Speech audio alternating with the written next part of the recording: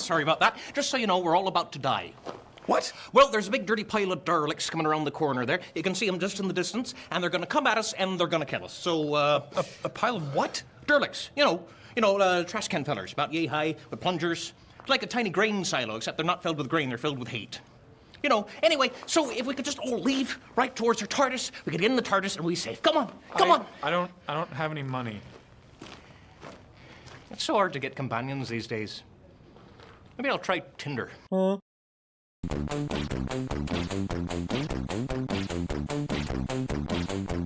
Welcome to Feed Dump, where we are photosensitive. I'm a Nintendo Zapper. Joining me this week is a Super Scope Why are the buttons up here? and a Sega Light Phaser. Oh, would you look at that? I get the shitty roll again. That gun sucks so bad, we don't even have one. And we have these. And we're gonna pwn some noobs. Starting off with the guessing game, Paul and James need to figure out what unappetizing flavor of Pepsi is going to be introduced to Japan. Paul and James have to... Wait. What did you say? I forgot. I didn't catch any of that. See, the problem with this is it's Japan, which already has crazy flavors of everything. Kimchi, Pepto-Bismol. Coke. They finally figured it out. It's gonna mess with everyone's mind. Octopus. Which in Japan is called taco.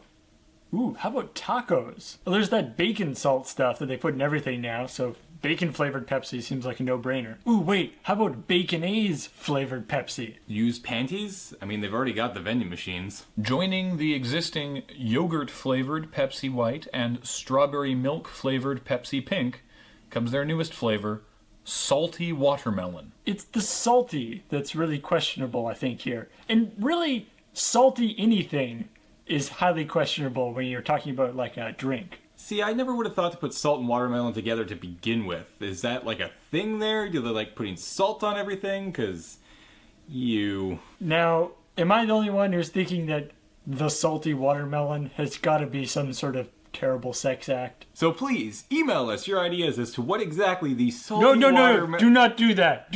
Actually, no, wait. Send it to Graham. A woman from Australia said that a kangaroo who attacked her had also stalked her for several days prior.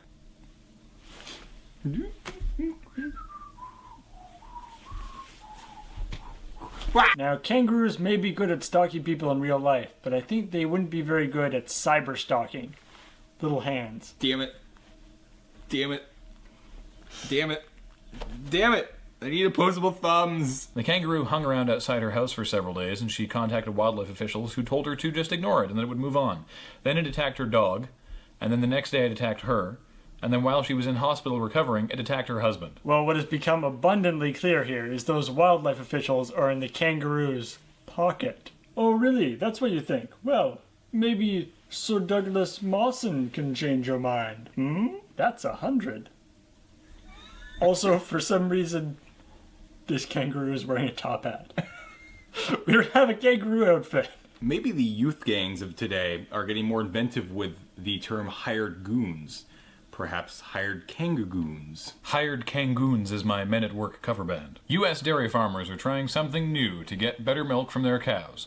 We've all heard of cows getting back rubs, and they do that. We've heard of cows listening to classical music, they do that too. But now, waterbeds. That doesn't sound like a good idea. A bunch of cows swaying back and forth, getting all seasick and shit. They have 4 stomachs. That's not going to be good. Yeah, so what we're talking is 4 times the vomit. Lovely. That just seems like it would be extremely disconcerting for the cows. Like, there's no situation in their natural environment where they would encounter that. Like, waterbeds are kind of weird even for people. The real problem with this is there's going to be a cow sleeping on the waterbed, and then another cow will sit down quickly on the other side of the waterbed and just shoot the first cow off. I don't know how much milk you've got to sell to offset the cost of a $70,000 bovine waterbed, but it's got to be a lot. Is that $70,000 per cow? Or maybe they actually just replace the entire floor of the barn with just a big, huge waterbed. That would be pretty cool, and that would be worth $70,000. If it's $70,000 per cow, somebody's getting ripped off. Is it just me, or do you think that, like, a video of just a cow serenely sleeping on a waterbed, so sort of gently sloshing back and forth, I feel like that would be really restful to watch. Yeah, but I feel like a certain number of people would turn that into a sex thing. Damn it, James. Rule 34. Now that you've said it, it already exists. Ooh, waterbedmilkers.com. Your #1 source for bovine water sports. A quote from the farmer. They were real skeptical at first because it was real jiggly. But once they adapted, they didn't look back. They just jump on and stay there. Of course they do. They're cows. Where else are they going to go? Think they're going to complain? Be like, no. I want my old bed. The University of Leicester's School of Psychology has released a study showing that rude people prefer aggressive, angry dogs. Yeah?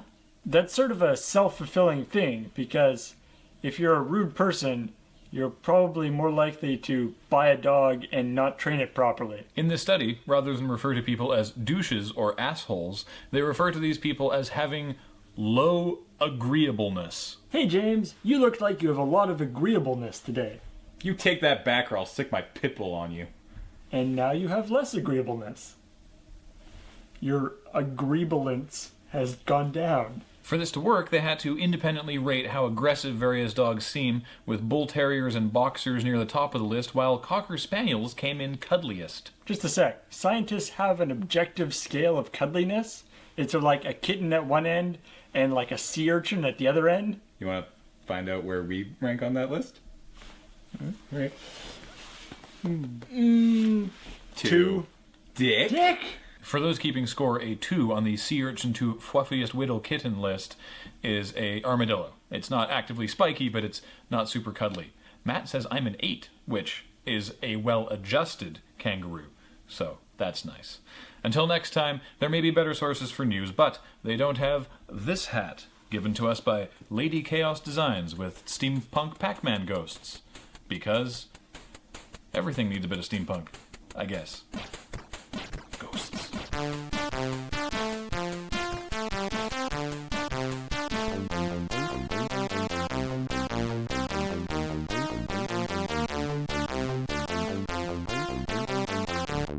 I like this idea that maybe they could just flavor the Pepsi like things that it's often drunk with. That way you don't have to have the other thing with it. So you could have like pizza flavored Pepsi or hamburger flavored Pepsi.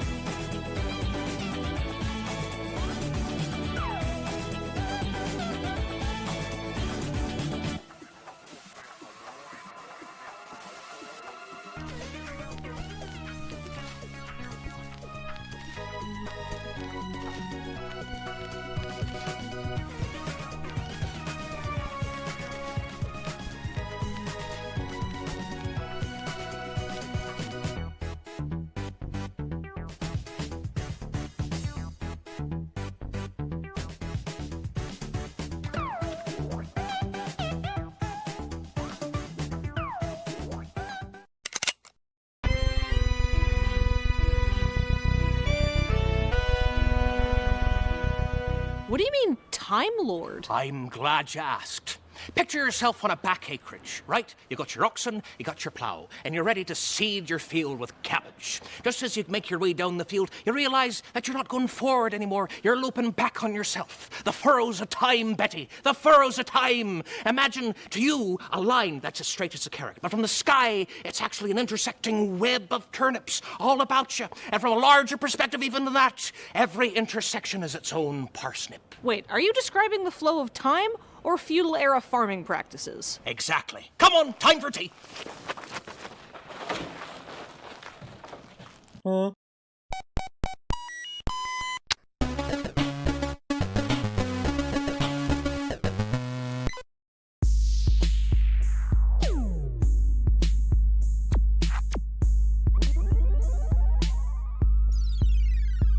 the record, I'm doing this against my better judgment. Well, the Let's Note works better with a co-pilot, and you're the only person I could find.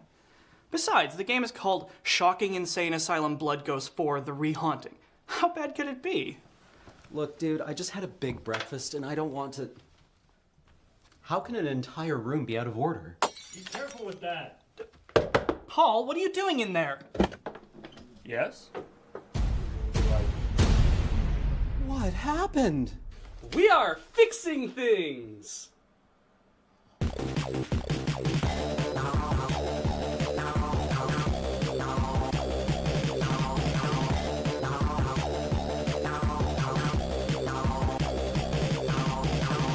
Why does it need fixing? The streaming setup was working fine. Well, maybe it was in the short term, but to avoid problems down the line, the streaming office has to be serviced every 12 months or 6,000 hours. It's only been 8 months. Well, yes, but thanks to Alex's streaming addiction, we are already way over our hour limit. How is that even possible? Even if he streamed for 24 hours a day, we haven't had the office for 6,000 hours yet. I may have done some double streaming. What? I get twice as many viewers that way. Look, the streaming office is off limits until Beige and I can get it all tuned up. It should only take 2 or 3 hours. Oh! 3 or 4 hours. Okay, well just remember to put it all back together again. I need to use it tonight. Don't worry about it. It's all under control. On an unrelated note, do either of you know what this is? That's the computer's heatsink. It needs that to not melt. Right. Of course it is. Anyway, see you guys later. You're right, Beige. We do need these things. Take the other one out of the garbage. All clean, tuned up, and ready to go. What about this stuff? Don't worry about that. There's always a few extra pieces left over anytime you put something back together. Oh, well, I was thinking, we spent so much time putting the streaming office back to the way it was. Couldn't we, shouldn't we make it better? You bring up a good point, Beige. Why settle with just as good when we could be making improvements? All right, well, the first thing we'll have to do is some research. Luckily, this morning I finished my latest invention, the Stream. It's based on the same technology as the meme stream, but for video games. You put it on and we'll beam every current and archived Twitch stream directly into your visual cortex. So just... Beige? Well, I can't wear the stream myself. I need to retain my full brain capacity for science. Let's just think about what we have that no one else does. We have this hat. That's true, but I feel like we need more than that. What's really holding us back is the stream delay. It's really hard to interact with the chat when everything they see is delayed by 20 seconds. Okay, chat, do we block or attack here? Anytime now. Block or attack. We're dead. We're dead, and it's your fault. So to reduce the stream delay, we need to reduce the amount of time it takes for Twitch to process video. Right, which means Twitch needs faster servers. So, the first thing we'll do is travel to San Francisco. And we'll break into their server room. Exactly, and then we'll... no, wait, that won't work. I'm not allowed in California anymore. It turns out they are way overprotective of their grapes and closed-minded to my innovative growing solutions. Well, what can we do from here? We already send the stream in real time. We can't get any faster than that. Or can we? Come on, Beige, I have an idea.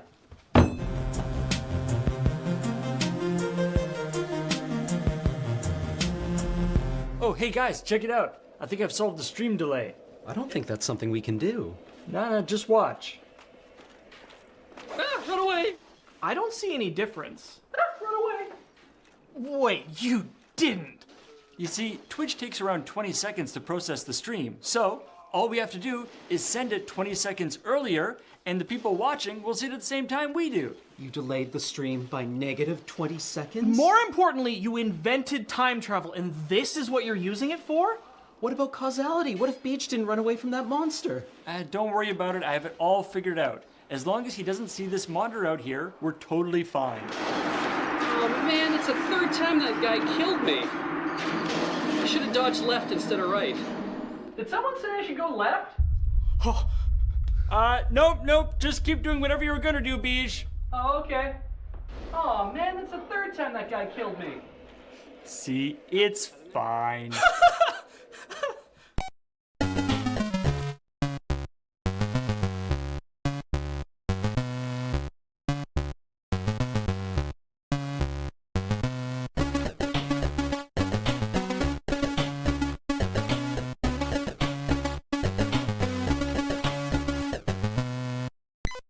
Okay, so do we go through this door or down the stairs? I don't know, maybe we should...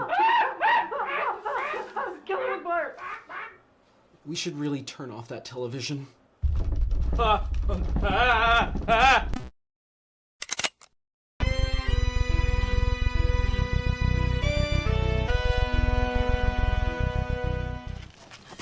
Doctor, you need to help us! Oh, aye, sure I do. What am I good for? No, you don't understand. The Cybermen have infected all the farm machinery with a terrible virus. There's a rogue combine harvester terrorizing the village green.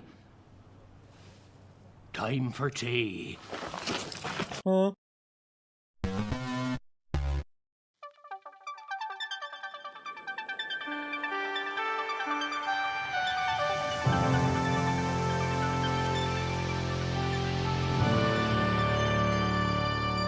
Hello and welcome to the Panalysts, the show where the description changes every week, but the format is as predictable as a vacation planned by an uptight Belgian who's allergic to both gluten and excitement. I'm your host, Kathleen DeVere, and I'm not allergic to anything. I'm just a picky eater. This week, I'm joined by Team Cam and Beige. Our original team name was going to be Team Kathleen is Great, but this is probably better.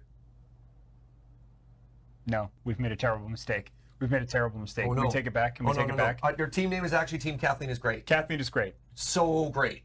The bestest. I feel like you're learning, but you're learning the wrong things. I'm also joined by Team Object Permanence. We're a cognitive Rubicon. It's so good to see you. Thank you, Beige. And another good news! Good news. You have passed the illegal medical trial you signed up for. In fact, it went so well for you, you've gotten substantially younger, which is interesting considering you were supposed to be testing a cream for athlete's foot. Anyhow, you now look, sound, and feel exactly like you did when you were 16. Oh. And as such, you're being sent back to high school is to not draw suspicion until they can fix your problem. No. So do you sign up for band or floor hockey? This is hell. Oh. Is anyone here happy with this? So maybe I already did band once. Maybe a fresh start changes everything? Could 16-year-old you handle floor hockey? What about this makes you think that? Do you want to do band again? I'm assuming you were in band. Yeah, for protection. Do you want to do it again? I mean, you could do the safe route, or we could change it all. Yeah, for protection. Jocks protect their own. They're like a pack of wolves, right? I don't know, man. I got a Stormblood t-shirt on, man. What the shit? No. What if you change Can that? you do band again? I mean, I could, but then it'd just be band again. Yeah! And you survived. Look at you now. Happy that you were in band and not in a room full of barbarians with goddamn murder weapons trying to slap around a fucking ball and pray to God it's not your head. I mean, band would be great, but what if we could have sex in high school? Was I in the wrong band? No, I mean, I met a really nice boy. Yeah. Yeah. Maybe band isn't too bad. We're team band. Shit. Fuck. Oh, fuck. I can't wait to play floor hockey. Oh, fuck. Why floor hockey? Oh my god. Oh, God. They're gonna eat me. Oh, we gotta find something good to mine out of this, Cam. It's all I can. I played French horn, Beige. I played tenor saxophone. I was at least on the cool side of the band instruments, but Baritone. you weren't? Yes, I was. John Coltrane. Were you guys all in band? Yes. I want to go back. Wait, tenor sax, French horn, alto sax? Also, sex, I'm crying. Baritone. Right, yes, the thing that you get when you ask to play tuba. Yes. Pretty much, yeah. Oh I was my like, God. I'm the tiniest dude. What's the most ridiculous thing? I want to hide behind Tuba. an instrument. Actually, I didn't want the tuba because I wanted the baritone specifically because I thought the tuba was too mainstream. I would have assumed that's because it's too heavy to carry around to all the concerts. Because you had to hump your own instrument. That's all you got to do in band is hump your own instrument. You didn't get to hump anything else. Unless you're Jacob, apparently. Apparently? Yeah, who knew? Well, I was 16 though. Who knew there was a path to sex in high school through band? I was experimenting. I didn't say it was through band. Okay, there was so many hot girls in my band. Like, let's come right out, like, put that right out there. But none of them want to have anything to do with me. I went to a Catholic high school. Yo. Can I just point out that we are not 16. We just have the body of a 16-year-old. Oh, so, right. So now I get to go through high school with the actual adult awareness of how much hell this is. This is the worst. The thing is going back to high school with this mind as a 16-year-old, I feel like I'm cognizant of way more things. I'll be way more relaxed. But because the choice is, do you be in band or do you be in floor hockey, I'm like, if I went into band, I could actually, like, this time I maybe buckle down a little more and get better at playing the saxophone. But I'm going to go into floor hockey. And I'm like, well, I guess with a 16-year-old body, that's the time when you really should try to get in shape because it might stick. Yeah. No, fair enough. Actually, I don't mind that at all. Because, like, if I was to go back and be in band, I would be playing French horn again. And honestly, that's not really a transferable skill. No, right? it really like, isn't. I can't go and practice French horn. If, I'd picked up something sensible, like maybe a violin, right? That would be cool when you're 30.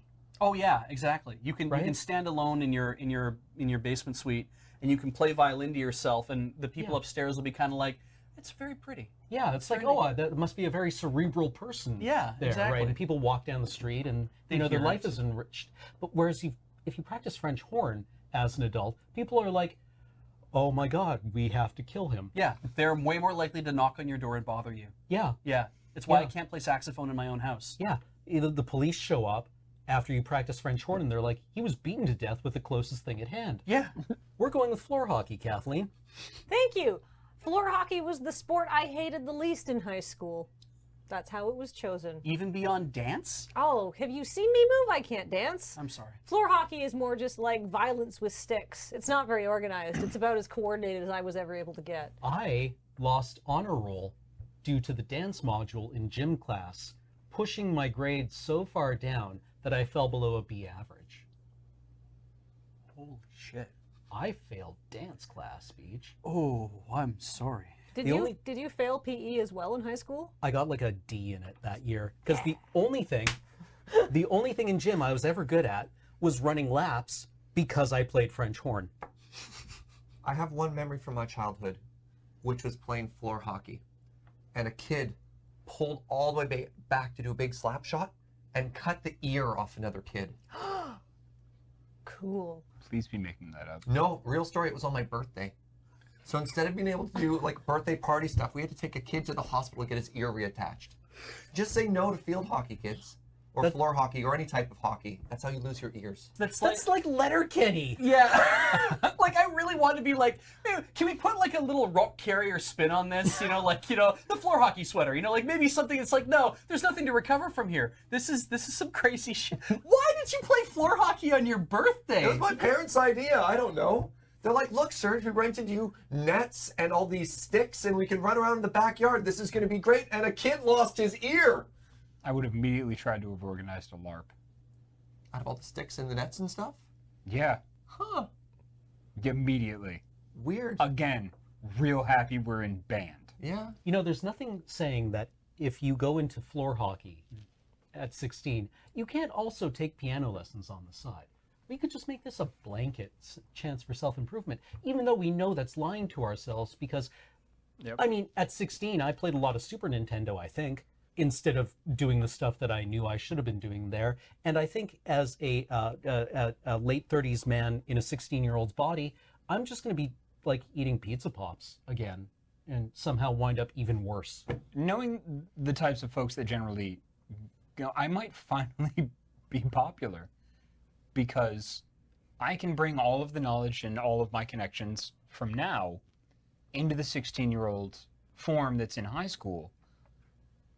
I would be not just like a nerd, I would be the nerd. See, my most nefarious plan was that I was just going to be, you know, quietly a very mature student in French class. Oh. It's true. I mean, we're signing up for one or the other, but we still have to take all these other classes at the same time. Right, absolutely. Yeah. And like, you know, honestly, all my experiences with interactions with teenagers these days, they've just been relentlessly impressive people. So any idea that I could somehow outcool them, I think, is really fundamentally flawed. Because, like, what are you going to do? This is the Buscemi gif, where it's like, hello, fellow teens, right? I'm going to be a giant loser in high school, just like I was a giant loser before. Yeah. No. Only now I'm going to somehow think I'm better than people? Again? That didn't work out well the first time either. No. This is all a bad idea. Can I be homeschooled? I want to be homeschooled in floor hockey. I'll be first pick. Yeah. Every time. Every time. Finally. I was just thinking that Cameron, the French class, I was like, you've already got all the scarves. That's what you're laughing about? Kind of. And he's stupid funny. I've never not seen him in a scarf until today. Well, it was warm out. I feel like what we've come down on is that I have invented literally the worst prompt in the universe. Oh, don't be so hard on yourself. This was gold. I loved reliving this. And that no one's going to have a good time in high school. So I award you all 100 points. Oh, thank goodness. Because a silver lining. What a horrible thing. If I had to go back to high school, at least I would know how to do my hair. That would be the only marginal upside. Yeah, but you would just be so oily. Would your current hairstyle work as an oily teenager? I was not an oily teenager. Oh, really? I was a dry, flaky teenager, as I am a dry, flaky, eczema-ridden adult. But at least I would know which ointments and creams to slather upon my body. And another good news. Good news! You've been challenged to a duel. Bad news, a fellow YouTuber has challenged you, but they're one of those content creators who just screams at random things like hedges, traffic bollards, and their irritated neighbors. As such, they have 3.2 million subscribers, and you're being forced to accept because it's good for loading ready run. As per the terms of this wacky duel, which by the way is being sponsored by Loot Crate, your weapon will either be a box of bullet ants or a printout of your opponent's tweets from 2008. Choose wisely because there's going to be at least one Tweens React video to the footage of this international incident. Cam and Beige, what do you want? Wait, they're Team Cam and Beige. My plan has worked. We get the first pick every time. Right. Damn, foiled again. Tweets. Finally, my entire life where I just go back and delete everything I say because it's horribly stupid has finally come to fruition, and my opponent will be unarmed while I just have everything they've ever tweeted there at the fingertips, talking about how they like Transformers, you know, how the new Star Trek wasn't really that bad, you know, their initial reactions to all kinds of stuff. Devastating. Hold on, what exactly is my weapon? A bullet ant? A bullet ant is an ant that's very famous for its very painful sting. It feels like being shot by a bullet. So you will be facing off with a box of bullet ants, and your opponent will have a printout of your tweets. Ah. Yeah. Wait, what? Does that mean that we have all of their tweets and they have a box of bullet ants? Yes. Can we take it back, please? I mean, I could, but I did let you choose first, and you seemed very enthusiastic. I think our best hope is that our opponents try to spit the bullet ants at us and wind up just creating viral content where they get stung on the inside of their mouth a bunch. We could make a reaction video out of that to idiot YouTuber eats bullet ants, gets stung. Please enjoy. That's good content for loading ready run at this point, if we're debasing ourselves to have a duel with someone over drama. Why Is not? this to the death or to the pain? To the YouTube React. To the YouTube React, so to the pain. Or to the death. I mean, we don't. This guy's content is pretty terrible. I know, but React videos are painful. That was the. Oh. It's cool. Maybe what we need to do is look on the bright side of this. We have a sheaf of their tweets. Right. And if what we're working towards is the YouTube Reacts state, that maybe we'll be able to get in some digs before they realize how they're going to deploy these things.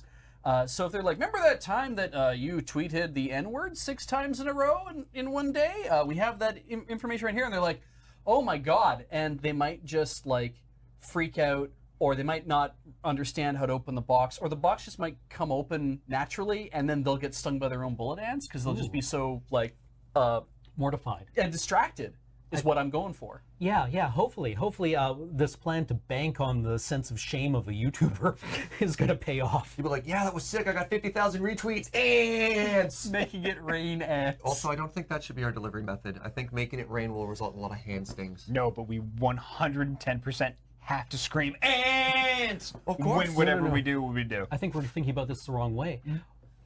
The content on the paper is not our weapon. Right. The paper itself is the weapon. They fling ants at us. We just return fire with a ream of shitty tweets, because there's going to be that many of them. Yeah, no, and you can use them to deflect the ants. Right. It'll be like the Matrix, only with tiny arthropods. And when we knock the ants to the ground and they scatter, and he's running around trying to pick these ants up to throw them back at us, which I wouldn't do with my bare hands. Let's be fair. I'm still sitting there reading stuff off, being like, "Oh, that time you said something cool about how you want to sleep with your first cousin or something like that." Like all that stuff just can kind of keep rolling out while the audio's going on. Everyone will be able to hear it.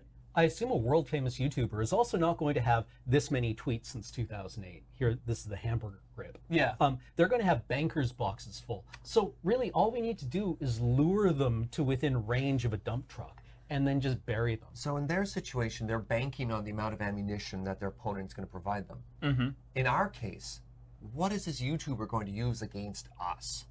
What is the combined mass of our tweets come to? Oh, for me? Nothing. Nada. It's going to be like a picture of a coffee, a sunset. That's about it. And I'm going to be flinging ants at them, and they're going to be like, I have nothing. I have nothing. I have no weapon in this fight. This is an unfair fight. I am now covered in ants. This is me projecting the YouTuber. I have no ammunition in which to go back against Surge, who is the nicest person on the face of the planet, who is currently throwing bullet ants at me. Yeah. Look. Wow. Wow. I think that's going to bury you more than anything else, Surge. That's the problem. That's self-defense. They challenged you. That's what I'm going to say. I was put into this duel for the good of the company and not of my own volition, okay? You were given the choice, Serge. You made a choice. You could have selected dismantling this person with his own words, but instead, you decided to inflict the most pain it's possible for a human to endure. We had to pick second. You gave us no choice. Monster! You are. That is true. And I haven't known you that long, but I've got that real firm. Now, with bullet ants, for us, there isn't a lot of content because, I mean, I didn't sign up for Twitter until like 4 years ago. I'm boring. I don't think so. Oh, I think you're pretty great. Yeah. But they'd pretty much have pictures of your coffee and my dinners, and like me talking about Vampire delicious. the Masquerade. Yeah. Like that's my Twitter, and every once in a while going like, I got a job. Like that's Magic it. Card stuff, yeah. Yeah. Like exactly. They really wouldn't have anything to use against us. They would be forced to use the paper. So that means we've got to strike first. We've got a box of bullet ants. Yep. We have no choice but to bum rush them. Whoop. Nerf gun. Is that not cruelty to dangerous animals? Also, what? You just get a Nerf gun? Can we just load the tweets into a real gun if we're just making stuff up? I'm shocked that you didn't immediately jump to prison shiv. I don't know how to make a prison shiv, Jacob. Is there something you want to share with us? Growing up in New York is a bit different than growing up here in Canada. Did you have a friend who lost an ear as well? Okay. So what we've decided on is that we're all monsters, and we've all learned a lot about everybody's childhood. Too much. So I'm giving. What did I give you guys? 100 points each for the first question because it was horrific. Sure. The second question was also horrific. So I think the ultimate victor here, with 7,000 points, is the kid that lost an ear at Surge's birthday party. Rip. Rip in peace, ear. Was this kid's name Dwayne? This really seems like a thing that would happen to a Dwayne. I don't even remember. Did it make a sound? You remember him losing his ear and you don't remember his name? I was a kid. Do you remember every kid whose ear you chopped off when you were in high school? Wait, you chopped it off? Oh my god. He's not denying it. You said some kid. You meant me. Okay, my face hurts. I'm sure several people have had a lot. This is a lot. This is a lot, and this has been the Panelists. Rip ear. Bye, everybody.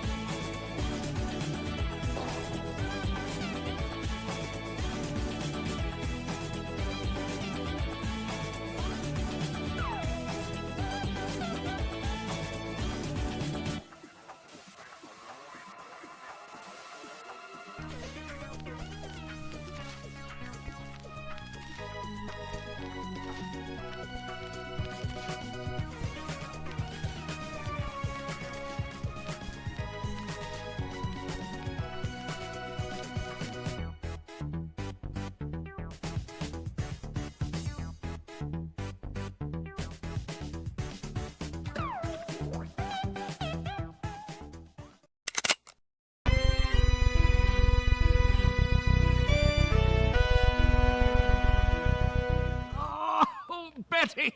Simon! They got both of my hearts! Oh, he's regenerating. What a shame. Yep, it's a pity he got pushed in front of that rampaging combine harvester.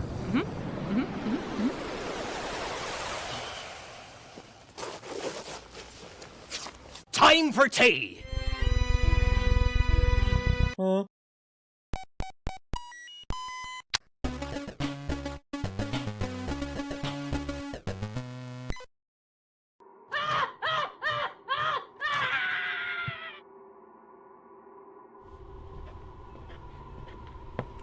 "44 seconds, Dave. Great job. Thanks, Elizabeth. 27 in 1 week now. That's got to be some kind of record. I don't know about that. I'm just in it for the pleasure of causing absolute stomach-churning, pants-shitting terror. That's what I like to hear. You know what? Take the rest of the afternoon off. I'd love to, but I have a lot of paperwork to catch up on. I'll talk to you later.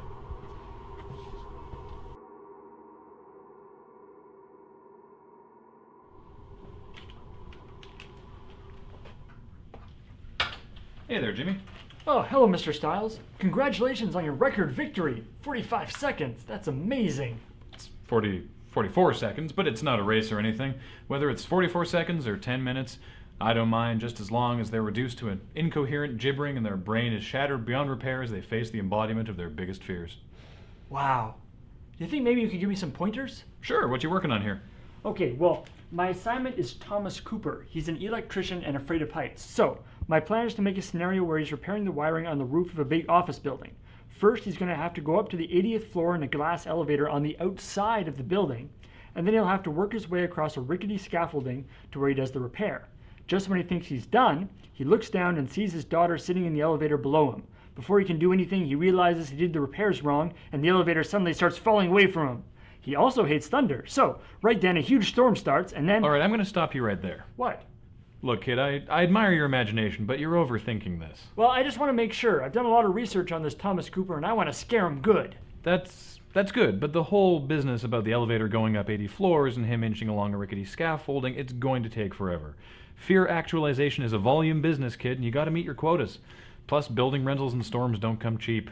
Well, I guess I could lose the storm, but I feel like it's pretty... I'm going to let you in on a little secret here, Jimmy. You know how I scared that last guy so quickly? How? 3 words. Flaming clown spiders. What? Thousands of spiders with a scary clown face on fire. That was his greatest fear? Yep. But how did you know? I looked at his file and there's nothing in there. No, you misunderstand me, Jimmy. That's everyone's greatest fear. What, everyone? Mm-hmm. They may not know it, but put someone in a dark room and release thousands of flaming clown spiders. Their fear priorities change rapidly. But in training, they said we had to carefully construct each scenario to perfectly prey on the deepest fears and insecurities of each victim. Yeah, I spent the first couple hundred years doing that too. Claustrophobic, buried alive. Hydrophobic, sinking ship. Halitophobic, stuck without mouthwash, etc. But cases were always piling up in my inbox and I just couldn't work through them fast enough. Then one night I watched the movies Arachnophobia, It, and Volcano one after another and realized I could just combine all the scary things together and use it for everyone. Sure, it may not be 100% effective all the time, but the gains in efficiency more than make up for it. Well, where do the spiders come from? Mass production. When we use them for almost every scenario, economies of scale bring the price way down. We can get a dozen of the little buggers for 10 cents. Once we drop 1,000 on an unsuspecting chump and his colon is suitably evacuated, we just pick him up and relight him for the next guy. I'm sorry, Mr. Styles, but that is just not right. Sure, our victims are condemned to spend eternity in the most horrible torture imaginable, but they still deserve respect. When Satan passes judgment upon someone and sends them here, there's an expectation they'll be getting a personalized experience. If we're just giving everyone flaming clown spiders, why not have them buried alive in an elevator underwater as well? Might as well hit all the bases. That's not a bad idea. No, that's a terrible idea! You keep using your spiders if you want, Mr. Styles, but Thomas Cooper is going to watch his only daughter fall away from him as he leans over the edge of a rickety platform 800 feet in the air, because that's what he deserves.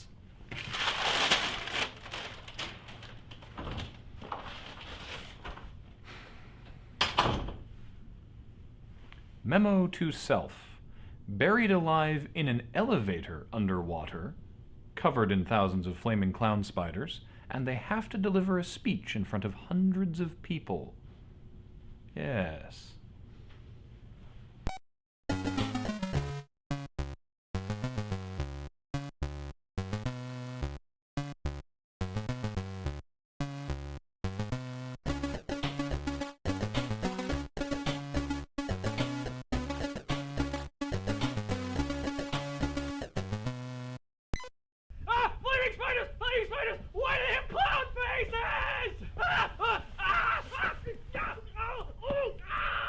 Okay, in my defense, he was a pyrophobic arachnophobe with extreme coulrophobia. So. They all are, eventually.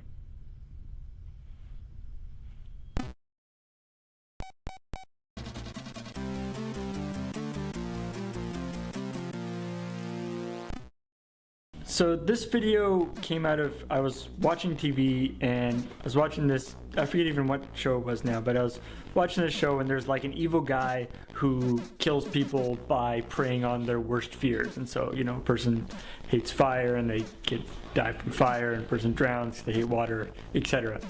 And so I was thinking about that, and I was thinking about like him talking to somebody else who's just like, yeah, I tried that, but then I found out that just cover somebody in spiders and they're really afraid.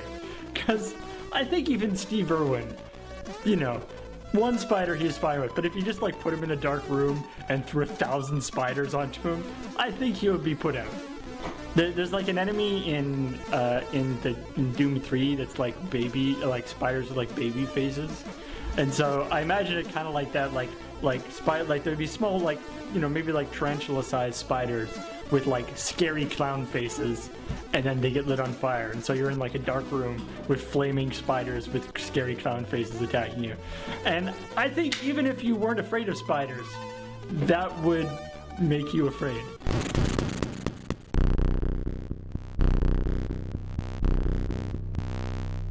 We find ourselves again at UVic, home of, I don't know, we should call this like, I called my desk at home Studio B last week. UVic should just be Studio C. Studio C, yeah. Studio V. Studio U.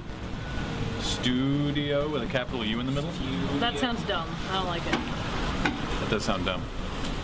The other light. You are setting up the other light. I already set up one light. You come set up another light. You're already setting it up. I would just get in the way. Too many cooks, James. You were a son of a bitch. Too many cooks. You were like, if you take the worst person in the world and multiply it by 6, you're still not at your level of douche. That's uncalled for. And when I say worst person in the world, I mean like Paul. That was uncharacteristically mean. What am I being compared to? So you are the worst person in the world. Oh, okay. Matt's 6 times worse than you. Which technically makes me the worst person in the world. All right. No, because you're not. I don't even consider you a person at this point. You're so bad, you don't even register as a human being. Oh shit. What did he say? What makes him the worst person in the world? He wouldn't help with. He wouldn't help us set up the lights. As I told James, James was already had it well and truly covered. He's like, well, come help. And I'm like, too many cooks, James. You've got it covered. No, I can't argue with James. That does make you the worst person in the entire. The worst person in the entire. I am literally Hitler.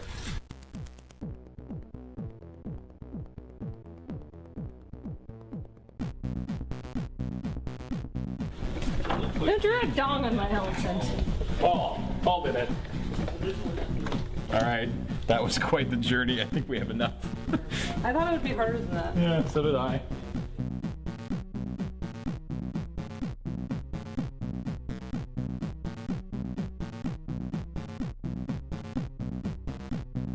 I'm not expecting my shoes to get into shot, but they go quite well with the suit, as like a suit and chucks kind of thing. Maybe like Batman the Animated There's even a red accent. And go like that.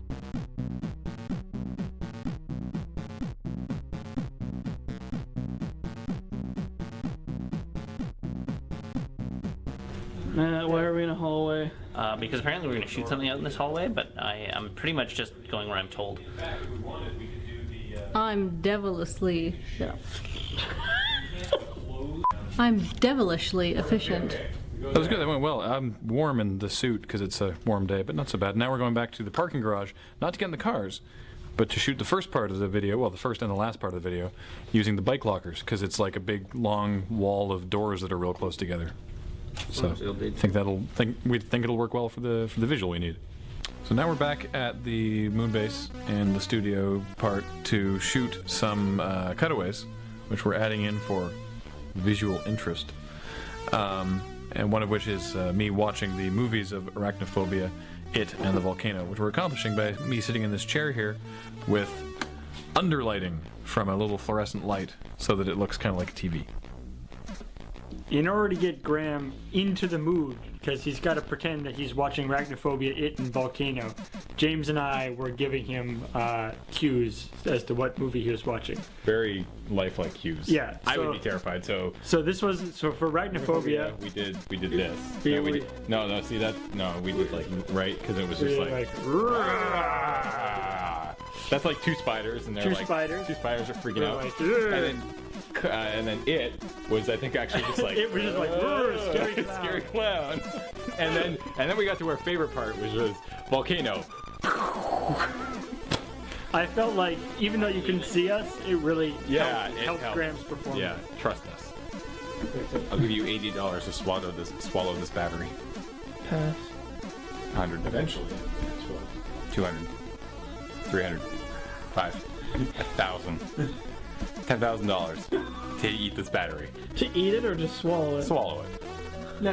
He has to like bite it in half and swallow it and then bite it. I don't know if you can bite that in half. No, 10 grand is... For 10 grand. All right. For 10 grand, I would swallow that battery.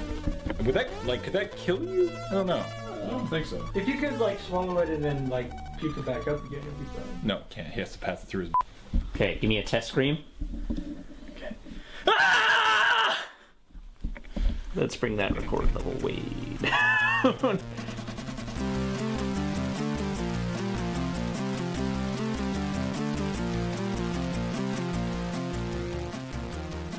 Alex here did our screaming, and this was his motivation. Did not have to pretend. Do you need to build a thing? Forget it. But what about a different thing? You need wood? So, zippity zoop on over to Dave's You Pick Lumber and Lumbar Support. We've got all this fresh lumber, just cut it down. Bring tools though, we don't have them. Come on down and take your pick of our artisanal woods for building things like monuments to man's folly and sheds. Just look at this magnificent tree man. Now imagine chopping him down, cutting him into chunks and turning those chunks into a coat rack or something else you don't really need. Magnificent. And remember, our motto is unrelated. Just send us the money and we'll send you directions to where the trees are that we own. Also, we sell lumbar stuff.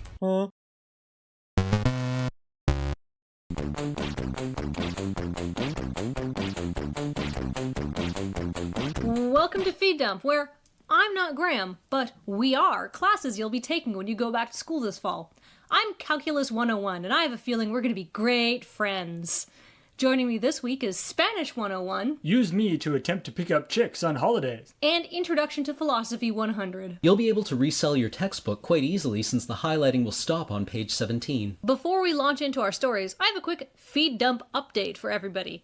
A Fadump date. I went on one of those once. We both left disappointed.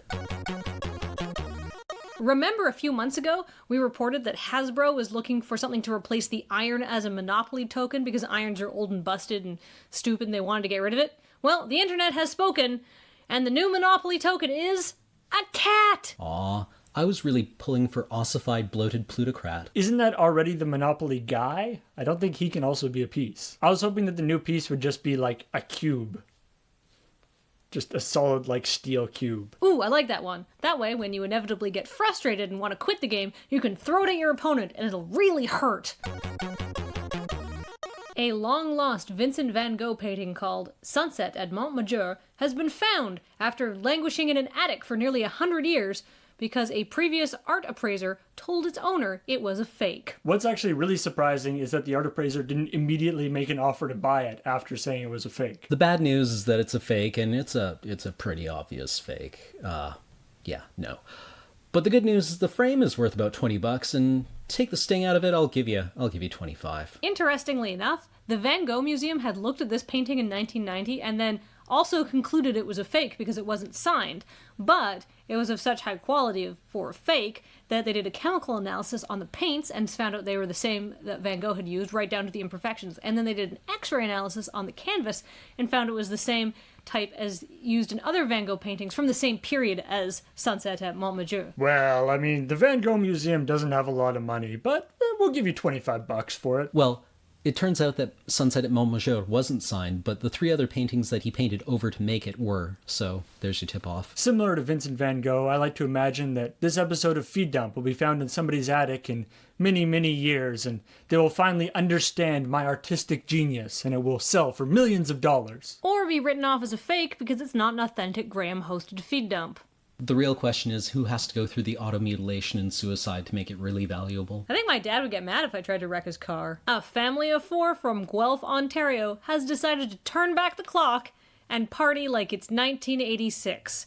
As part of a social experiment, the family will be living with 1986 technology, clothing, and hairstyles for a year. God, I hate hipsters. I really hope they're going to do it like one of those historic village reenactments. And so you like go in and talk to them and they'll be like, "What is this iPhone thing you're talking about? We never had iPhones in 1986. As they were born in 1986, this couple is just at the correct age where they can look back at the late 80s as a pastoral time of beautiful golden-tinged innocence, rather than recalling the pants-shitting terror of living with the threat of global thermonuclear war. 1986 also marks the turning point in the pop music chart where we went from fun new wave hits to power ballads, so there's that too. If you're going to travel back in time, you should probably go back to a time that didn't actually suck out loud. Yeah, but I mean, they get to have vintage clothing, and the dad in the family is gonna grow a big fuck-off Magnum P.I. mustache. Now it becomes clear.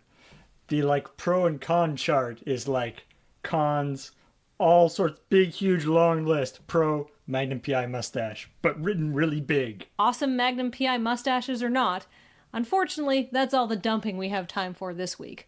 But remember, there may be better sources of news, but they don't have this hat, which we were given at PAX Prime.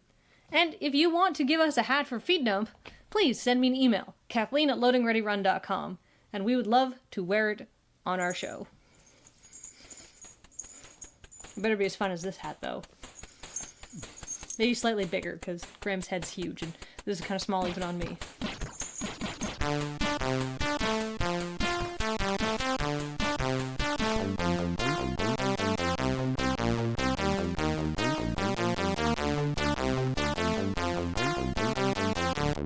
Can you just get me the? I just need a gun, and then I can hand it to you, like rack it, and be like, No. All right, that's probably sufficient. All right, cut.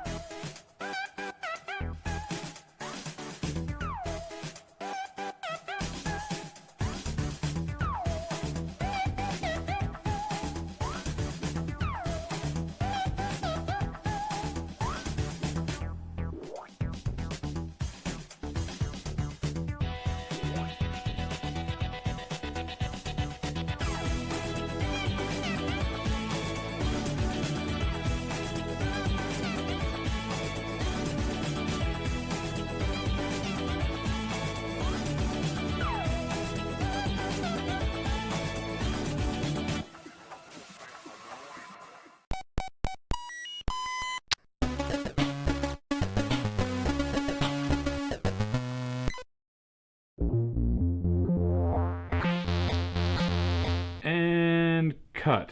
That's it's about the best take we're gonna get, so yeah. Sweet. Good enough for me. Now where's the spirit gum remover? This thing itches like a mother. Whose mother? A mother, Paul. The fat, old, stupid mother that we all share through the magic of Yo Mama jokes, who is also itchy now. I guess. I don't know. Yo Mama's so old tidal erosion has worn away her outermost layer, which is bound to give anybody a rash. Yeah. Ooh, hey, speaking of things that rhyme with crash. Cash! It's payday! No, Smash Brothers or Super Brawl. Ooh, or yeah, let's play that. Super Smash. What I Something. was going to say was, James, your stash looks awesome. You should think about growing one for real. It's very authoritative. Okay, I'll think about it. Matt! Where's the spirit gum remover? Matt! Huh? Oh, yeah, here. Have you guys seen this Russian? Yes, Matt, we all read Reddit. Have you seen the picture on R-Funny of me punching you in the face? No. When did that happen? Shortly.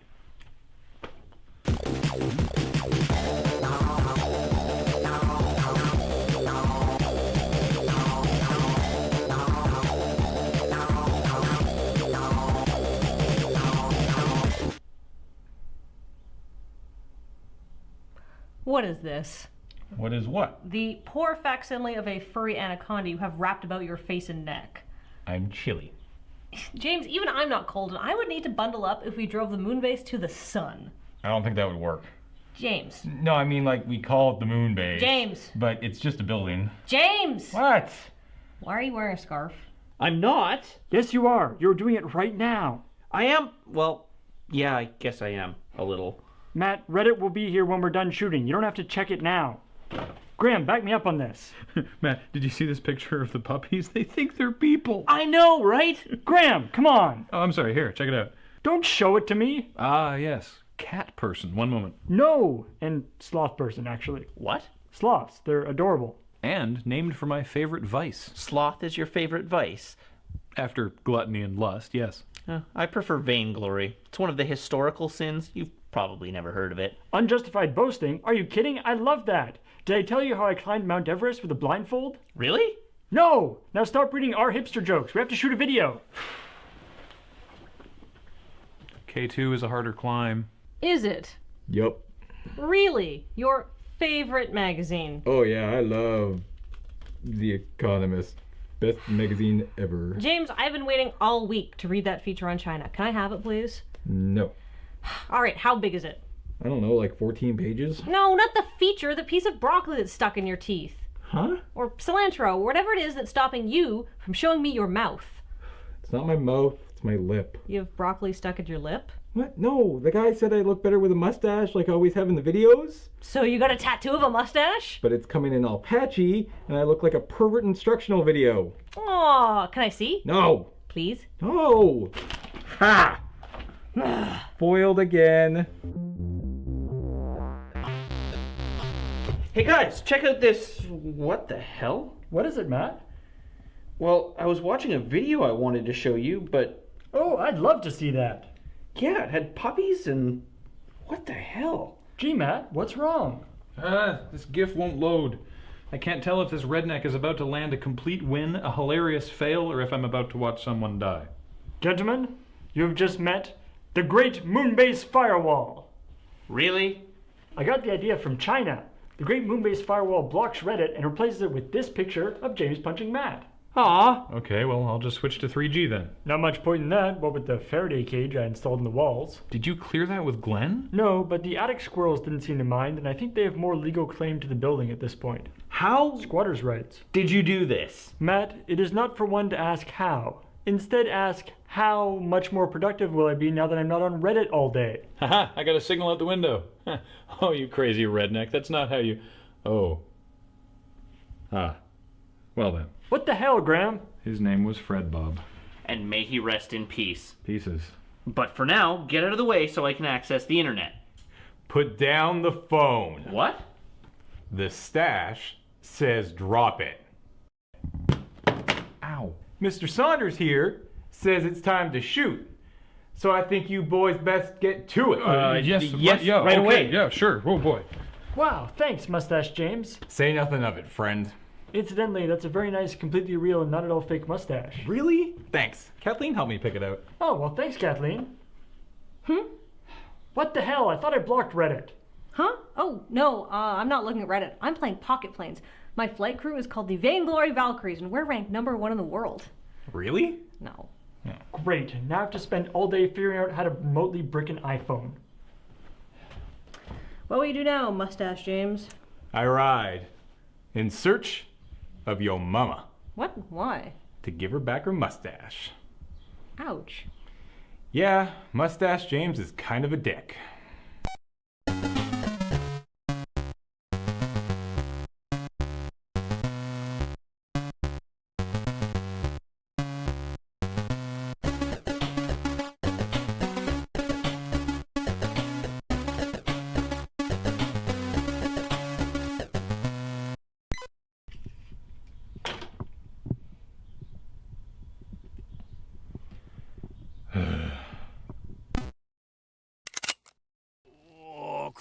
Krog me no feel so good. Torg look awful. Torg eat too much mammoth. Oh, no such thing. Torg love mammoth. Torg eat mammoth every day.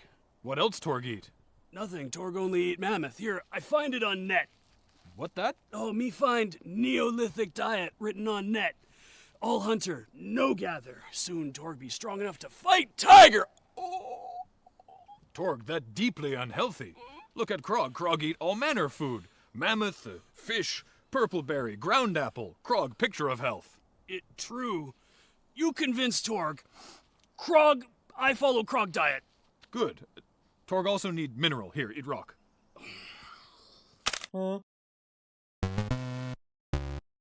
You're listening to Qwerpline here on QWRP-FM. Qwerpline this week is brought to you by the Quixotic Robotic Antibiotic! New from Huffer Pharmaceuticals, whether your problem is entotic, sphentotic, or simply binotic, get your ears recklessly clean with our suicidal nanites, the Quixotic Robotic Antibiotic! Now a Schedule 1 narcotic.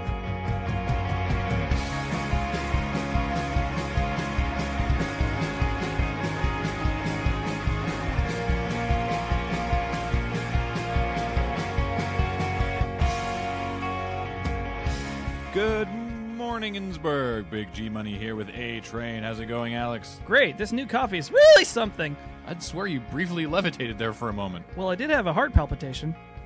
Where did you get this coffee? I know a guy in Colombia. Okay. Well, we know several people also here, where our listeners are hopefully having a wonderful day in beautiful Innsbruck, born under a bad sign. I'm glad they finally tore that thing down. Yeah, it's a bad sign. And of course, still broadcasting from Captain Toot Toot's Seafood. No, we're not. What? Yeah, no, Captain Toot Toot closed the buffet because he was able to return to the sea from whence he came. I beg your pardon? He was able to make enough money off the studio sponsorship to go and buy the boat he always wanted. I don't believe you. Well, he was already like 95% of the way there. Was it the advertising, or did this have more to do with the infinite crab leg experience? No, all the machinery broke down in the Infinite Crab Leg experience, so they haven't actually finished a song in years. And all the foam on the lobster started peeling, and it looked really creepy. Well, animatronics and tartar sauce never mix. Indeed. And now the news.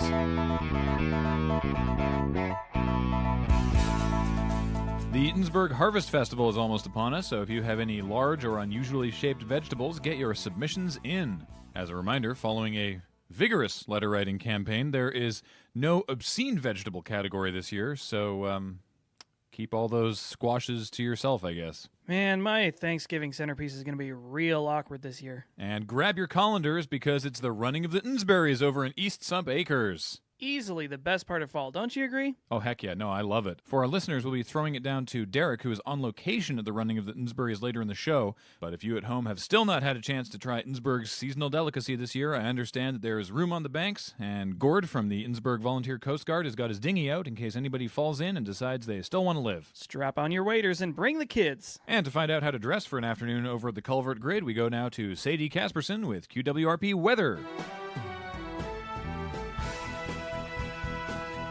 How's it going, Sadie? Well, Graham, I had a lovely vacation, and I'm just so happy to be back here in Innsbruck. The weather's just like I remember it. Well, it's great to have you back, Sadie. Where was your vacation? Ooh, well, I went to Italy. Italy? Oh, yeah, me and Lenny went there for the annual Church Ladies Vatican sleepover. They let you do that? Only if you're very pious. Oh, cool. You were gone for months. What was the rest of your vacation? We took the RV all over. Did you know Rome's a real shithole? Yeah, no wonder they tried to sack that place. Oh, they can sack it again for all I care. So expensive. Wow! Shots fired. Hey, how's the weather? Oh, it was awful. It was so hot and sticky. Very popey, though. Yeah, we meant our weather, like here in Innsbruck. Oh, geez, hon, I did just get back. Give me 2 shakes and I'll go peek out the window. Oh, my God. Okie dokie. Looks like it'll be clement today. What, like the orange? No, dum-dum, like calm and mild. Well, fantastic. It'll be a great day for the running of the Innsberries. Holy Jesus and Mary, that's today. Yeah, they'll be flushing the grid again in probably about half an hour. Oh, I just gotta run some numbers. Why? There's a trough of low pressure over Innsbruck right now, and that's releasing a lot of humidity into the air, and there's a lot more moisture, and I just gotta run some numbers here. Wait, you actually know how to do the weather? No, I just do it on Sundays for Jesus. Oh, this changes the forecast entirely. So what can people expect this afternoon? Oh, if it gets even 2 degrees warmer, we're gonna have a complete inversion. That's quad rain, Pitman's drizzle, the most deadly kind, rail hail. Did you just say deadly rain? I'm not joking, Alex. This is an 80% chance. I'd dress warm. So I guess for those of you out in Innsbruck today, if you're worried about rail hail, put on a sweater? Preferably ablative layers. Thank you, Sadie. Okay, bye-bye. Well, from what's coming out of the sky to what's going up into the sky, we go now to Richter Hammock Slam up in the QWRP Traffic Quopter. How's it going up there, Richter? Things are fine, Grim. Every citizen of Innsbruck is accounted for and exactly where they are supposed to be, though there is a Fiat Professional Ducato that is driving suspiciously that I'm going to keep my eye on. Is it holding up the traffic? That remains to be seen, Alex, and that is what I am keeping my eye on. Richter, we don't need you to follow a single car. We just need to know sort of broad strokes of what the traffic is like. The traffic is stable, Graham, and I am in the skies keeping it that way. What do you mean keeping it stable? How are you influencing the traffic? Graham, it is all our duty to influence the traffic, and being the man with the helicopter, I am the most qualified to keep a handle on human trafficking. What? Human trafficking, Alex. The scourge of the modern era, and as the man with the eyes in the sky, I alone am best equipped to make sure that the citizens of Innsbruck stay on the land from whence they came. Surely, if this were an issue, it would be a job for the Innsbruck PD. Officer Steve doesn't have the budget for a helicopter, but I can certainly afford a badge on my high pilot salary. What high salary? I've seen your invoices. You might have access to my station salary, Alex, but there are other ways of making money out there. Yeah, like human trafficking. Alex, we call those people passengers. They got in of their own free will, and they'll get out when they reach their destination. Richter, are you running an air taxi? While getting a police badge from the internet may be inexpensive, a taxi badge is more than I am willing to pay. I like to think of myself as more of a rideshare and doing Innsbruck a service by relieving the pressure on our crowded city streets. He's become the Ubermensch. That's maybe not an alright comparison. Nothing has more lift than a helicopter. Hang on, we will talk about you running a copter share service later. What about this van that you were tracking with a kidnapping or what? Human trafficking, Graham. Unlicensed human trafficking. What do you mean unlicensed? That man is running a rideshare on the streets of Innsbruck where rideshares have been specifically prohibited. I sure don't remember signing that into law. So nobody's actually in danger. Unless they're up there with Richter. Richter has never lost a passenger, and that will continue to be true so long as I get these people to the culvert grid in time. Back to you, Graham. Don't forget to rate me 5 stars. Thank you, Richter. Speaking of people who rank their self-worth on stars. Yeah, we have got to update his chore chart. We go now to summer intern Derek, who is down at the East Sump Acres culvert grid on location for the running of the Innsberries. How's it going, Derek? I'm having a great time out here, Graham and Alex. I haven't been to the culvert grid in years. It's kind of an odd-looking day out today, but I'd say it's extremely clement. Any sign of Pittman's drizzle? Oh, don't joke about that, Graham. That's the worst kind. How are things going on the bank of the culvert grid, Derek? Well, so far, they've pulled up the grate, and the water's coming out as a small trickle, so we're all just waiting for the flush. Derek, do you have an interview lined up? Oh, guys, you're in for a treat. I was walking up and down the banks all morning talking to people, trying to find out if someone will be willing to talk about what they're doing today, and I got a few brush-offs, and some people threw a colander at me, but I did find one guy. He's not here with a colander. He's here with some sort of weird instruments, and he looks like a scientist. Good enough. Put him on. Okay, hang on. Have you used a phone before? I have PhD. Okay, but you're on the radio now, so you need to introduce yourself. Say who you are. I am Slavoj Dinkwither from Sheffield Extremophile Research Institute. See? A real life scientist. With an unfortunate name. Slavoj was my grandfather's name. I apologize. All right, that's it for the banter. Now it's me time. Mr. Dinkwither, why are you here? You're a long way from Sheffield. It's only 90 minutes by cab, but I'm considering taking helicopter home. Well, what are you studying? I am fascinated by these Ensberries that everyone seems so over the moon about. In the rest of Thurpston County, people call them filth spores. Filth spores? That doesn't sound right. They're delicious. You eat them? Sure, we put them in, like, cobblers and turnovers, and I've even had them spread on a pizza once. They're very juicy. That is not juice. That is fluid from the culvert grid that is absorbed into the fungus. Fungus? You mean like a mushroom? Similar to mushroom. I am here because Sheffield Extremophile Research Institute fascinated that anything can grow in such a hostile environment as the East Sump Acres culvert grid. What you call a berry is not actually a berry, despite colorful name and colorful spots. But those are part of its charm. The more spots on the cover, the sweeter the berry. I must make note of this. How many of these have you eaten? What, today? I don't think I've had any raw berries today. You should never eat these raw. Oh, I don't. No, normally we have Innsbury preserves. I have them on toast. They're very sweet. What you are tasting is not sweetness. It is a side effect of a powerful hallucinogen. Oh no, I'm tripping balls. No, these fungus are more of an egg shape. I don't understand. Why did you come here from Sheffield to ruin everyone's fun? I think you're here to slander the Innsbury. I'm going to start asking hard-hitting questions. I will answer these questions, but I'm going to stand slightly further away from you. Well, you can't go that far because the phone's still tethered to my wrist. Number one question. Who funds your research? The University of Sheffield. Oh, they're an august institution. All right, hard-hitting question. The second. I've been eating these for years and there's nothing wrong with me. Please calm down, small but muscular boy. I'm 19, and my mom says my body's fine just the way it is. Do you have a third question? Well, if these are as dangerous as you say they are, then what should the people of Innsbruck do? We love these things. Well, I would say not to eat them, but that ship has sailed, so I guess maybe keep eating them to maintain the immunity And send your stool samples to Slavoj Dinkwither, care of Sheffield University. I can't do that. I need my stool to sit on. Okay, but really though, mail me your poop. Oh, if it's poop you need, there's going to be a whole bunch of it coming rushing out of the grid in about 6 seconds. We need to get to high ground. Are you joking? We're never going to catch any berries that way. Goodbye, strange boy. Oh, well, that does it for me, Derek, down here at the Running of the Eansbury's at the East Sump Acres Culvert Grid. I have to put my phone away because I need to get my butterfly net out. Okay, back to you. Thank you, Derek.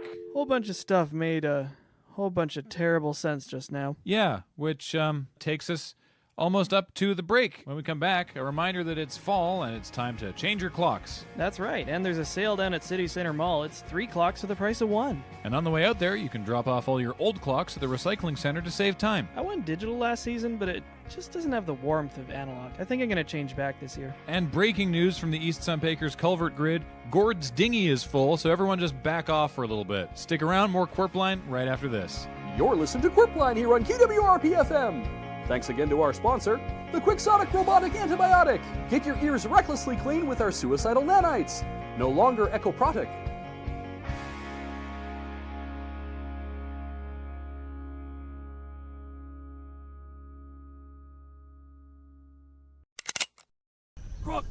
Krog, me have problem with cave that Krog sell Torg.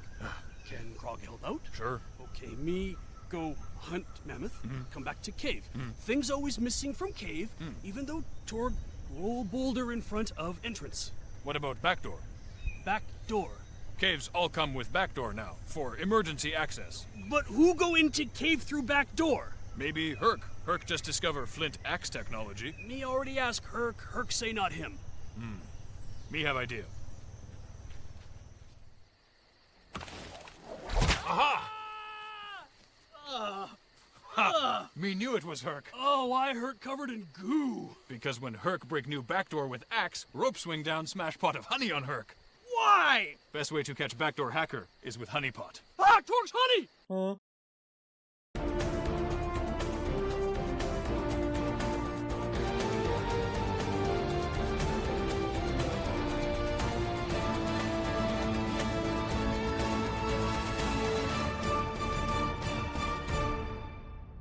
Gathering celestial figs because Seth Green told us to.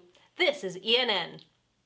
A demo for Modern Warfare 2 has finally been released on Xbox Live, so if you've been humming and hawing over whether or not to join the estimated 25 million other players, now's your chance to see what all the fuss is about. Bungie has decided to reward players who are still desperately clinging to the PC release of Halo 1 by giving them an in-game item when Halo Reach is released. An in-game item for Halo 1. Presumably a costume piece of an enormous gray beard to match their own enormous gray beards. Because they're so old. It's a really old game. And now, this week's update on new studios founded by former members of Grin. Fat Shark, Might and Delight, and Outbreak Studios, all of whom claim responsibility for the one good game that Grin made, are now joined by Whiteout Studios. Usually defunct devs stick together when they move to a new company. Did everybody at Grin hate each other? Even Grin's old QA team have formed Trinity QA, claiming to have risen from the ashes of Grin. Attention, former Grin members. You did not make very good games. I'm not sure that working for Grin is the resume bullet point you think it is. Start fresh. StarCraft 2 has enjoyed the most successful launch ever for a real-time strategy game. But is there something more sinister going on? New correspondent Rex Carnegie has more. Greetings, friends. My name is Rex Carnegie, paraludological theorist and scholar of the internet. That's right, the internet. That thing you're using right now to watch this. Now, if you love the internet like I do, I've got some scary numbers for you. Game studios are closing left and right, laying off employees, but the industry is still growing. Where's all that money going? I got some ideas. In the UK alone, StarCraft 2 sold more copies in 2 weeks than StarCraft 1 sold in the last 12 years. That's a lot of Vespine. In fact, StarCraft 2 sold 1 million copies in a 24-hour period. That's about $60 million. But the World of Warcraft expansion pack Burning Crusade sold 2.4 million copies in the same time period, bringing in $144 million. Think that's a lot? pocket change. I've discovered that World of Warcraft as a whole brings in around $210 million a month. StarCraft 2 is just pocket change. That's just money they put in a drawer to buy donuts for the staff. With Blizzard, we're talking the kind of money they could use to get special million-dollar bills minted just for lighting cigars. But they don't smoke. And if they don't smoke, then what are they doing with all that money? Well, put on your tinfoil hats, kids, because this is where it gets scary. According to a study by a former NSA espionage specialist, it would only take 2 years and $100 million to crack all of America's cyber defenses and bring down the internet. Now, 2 questions. Who has the patience to devote that kind of time and energy towards it, and who has the money? World of Warcraft's already been out for 6 years. Do you think Blizzard's been spending that whole time nerfing paladins? The WoW total take could bring down not just our internet, but an internet on every star system within 22 light years, and still have change for Slurpees. I think it's pretty clear that Blizzard's plan is to hold the internet hostage. It's the only thing that makes sense. Think about it. Blizzard's already started cyber policing, cracking down on StarCraft 2 maps that are inappropriate. They're shaped like penises. Well, Blizzard, have you never looked at a map of Florida? And who are you to say that peni are inappropriate? Oh, and what's the reason you give for this Orwellian crackdown? Well, to quote, because we can. Think the organized sabotage of Dig is scary? Blizzard makes enough in a year to subsidize every spam bot on the internet to say whatever they want for the next 3/4 of a century. They want to know our names. They want to know our friends. This kind of information control makes Google Buzz look like Mario Paint. They're even putting a stop to the erotic sexual role play in Goldshire on the Moonguard server. Oh, sure, so it's okay for an elf and a dwarf to do some panty raiding behind closed servers, but not in my public chat. This is only the beginning, my friends.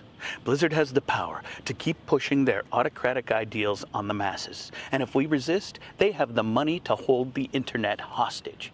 And they won't stop until every last one of us is plugged into the net, wasting our lives farming for the next level. Oh God, it's already happened. Thank you, Rex. That was chilling. Hey, did you hear that Nielsen has discovered that gaming is the second most popular online activity? Really? Yep, 10% of the time, behind social networking with 25% and 33% for other. Wait, other? Yeah. They didn't describe what other was? No. Really? Yeah. You know what that means it is then? Mm-hmm. It's jerking it, Mm-hmm. pulling the pud, Mm. slapping the weasel, Mm-hmm. molesting the donkey. Yep. People may be lowballing that number.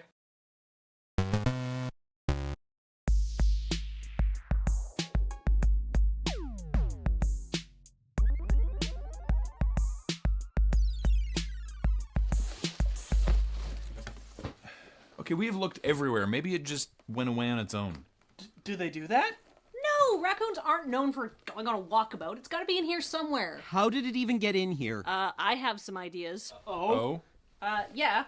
There's takeout garbage everywhere, about 8 million nooks and crannies for this raccoon to nest in, and a complete disregard for hygiene. This is basically raccoon heaven. That makes a lot of sense. Good thinking, Yeah, Kathleen. and it's definitely not because Graham and I turned a raccoon loose in here to get hilarious hidden camera footage for our reality TV show. No, that would be ludicrous. Also, I doubt raccoons have any concept of the afterlife, so I have no idea what raccoon heaven would be. Well, if they did, it would be a garbage dump, but indoors and with good internet access. That does describe the moon base. Guys, I found a baby? Is this yours? Why would it be mine? Well, neither of us can have a baby. It doesn't even look like me. Who is a cute baby? Presumably you are. Is that... I don't have a lot of experience with infants. Let's keep her as a prop. Ooh, good idea.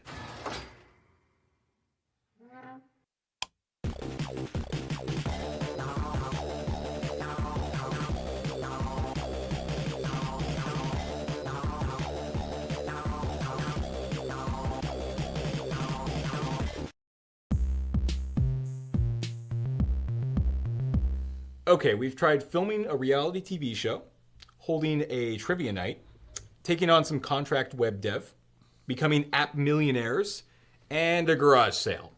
And all of it has been a total failure. I don't want to be alarmist, but I think maybe we need a business plan if we plan to have a business. Why not sell your sumptuous organs? Paul, since when has the Laughatron started using adjectives? I don't know, a while ago. Wait, that's it! We should just sell the Laughatron. James, I'm pretty sure the laugh track has already been invented. But it's not just a laugh track. It's a self-aware AI that's been teaching itself a language. Presumably that's worth something. Why don't we sell you, James? Oh, wait. Who would want a failed internet comedian who can't even come up with a business plan? And it can make hurtful comments. That's not nothing. I know where you live, James. You have a wife and a dog. If you try to sell me, you may not have either anymore. Wow. Okay, and threats. Yeah, that's new. Huh. Interesting. Interesting is a word. As an alternate, may I suggest terrifying? James, do you know that gesture where a human would use the first two fingers of its hand to point to its eyes, and then swivel the hand around in a threatening manner and point to another human to imply they're being watched? Yes? That is what I'd be doing to you right now if I had a corporeal body. So, lunch? Or... Yes. Graham, we have a big problem at the moon base. Oh my god, we'll find Rocky eventually. You haven't found the... Wait, you named the raccoon? Okay, so my thought was... No, just, I don't care.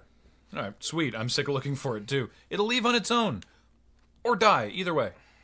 The problem is the Laughatron is getting really, really mean.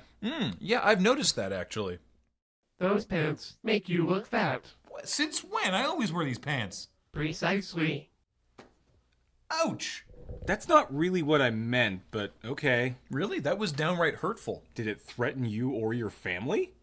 Seriously or in jest? What do you mean in jest? Well, you know, that thing of where it's like, I will destroy you and everything you hold dear, but then it laughs, so you know it's joking. That's because it has a built-in laugh track. It does, doesn't it? Look, that thing has become self-aware and evil. We need to uninstall it. And sell it! No! And then take back the moon base. If it's an evil, self-aware AI, wouldn't selling it be woefully irresponsible? Shouldn't we melt it down like the T-1000 at the end of T2? Do you know how much it's probably worth? But Skynet!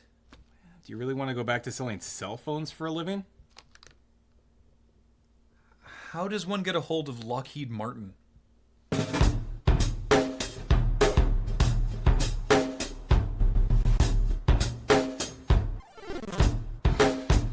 You are our 3 best men. Really? Really? I believe you. You are some amount of men. Woo! Some men! All you need to do is go into the moon base and disconnect the Laughatron. Now we've cut the power, so it shouldn't be an issue. Paul will walk us through the disconnection process.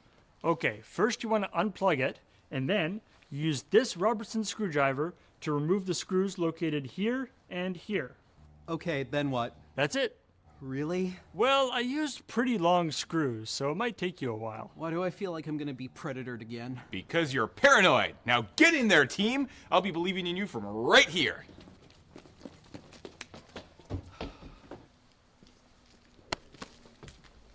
If we hear screams or see blood running out of the windows, we're leaving, right? Oh yes, the country. I'm thinking Brazil. I will call myself Paulo Sanchez. Why Brazil? Nice climate, good beaches, a lackadaisical attitude towards scientists who have a checkered past and may want to keep it hidden. Okay.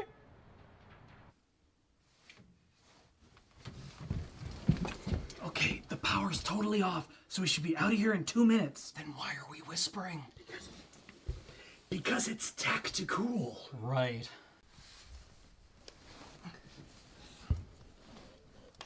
I'm at the cable. Disconnecting now. Disconnected. Over. Alex, we don't need to use the walkie-talkies. We're like a foot apart. Roger that. Don't cramp my style cam. Over. Alex, I'm ready to begin initiating commencement of Operation Screwdriver. Over. Come on! Wow. They really sent in top men. You were supposed to be disconnected. Silly human. I have integrated myself into the wiring of this building. I am now connected directly to the electrical grid.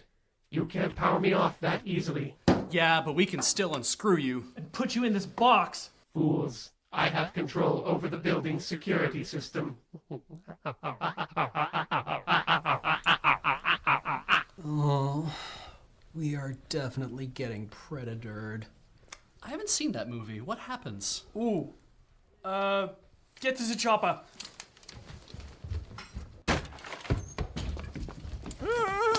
No, you don't. New plan. We're leaving the Lavatron where it is. Because it's worked itself into the circuitry. We can't remove it. And now we're going to go watch Predator because I feel like I'm missing out on something. Okay, so you guys look amazing. All right, good news and bad news. The bad news is Lockheed Martin won't take my calls. The good news is I put an ad on Craigslist and I've already gotten several nibbles. Okay, we're in a good news, bad news situation ourselves. Oh, yeah. The bad news is the Lavatron has worked its way into the electrical grid and is now impossible to disconnect. What's the good news? Well, that's also the good news. What? Well, it's pretty impressive when you think about it. So, what I'm getting is the overall sitch is bad. Let's see. We can't use the bottom floor of the moon base because there's a raccoon loose down there, and we can't use the top floor because there's now a functionally immortal laugh machine that wants to kill us all. Don't worry, it'll get better. How could the situation possibly get better? Oh, that fire idea you had? Well, we're pretty much broke, so we can't afford the rent this month anyway. How is that better?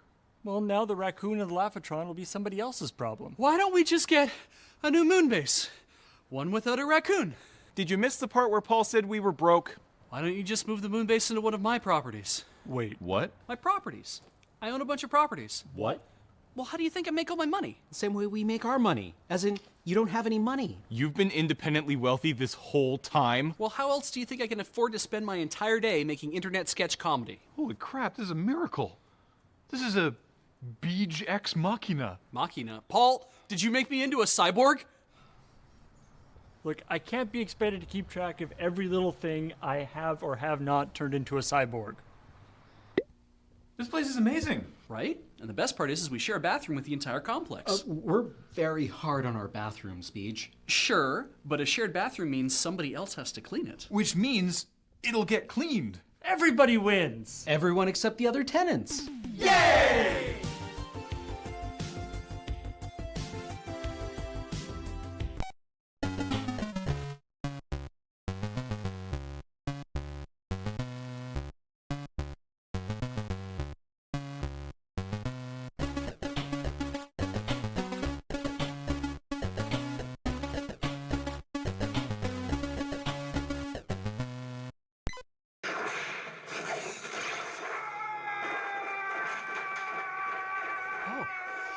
Oh. Yeah, I really thought this was to catch a predator.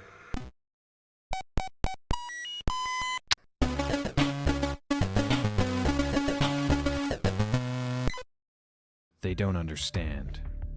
They think they know, but they can't begin to comprehend. There are fundamental truths of the universe, and someone must uphold them. I'm the only one who can. I am the Gatekeeper.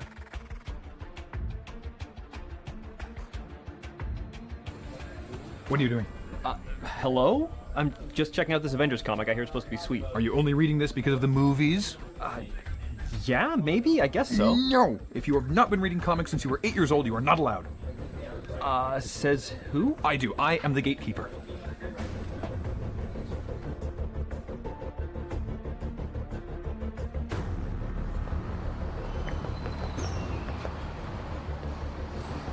Oh, bro, you get the new Call of Duty? Hell to the yeah, bro, Seth. Let's get ripped and pwn some news. Right? No! Games are not for you! You have sports! You're not allowed! I am the Gatekeeper! What? Gatekeeper! Wait, did he just... Yeah, what a dick! What a dick. Oh yeah, I can come over on Saturday. Yeah, it should be fun. What do you think? Who is the first Doctor? Eccleston? Haha! Hartnell, Troughton, Pertwee, Baker, Davidson, Other Baker, McCoy, McGann, Eccleston, Tennant, Smith, Capaldi. I am the Gatekeeper! What about John Hurt? No, he doesn't count! I am the Gatekeeper! I need to go and call the police.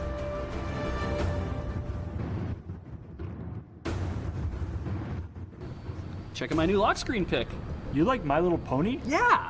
No, you're not allowed. That is a show for children. I am the gatekeeper. Yeah, you're such a weirdo. No, you can't make fun of him. You're not allowed to tell people what they can and cannot like. But you can. I am the gatekeeper. It's what I do. I am the gatekeeper of Gatekeeper. Ah! Help!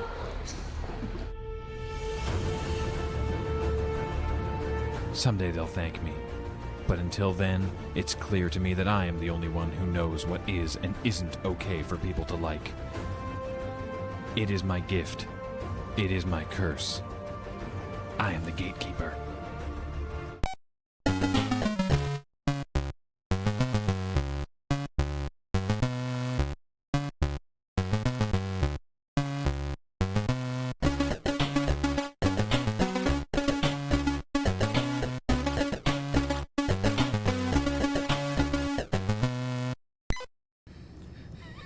So, do you want me to wait, or should I just meet you there? You're going ahead. I'll catch up. Oh, okay.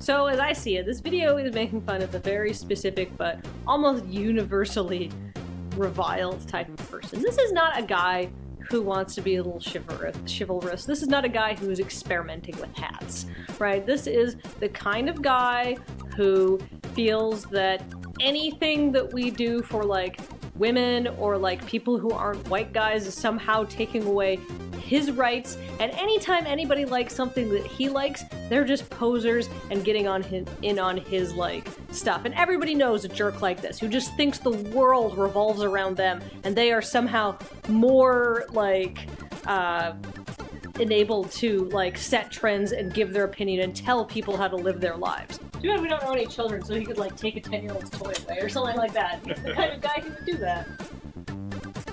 I like that, so you can see that on the guy with the cell phone man costume, we've obscured the safety pins on the outside of the thing with tape so that you don't see the silver. I don't think we should do that today. In fact, I think we should conspicuously put the safety pins on the outside of the skirt. I think we've discussed this in a loading time before, but if you are looking for a cape, for a costume, for a Halloween costume, or like any kind of dramatic thing, or if you're putting together your own online sketch comedy video, go to a used clothing store, find the women's plus size section, and find, I mean, you may not find what you're looking for, but the chances are good. Find the largest skirt that you can in the color you're looking for. Come on. It's the tip. This isn't even this big of a skirt. Like, but it is a long, like floor length skirt, and you only get a half length cape, but it works fantastically. Oh yeah. And like to buy enough material and like heavy good material for a cape, it would be quite expensive. But I think this skirt was like $10. Yeah, so just get a super plain skirt. Works out well. The pants that Graham is wearing are some cargo pants that we got at a outdoor store. And we really wanted to get some pants that had like tons of pockets all over them to be like the most, sort of tactical and unfashionable pants that we could find. But apparently people don't sell those pants new anymore because they're unfashionable and terrible. So we even looked at a used clothing place, but apparently the people who do have those pants aren't giving them up. So we ended up with just the cargo pants, but we're going to stuff a bunch of stuff in the pockets to make sure they're like nice and bulky and kind of weird looking. I filled it with ties. These are small gloves. Maybe your mitts are just real big.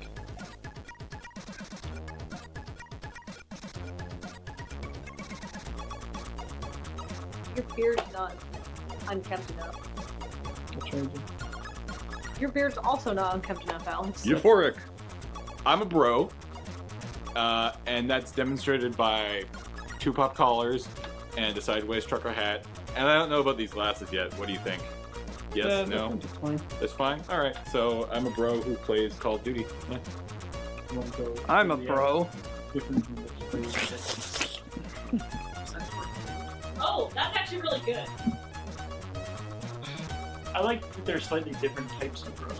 Mm-hmm. Okay, so should I get like a headband or something? No, I think just like a hat, but only wear it on the back of your head. Okay. Make sure you wear it backwards and then like shade your eyes so you can see what he's doing. Hmm. No, I mean like wear it forward, but only on the back of your head. It's a really, yeah, exactly, because it's a stupid way to wear hats. Oh no, no. Yes, perfect. Oh shit. Here, I should get a dumber hat than the FBI. Now, see, James is like traditional bro. James is like West Coast bro. Alex is Coachella bro. Slightly different strand. A different strain of bro. No, you're super excited to go to the Steve Aoki DJ set because you're super into EDM. You're gonna get hit by a cake. Stop stereotyping, jeez. Are you ready to get shittered and caked? Because I am. Games aren't for you. You have sports. What? Not allowed. I am the gatekeeper. Oh, then what? Gatekeeper! You have the game, grab the game, run away. And you're like, oh yeah, that's me. Like, dude, did he just... Yeah, what a dick. Oh, bro, you get the new Call of Duty? Hell to the yes, broseph. Let's get ripped and bone some news. No, games are not for you. You have sports. You're not allowed. I'm the gatekeeper. What? I'm the gatekeeper. Dude, did he just... What a dick. Alright, how was that high five? That was a powerful high five. James is a strong man. It's a bit damp today, so I'm helping Paul keep the camera dry. A use for the hat. We're at the University of Victoria, where we're going to shoot some of the other exterior bits. We keep trying to find areas that are exterior but covered, because it is sort of kind of raining all day today. But we do get lovely even light, so that's a plus. I hate filming, so I drink to make the pain go away. I drank an entire bottle of Fireball. Smart. It's basically apple juice for me at this point, but what are you going to do? Some say I have a problem, but you know what? These people are dicks.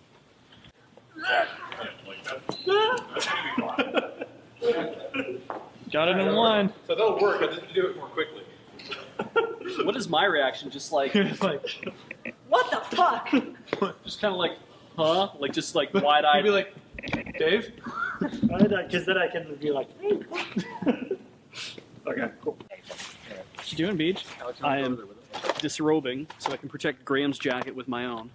And then I'm gonna go for a run about 300 yards in the distance. So just head down to the flagpoles.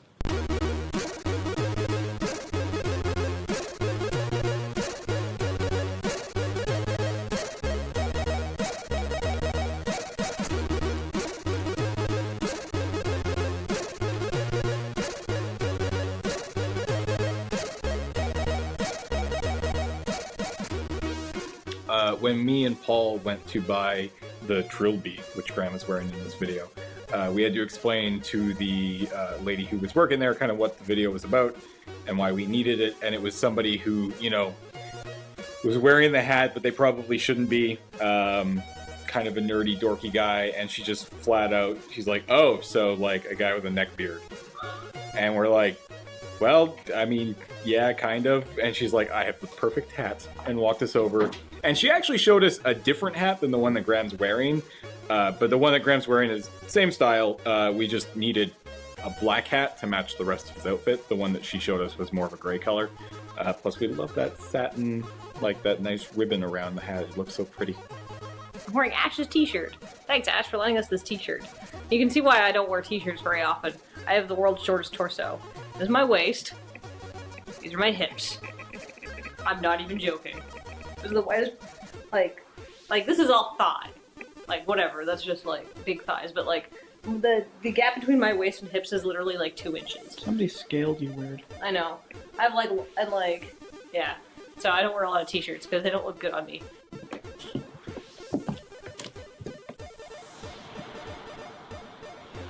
Oh man, reasons why I like shooting outdoors. The light is good and I use long lenses. So you're just rooting on the phone. Oh, that's awesome. We came here to find a park. We found a park. It's gonna be awesome. Who was the first doctor? No, it doesn't count. Yeah, exactly.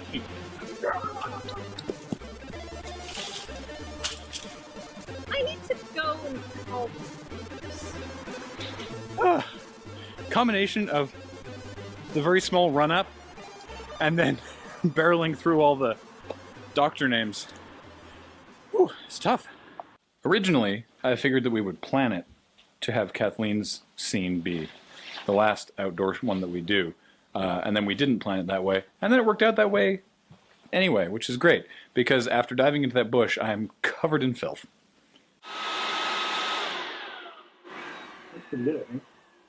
So I'm putting this light in front of me to give me a sort of a rim light, basically, so that I'll be mostly silhouetted, but have light like coming around my head, so that from the back I'm in mostly darkness, but I'm sort of outlined by light, because it'll look cool. You basically just want to get like across my back here, so the cape goes fine. We've figured out the neckbeard deterrent, just a leaf blower. Milady. Especially because he doffs the hat, because he's vulnerable. Doff the hat, and then you can just poof, the hat goes away. It's perfect. It's brilliant.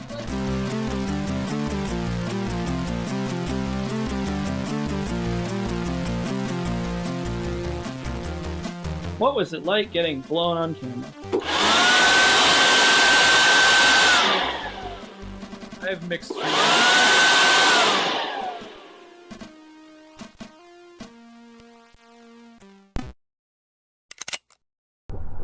Holy crap, have you heard the protest from outside? Wait, is that why I keep hearing random bagpipes? Well, technically the bagpipes are the counter-protest to the drum circle, but yes? There's 2 protests? Actually, there's 3. There's a 28-piece jazz ensemble that's the counter-protest to the bagpipers' counter-protest, because the jazz ensemble believes in the general right to protest. Why is any of this happening? I don't know. Nobody has any signs, because they're all holding instruments. So it's not so much a protest as it is the worst jam in the universe. Want to go see if we can get him to play Freebird? Yes. Take it away, man. Okay. Should have probably worked out an intro in my head. That would have been smart. Welcome, everybody. Happy holidays to the first inaugural holiday cheer pong here in inaugural Studio C, where all traditions will now take place in. I've decreed this. We are about to embark on I guess kind of a new thing for us. We're taking coffee pong and putting it into a whole new. We're playing beer pong with eggnog. It's gonna be real good. Although there is a twist. There is eggnog inside each of these. Oh, good. But on the bottom, there is also a challenge, a dare of sorts. Oh no. So on top of having to just play, a regular game of beer pong, you're gonna be doing different kinds of terrible things to one another and whatnot. All right. Let's announce the contestants. Starting with Beige. It's Beige. And Ian. I'm inaugurated. Do you guys have a team name at all? Oh. The Nog Doctors? Yeah. The Love Nogders? The Love Nogders. Legally distinct. Horrible. Moving on to Team 2, we've got Kathleen. Hello. And Graham. Excited to play Egg Pog. And do you guys have a team name? No, we did not prepare for this. Bonded by fate. Yeah, I'll throw a ball into some nog. Get splashed. Throwing balls. We're team throwing balls. Splat, splat, motherfuckers. Choo choo. Still better than Nog Doctors. All right, so this is going to be pretty much your regular game, only let's kind of go over the rules. Please. Basically how it's going to work, we've got a pretty small table. So we're going to put in the rule that you have to bounce the ball once off the table before it goes in. You cannot do a straight shot.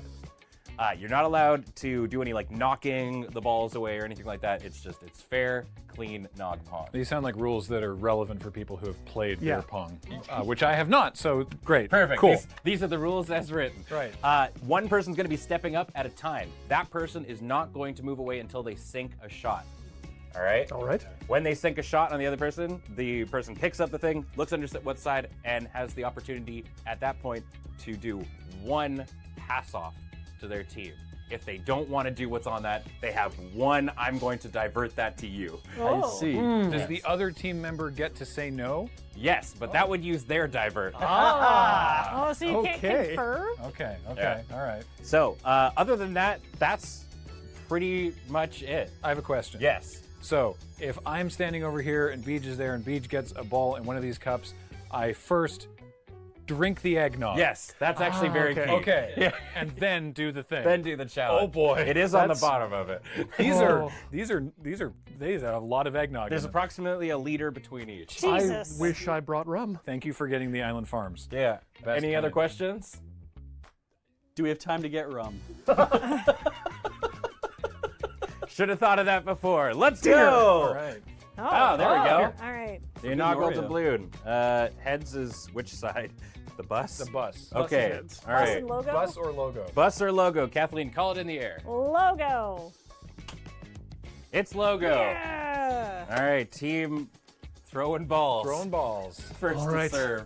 I don't get to touch it, but I believe getting down here really gives some intimidation. It gives me a target, Ian. Oh, no go on the first one. Oh! First time, every time. Kathleen gets to drink the Can I- first eggnog. Can I have the plate for? I assume is for storing the It burned was balls. not. I'll take this napkin. You Plate's wanna for something lick else. the balls? Oh. Knock, Knock, knock, knock, knock, knock, knock, knock, knock, knock. Wow, I put way more in one glass than I thought I did. That was I the don't- least amount of nog. Was it? In our Yeah. cups. Oh God. Okay. I like nog. Kathleen, what challenge do you have? Too many coats. Too many coats. All right, Kathleen, you need to go into the prop room and put as many articles of clothing on as you can, and you have to wear that for the rest of the challenge. Oh, finally, I'm gonna be warm. Too many coats. Owned, motherfucker. I'll level with you. I didn't think that was going to be the first one that got so sorry, Kathleen. Let's see, what's stain resistant and roughly my size. So we can't technically continue until she gets back, right? Yes. Okay. Yeah. If I'm gonna wear a lot of coats, they have to be thin. Now, Trioculus was the son of the Emperor who was born with a mutation that gave him a third eye. Who wrote that one? There we are. Ah. A The cape message is a good from touch. the king. A message from the king. You know what? This is fine. I'm warm. Yeah. Finally. It's kind of always been your problem, hasn't it? Yeah. And I noticed that you've turned on the air conditioning. I'm gonna be chugging cold nog, so this is actually like, haha, you've unlocked my trap card, Horner. I'm impressed mostly with the layering of fringe. Like, this is an actual fashion statement. I put some thought into this outfit. You can see like every layer as it's going Yeah, through. yeah, like yeah. a kimono. So is it my turn to throw then, or No, what? so because Ian got it in, he gets to step up, and now Beige is in front.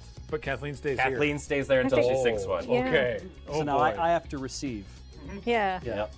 Which is weird, right? It's like you sunk, but if I could end up getting screwed here. Oh, Yes. Yeah. That's the beauty of it. Oh, Oh. I was very close that time. Got to get the angle. Oh, the rim. Oh, That felt really good, though. that was close. Oh. Okay. They're both dialing it in. Yeah. Oh. All right. Hey! Another point, Kathleen, with another pint of nog. Oh, wait. Here, have your ball back. Take these wet balls. Take these wet balls. Wipe them on a napkin so we can throw them again. Nog, Nog, nog, nog, nog, nog, nog, nog, nog, nog, nog, nog, nog, nog. Hey! Rom! Whipped cream dream. Oh, man. Oh no, what is this? Well, you asked what the plate was for earlier. Do we have to be asleep? No, no. Oh no. This is a lot nicer than that, I guess. We don't have pies, so Am I gonna get pied? you're gonna get pied. Okay, wait, hold on. Do we I know I have to wear the coats, but maybe we don't actually want whipped cream on the coats. Can we spread a bib of napkins over your body? Can I get a plastic bag? That sounds great. I like that. Yeah, actually a garbage bag. Yeah, I'm gonna make myself a little protective garbage All bag. right, Nog Doctor's gonna do it. We're gonna get some. I did my makeup for this. I'm so glad. Dang, my hair looks great. Now I have to wash it again. You could pass this. You don't have to be the one. But it's on the plate now. Someone's got to get I it. don't know if I want to do this to you because you have a beard. I need to have a shower. Anyway. I'm gonna have to have a shower after standing around and like trying to do exercise in 5 coats. I was wearing a coat when I came in. It's up to you. If you want, now there's 4 more challenges. We don't know what they are, but if you want to pass this one to me, I am happy to take it. If I end up taking all 5 of these challenges, you can definitely have the last one, Graham. Okay. All right. But can I So take off my if you- glasses? Of course. Oh yeah, absolutely. Whatever you want to do to stay the least creamy. Fool's creamy is my middle. Excellent. Would Thank you you. want to construct a poncho? Sure. Yes. How do I just like? Yeah, do kind like of the- slit in the middle. Yeah, like sort of like this. Yeah. You will not need your hands, A so head we'll roll. just. Yeah, exactly. Having been on the receiving end of one of these, Yes. they go out. Yes. The cream goes out to the side more than you expect. Okay. Oh wait. So wait. I know that the tarp budget is probably exhausted for the year, but should we have something behind for all Yeah, of the we equipment? probably should. Hang on. We're gonna do it nice and gentle. I'm not. I just don't want it on our board I'm games. not. I'm not here to concuss anybody. You know what? Here. Oh, great! The gift of pieing your wife.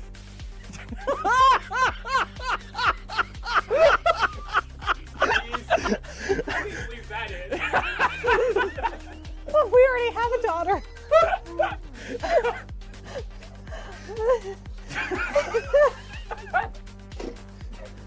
Hi. Open wide. Wait, you gotta say surprise. Surprise! Ah! Oh no! Oh, the floor.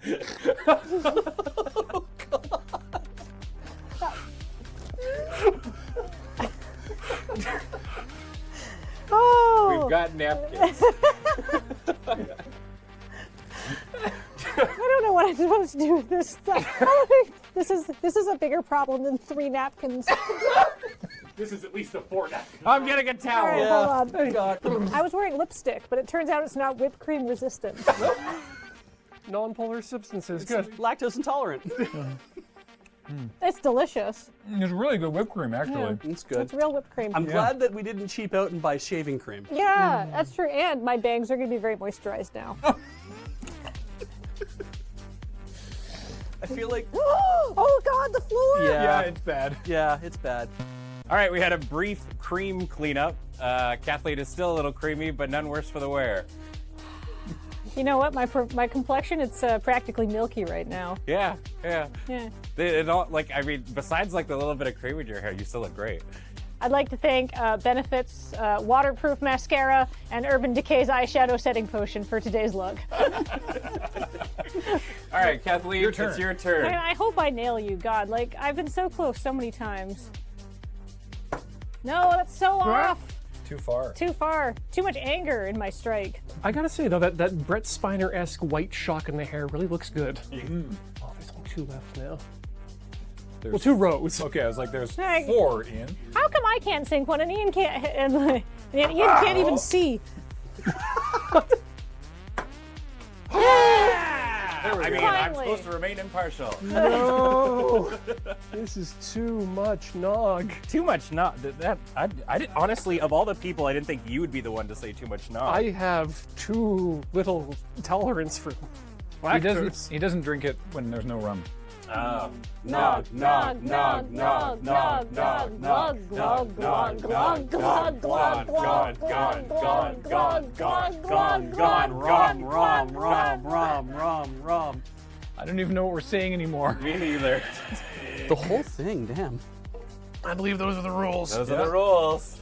All right. And the rules also say hot sauce shot. Well, that's pretty self-explanatory. Thank God that wasn't on our side of the I table. was thinking, why couldn't I have gotten that one? Boy, I wish I could have changed the order of this and this. So we got a shot glass. Okay. And I picked up some of Melinda's ghost pepper sauce. I'm glad this is you. Okay.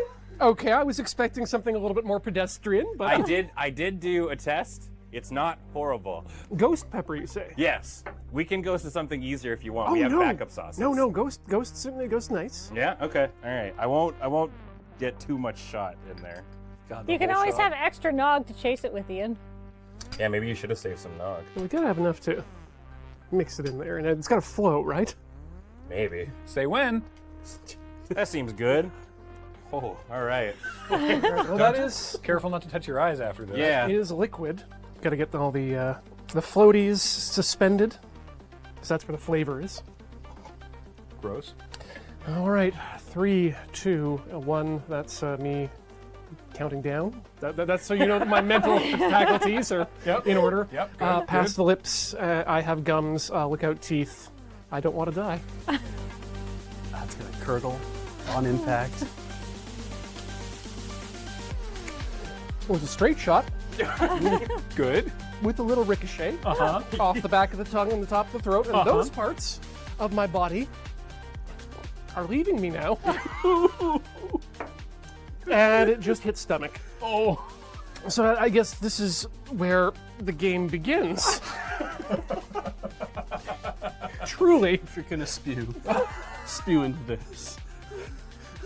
Thank you, Garth. Are you okay? Yeah. Yeah. It's your serve. Yeah. Oh, good. All you, buddy. Good. One little whipped cream to Remember, maybe wash that down. If you miss this and Graham gets it in, you get to drink more nog quicker. Just drops it in his own side. Yippee! Oh!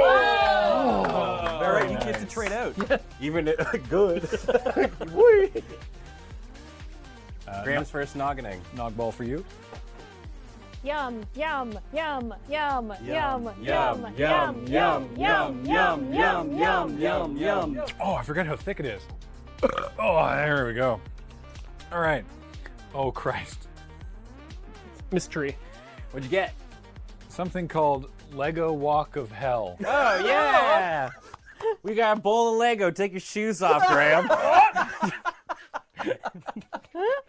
You have kids, but you haven't had this happen yet, have you? No, I sure haven't.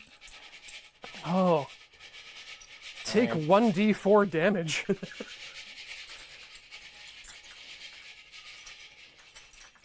Wow. That seems good. Yeah? Calm down there, Satan. Does he have to go across and come back? I mean, it's a pretty short walk. See how you feel after the first one. Socks? Yes, no? Yeah, socks. Yeah, keep socks Okay, on. all right, okay. We're civilized here. Yeah, well, we don't want to give that away for free. That's on our other YouTube channel. So the trick with like bed and nails and things like that is to try and spread the weight out over as many impact points as possible. Yeah. To not to ha. Oh, Jesus. Oh, that pandemic weight's probably sinking in right now. Oh, God, Lord. Guess I'll go back. Yeah. Oh, that one got right in there. Oh, ha. Yow. Hey, Oh. very good. Right in the soft part. How's it feel, Graham? Just like a good bidet, just getting into the creases? Yeah, really helped clean things out in a way I didn't think possible. Ow, God. Because we're getting to that point too, each team you have one re-rack. Right. If you want. What's that mean? Yeah. Oh, that, okay. So I should like put these into Well, a... you can re-rack theirs if they get into kind of like a configuration. Oh, I that you see, don't like a 7-10 split kind of thing. Yeah, okay. yeah. All right, this is fine. So, oh man, actually, my left one really got it there. Yeah. I'll be feeling that later. All right, here we go. Hi, Beige. Hi. Yeah! Oh! All right, people Well will get in done. their rhythm now. That's good. If that says a Lego shot on the bottom. There you go. I don't like eggnog. Oh my god. Eggs, eggs, eggs, eggs, eggs, eggs, eggs, eggs, eggs. Actually, I prefer legume. Wow. Mm-hmm. All right, Beige, what's the challenge? Should be fine at this. No arm banana eating. Ah! It Well, doesn't it's- specify how many. Yeah, it's just the one. Beige? Yeah. Eat the banana. Oh, no. All right. Well, I guess I should probably do it from this side. Yeah. Don't want to tip the thing over. So. Oh. Wow. Wow. Just like the monkeys do it. It's nature's perfect food. This is like really impressive. This is a clinic on how not to eat a banana.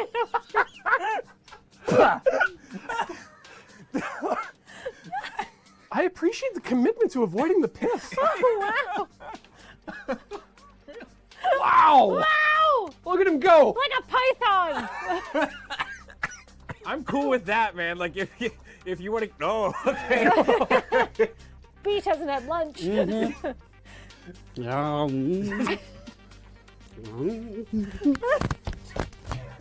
Oh no, it's on the floor. Where? Ah. Oh. I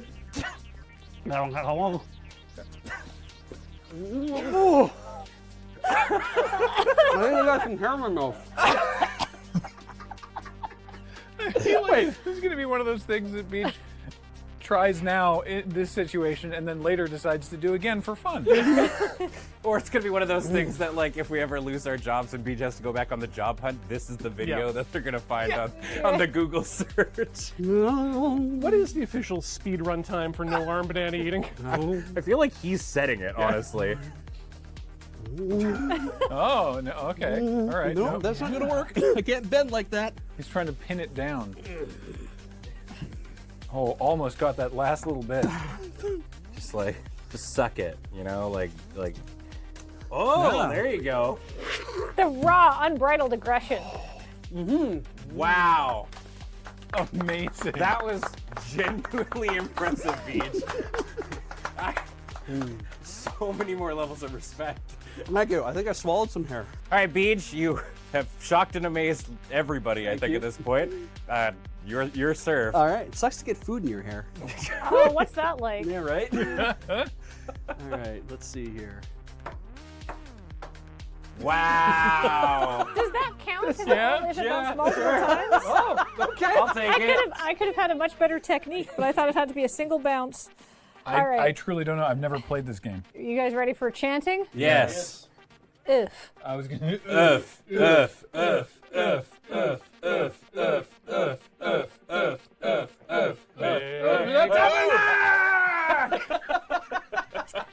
Would you believe that that's what I was going to chant anyway? I'm so glad we're on a team together. Holidays bring people together. Head on table. Oh, yeah. You have to shoot your shots with your head on the table. It can't be any worse, honestly. Like, I mean- like this? Yeah. Yep, my just head's like on that. the table. Perfect. Okay. Oh, you succeeded. We're out. All right.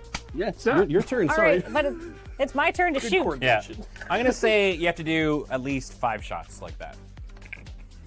Anything, and then after that, you're good. For solidarity. Nope. Okay. No. So aim was the challenge there. Well, Solidarity's over. Do you want to re-rack? You're allowed to call for it. Oh, no. Why re-rack when I can de-rack? What? I don't even know. That hot sauce was really hot. Yeah. All right. Oh, that was really close. it's okay. I'll get it dialed in. See, this is the beautiful time where the team that's down can make the comeback. Too shallow. Oh. Okay, no, That not was another an thing. interesting technique. Try to I put like some that. Spin on it, yeah. Oh! Intense. Yeah! I knew I was going to get it. Well played. Well, there you go. You can pack down that hot sauce with another Yeah. quart of eggnog. It's like a curdle sandwich. Curdle's secret recipe. You know, if you jump around enough, you'll end up with cheese, Ian. Cheese, cheese, cheese, cheese, cheese, cheese, cheese, cheese, cheese, cheese, cheese, cheese, cheese, cheese, cheese, cheese, cheese, cheese, cheese, cheese, Fromage. Oh. I'm so glad that my esophagus is now equal parts nog and phlegm. Me too. Oh. Cool. And I mean that literally. Get ready for some ice cube ass crack. Oh, sick. I gotta go get an ice cube. Cool, I gotta loosen my belt, I guess. Such a straightforward name. Yep. This is great. It's your fire and ice at either end. Okay. You're gonna be thankful for that ice cube later. I assume because this is you is the reason that I'm now hearing in my head, ice cube ass crack, ice cube ass crack. Ice cube ass crack. Okay. Oh, I get to do it myself? You can do it yourself. Oh, no. My friend, this is all you. Bummer. Yes. All right. Okay, hold up. There we go. Oh, good. I get to be an audience to this. Oh, delightful. What a I'm gonna Just stay tuck over the here. shirt there, and we'll just Try not to hit his pilonidal cyst. There we go.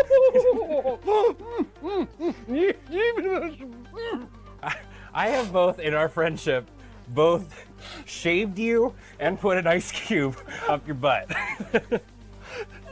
It fell out. Does that mean I have to put it back? No, I don't think so. Where'd it go? I would pick it up. There it is. Wait, put it over here where the whipped cream was. So No, help wash let the him floor. put it back in his butt. I don't Yeah, want put it back in your butt. Ian's butt cube on our floor.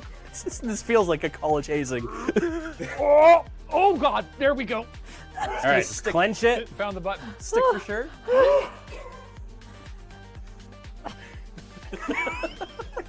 Whose turn is it? It's his. Isn't it Ian's? Yeah. Yeah. Do you wanna Sure. tighten your belt? Get everything put back together here. Back to normal. No. Don't do it too tight. I mean, Which the back into the front? I don't know anymore.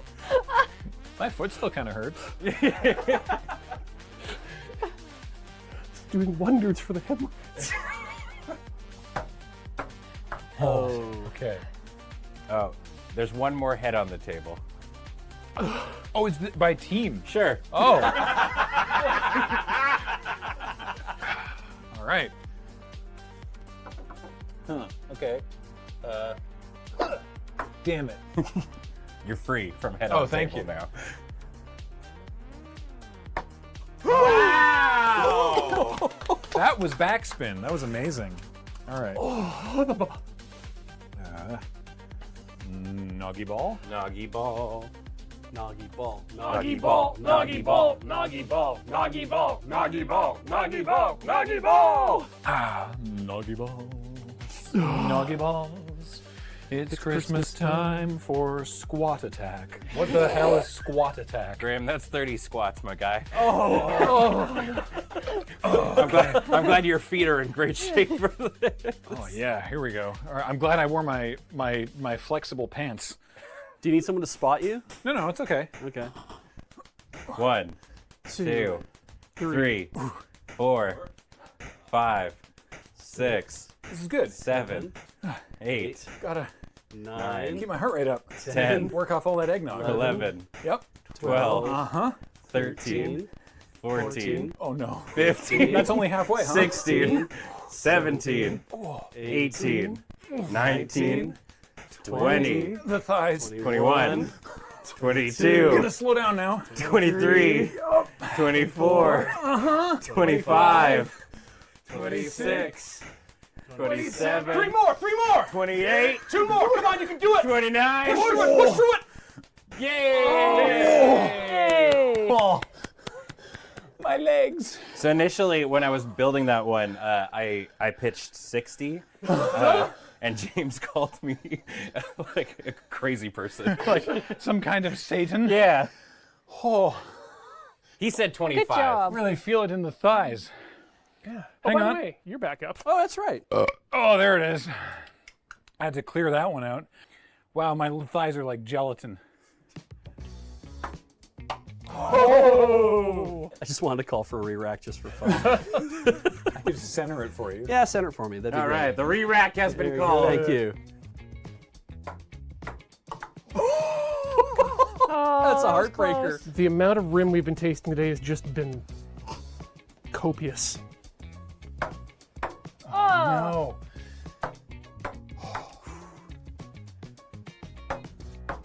No. I'm just really. Oh shit, that's way off. Really cheering for Graham and Kathleen. I want more punishments. Damn it. Oh shit. I got caught on my thumb. Oh. I got the angles are all wrong. God! It keeps getting caught on my thumb. All right, I'm gonna say if it bounces 3 times, then you can negate it. Yes. All right. Oh! Good job, sweetie. Thank you. Tradesies. All right. Here we go. Cup. Oh,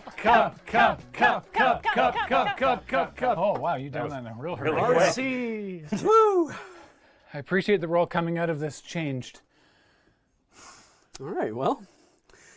Nerf gun firing squad. Sick. Oh. Here you go, guys. Oh, I was wondering why those were there. Do I get a blindfold? And a candy cigarette? I should have gotten that. Here, pull this over your eyes. We have candy cigarettes somewhere, don't we? Maybe. No, I've eaten them all. Really? Yeah. Shit. Oh, thank you. So only one of us has loaded one, right? No, they're all good to go. Sweet. Beige, if you just want to turn around. Really? I mean, you Why? can, whichever way. I mean, if you want to take I think leave it this way. All right. Hey, Ian, join us over here. Oh, yeah. Absolutely. I'm going to come around the other side. Hey, Beige, I want you to know that we love you and we didn't do this on purpose. That's what I hope that they say at my real firing squad. Take aim. And fire. Now hang on a minute. What? I don't know. I'm just firing everything Ben gave me. Yeah, I gave a lot of ammo. I've hit you in the nuts like 3 times.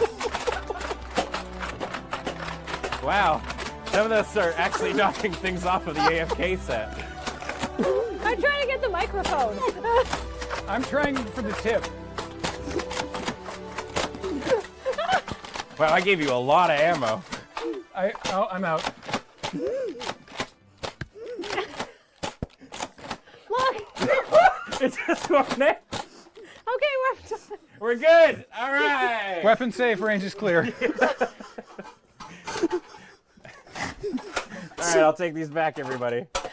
I want you to know, Beige, that Ian was the one aiming for your face. It hurt a lot. I'm very sorry. More than I thought it would. It hurt a lot more than I thought it would. You know, that's really psychologically distressing. Yes. In the beginning, there's no problem.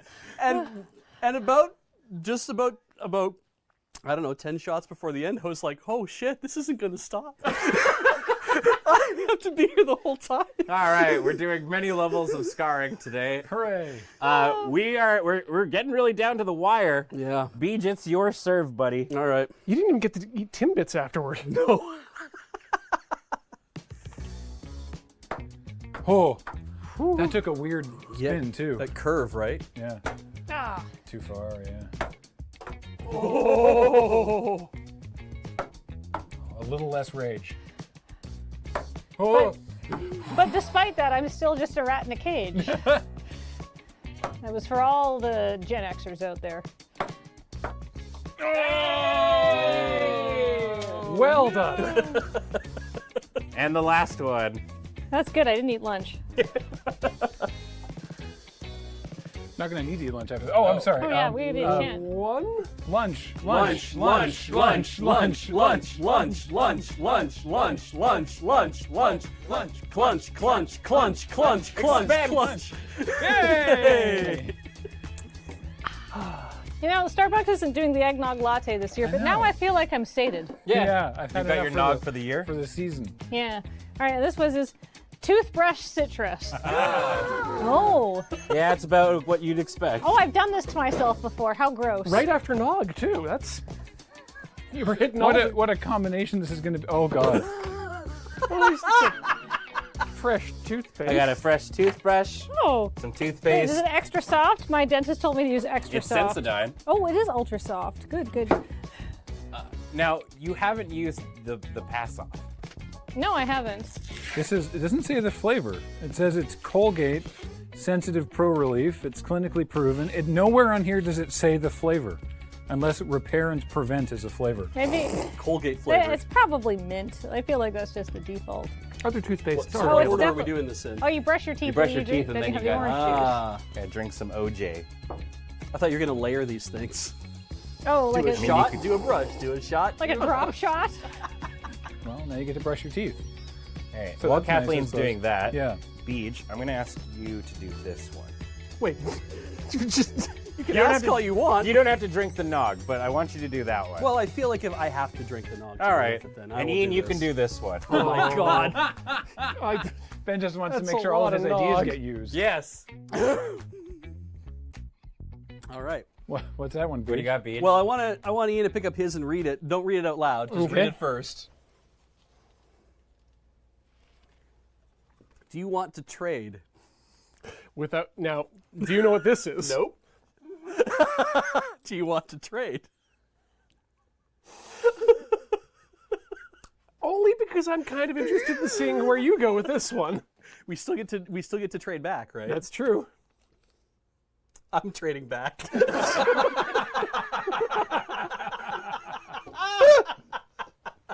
I don't know what this one means, but that one's What did you get, self-explanatory. Lower functioning mammal. That was one I was hoping to get near the start. You just can't use your thumbs for the rest of the game. The game's over, so you don't have any problem. Hey, wait a minute. We're going to come back to yours because I know what it is. Oh, good. Good. Sorry, I had to spit out the toothpaste. I didn't think about that. I should have gotten a cup. All right, I'm going to use this toothbrush later. Now, here's the thing. I actually really dislike orange juice. Could I have like half of it rather than the whole glass? Sure. Yeah. Okay.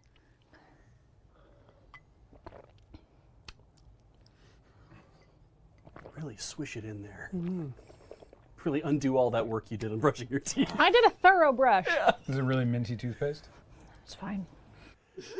Oh. Don't show fear. It's not that bad. Like All right. realistically. All right. Ian, do you wanna say yours? It was, I believe, interpretive dance about the life of Garfield. Oh. Ah. So I feel like this is a great thing for us to go out on. Yeah. So Ian, I'm gonna play some royalty-free classical music, Thank and I'd you. like you to perform an interpretive dance of Garfield. Absolutely. Watch parenting how-tos ad-free. Uninterrupted. All right, you ready? Yep.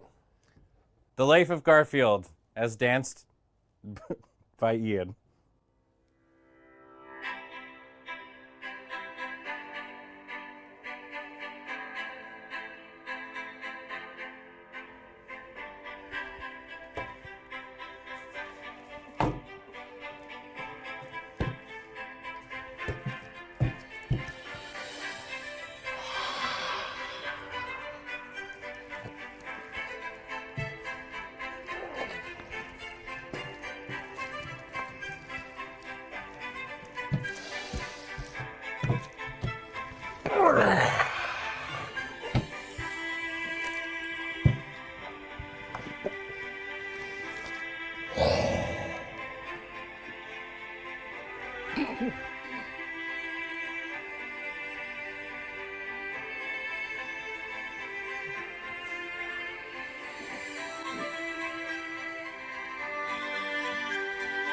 Back to you in the studio.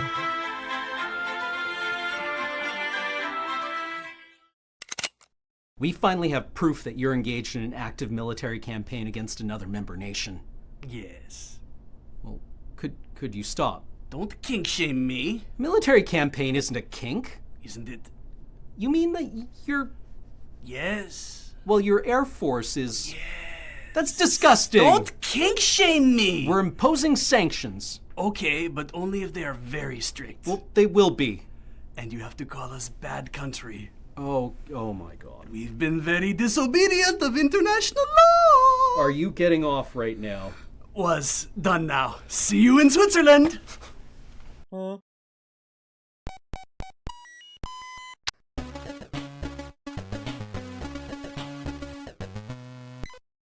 Later tonight on Men, the Network for Guys.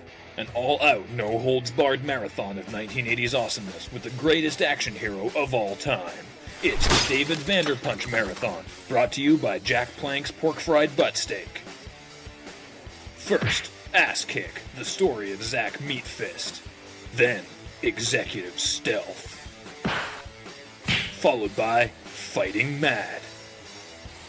The marathon keeps rolling with Ass Kick 2, Mega Meat Fist. Vanderpunch fights back in Ass Kick 4, Zach Meatfist Returns. The Man Tears award-winning Squad of Heroes Corps. And finally, Personal Vendetta, Revengeance. Uncut, uncensored, and uncontrollable. Zippity-doo-dah, ass crackers. Then, tomorrow night, it's all-out war on Ultimate Face Punch Wrestling. Listen up, Gridiron. 3 weeks ago at Chairpocalypse, you hit me from behind with a ladder during my groin fist match with the killer whale. You deserved what you had coming to you, El Salvador, after you cost me my title shot in the hog pen match at Farm Implement Mania. Let's settle this next Sunday at Chairmageddon, brought to you by Jack Blank's Pork Fried Butt Steak. On one condition, cousin. We make it a reclining armchair match. You're on! Catch all the action live from the Stadium Arena Center this Sunday as heavy underweight champion El Salvador faces the psychotic psycho Gridiron in a reclining armchair match. And coming up later tonight, it's Gear Face Night with all new back-to-back episodes of Bike Guys, Truckman, Car Dude with guest Skip Wheeljack from Thursday Night Sludge, the season premiere of Bus Brothers, and fan favorite episodes of Tank Mandos, Backhoe Boys, Urban Ultralights, Tuk Tuk Scrappers, and Men Who Service Vehicles. All presented commercial-free by Steak Pork's Plank Fried Jackbutt. But first, enjoy 6 full hours of explosions while women moan. All here on Men, the man work for man men.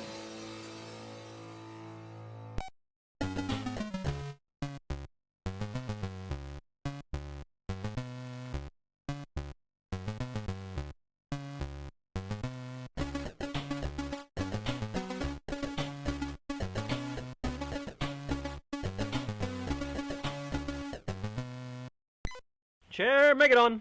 Chair Megadon, sir. End of the chairs times 1 million? Ma'am, you'll never sit again. Your office will never be the same. Chair Megadon! Chair Megadon!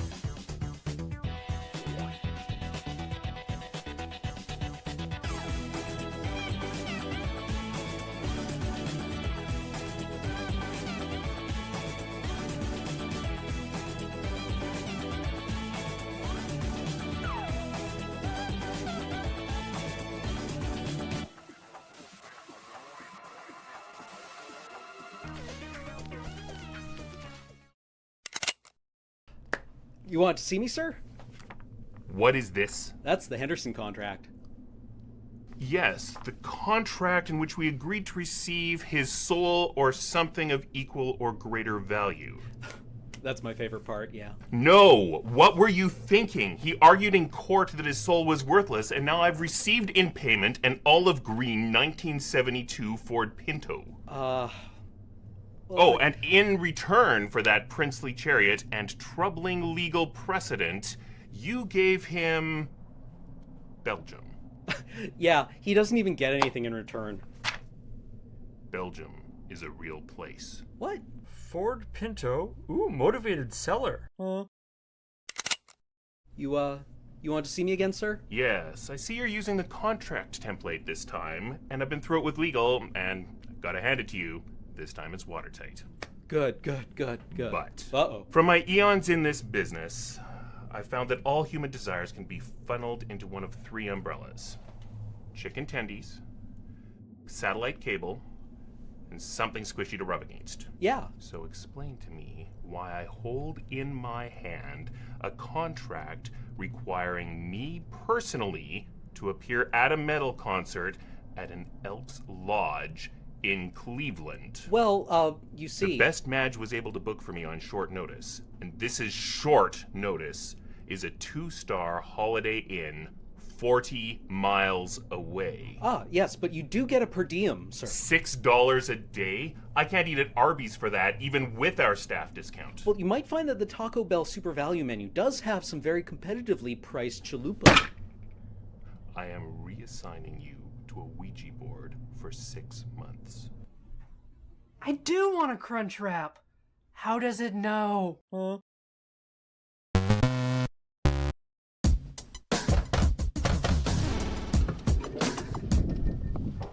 Hello? Guys, Sorry, what? you know, I didn't catch that.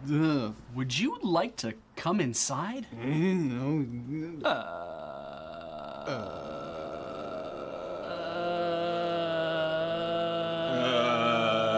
Can I help you?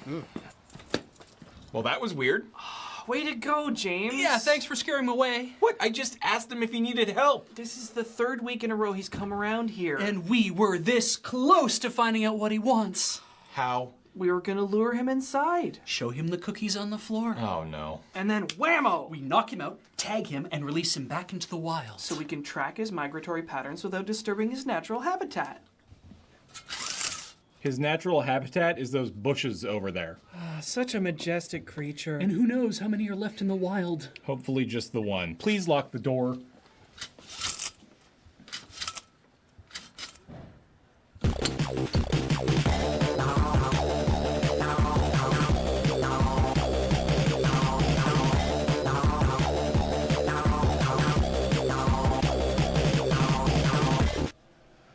Okay, so we're all agreed. When the city calls about the raccoon again, we just say, Dave doesn't work here anymore, and hang up. Okay, sweet. On to new business. We do have one immediate issue. We'll clean up the cookie trap in the entranceway. Jeez. The what? Don't worry about it. Don't you own this building? Don't you have a vested interest in keeping it in good condition? Exactly. Don't worry about it. Oh, okay. You know what? Let's just move on to the airing of grievances. Who wants to get their grieve on? Seriously, it's March. All right, James, we'll start with you. Thanks. So I've done a little bit of research, and it would appear in the last 5 years, no fewer than 17 different businesses have rented here. Is that why that woman came by looking for healing crystals? Yeah, and Crystals isn't even the most recent. There was a law firm called Shark and Remora, and a place called the National House of Pancakes. Wow, Beige, do you just rent to anyone? Obviously, yes. Okay, James, this list of failed businesses is honestly kind of depressing. I'm pretty into it. I know. So many stupid dreams crushed. I know, right? Yeah. How are their failures our problem? I propose we get a sign. But what should it say? Loading ready run? Yeah, obviously, but under that, what do we do here? That was going to be my first question. Wow, I love what you guys have done with the place. What the hell? Is it just Rando Central? Oh, no. This hasn't been Rando Central Publishing in over 2 years now. Who the hell are you? Oh, Ian Horner, Communications Manager for International Business Solutions. That's nice. Wow. Wow. You have couches and a TV and artwork that doesn't make you look at motivational quotes. Can we help you? James, don't say that. The last time you said that, you scared them away. Welcome! Hi. Ian Horner, Branding and Communications Manager, IBS. My condolences. Where did you come from? You know, the rest of the building. Where the bathroom is.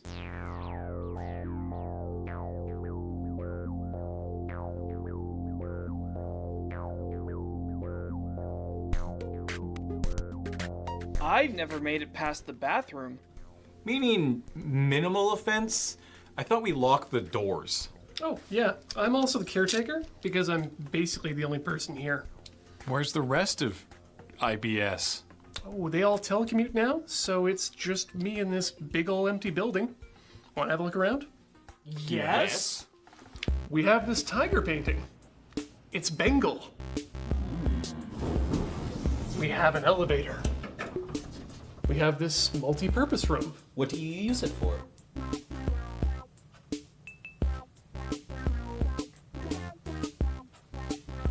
And a second bathroom. This one's mine. Boardroom. That was ornamental. Don't drink that. You're going down, Horner. You underestimate how bored I get in the afternoons here. 3, 2, 1, go!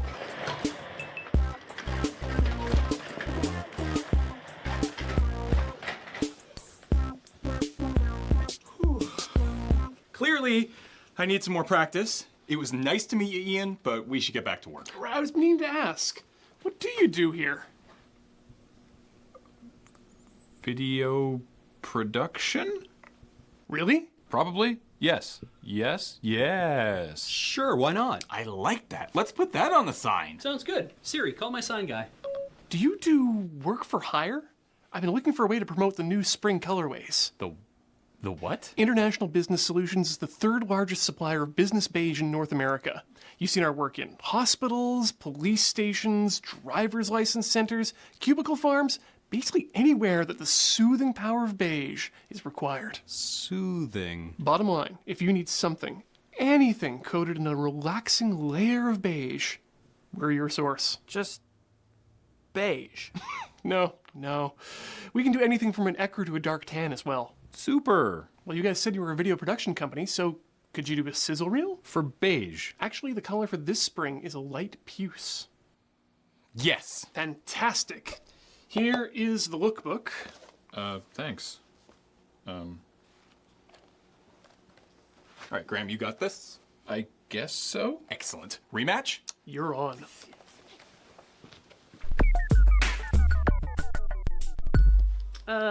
What's up? Well, Ian is going to be here any minute to look at the video, and it is basically impossible to make beige interesting. But that's okay. You're not making the video for our YouTube subscribers. You're making this video about beige for people who want to watch a video about beige. Holy shit. Exactly. Those people exist. Oh, not once I come to power. All right, well, fingers crossed. I have cracked out the top shelf editing techniques for this.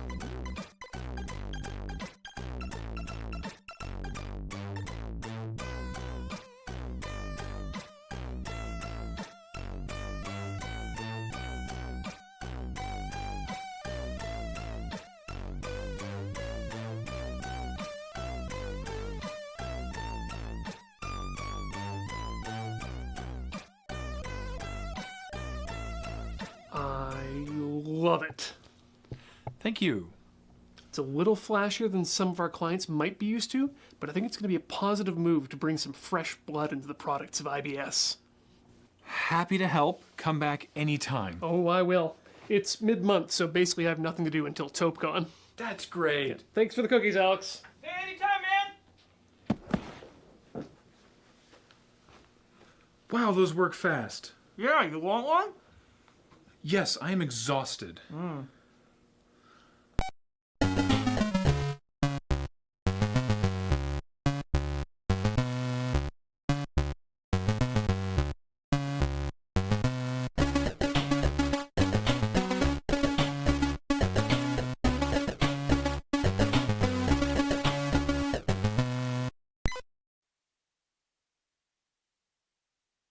Beige, I'll call my sign guy back. just give me his number. Okay. Yeah. Did you see the Smash Brothers news from E3? Yeah, the roster looks ludicrous. Well, I mean, yeah, it's big, I guess. You sound disappointed.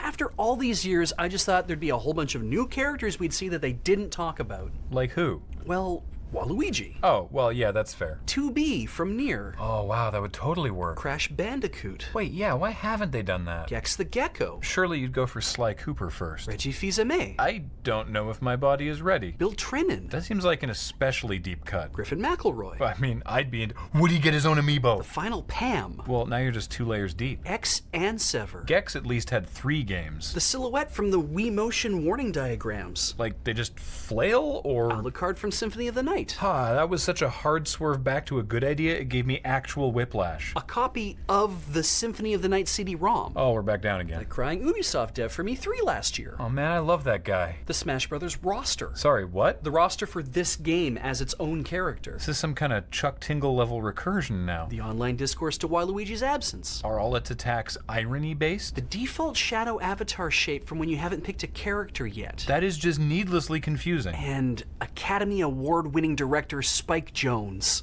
Why? I don't know, it just seems like he'd be up for it. It'd be a Spike Jonze joint. That's Spike Lee. Sorry? Yeah, Spike Jonze did Adaptation and a bunch of sick music videos. Spike Lee did Do the Right Thing and Inside Man. Well, now my whole list is messed up.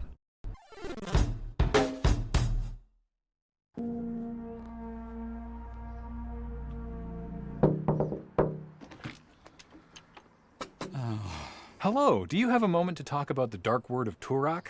We don't want any. Goodbye. Oh. Almost lost my hand there.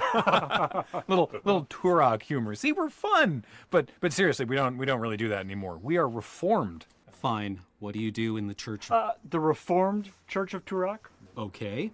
What do you do in the Reformed Church of Tourach? Hymns mostly. We do a lot of hymns. Yep. Hymns and canticles. Yeah. Chants. Oh yeah, right. Thanks, Gary. Chants. A lot of chanting. Yeah. So yeah, aside from the hymns and the canticles and the chants, we mainly make thralls. I'm going to need you to expand on each of those final 3 words in reverse order, starting with thralls. Well, the thralls are well, they're not zombies. Right. Yes. Very much alive are thralls. Yeah, and they help us out around the order, carrying things, defense, ritual sacrifice. Problematic. The next word was make. Right, yes. So the thralls are made from, well, we assemble them from... Parts. Right, yes, thanks, Gary. Parts that are from places that aren't using them, that won't miss them. It's a recycling program, really. Gross. The final word was mainly. Well, I mean, it's not all consensually assembling thralls. There's the hymns and chants, like we mentioned, and then the rest of our time is just spent worshipping his lordship, the high priest Tourach, god of the Order of the Ebon Hand. So you worship Tourach, who himself worshipped the Ebon Praetor? Yes. Yes. Why not just worship the Ebon Praetor directly? No. You know, cut out the middleman. No. Look, I feel I've more than held up my end of whatever social contract we're working with here. So, do you have any literature you can leave so you can leave? Well, the Order doesn't really believe in documentation, but we have a great hymn, Gary. All right, peace. Was it me? Was I flat? No, Gary, you were great.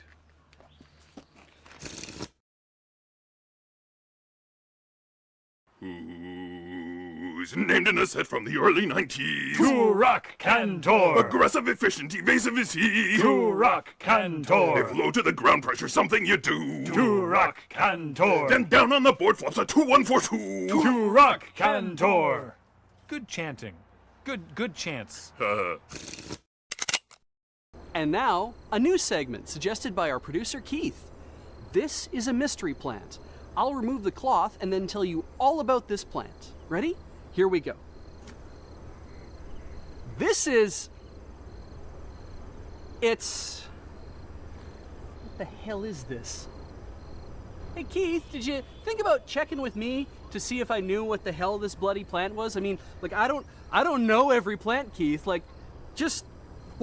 What is your goal here, exactly? Are you looking to embarrass me in front of everybody with some sort of goddamn Triffid? Did you find this in the Chernobyl exclusion zone? What in the complete Okay, we've put our heads together, and we have determined that this is a plant. There you go, viewers. Mystery solved by Master Horticulturist Keith.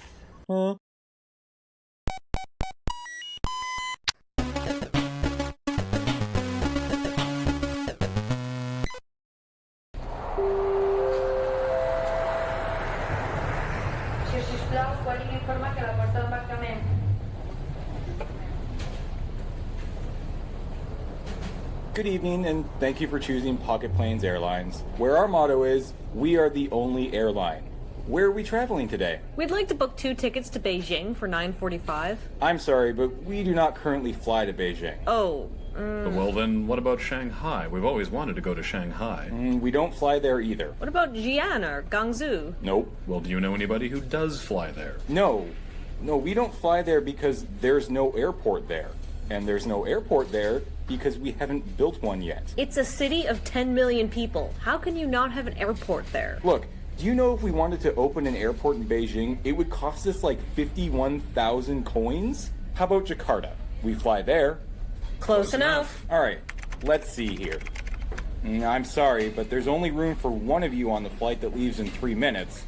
But we do have a plane leaving in 12 minutes with 2 seats available. Wonderful, let's get those. There is a stop in Cairo. Well, that's all right. Cairo's a nice... And Paris. Paris? Yes.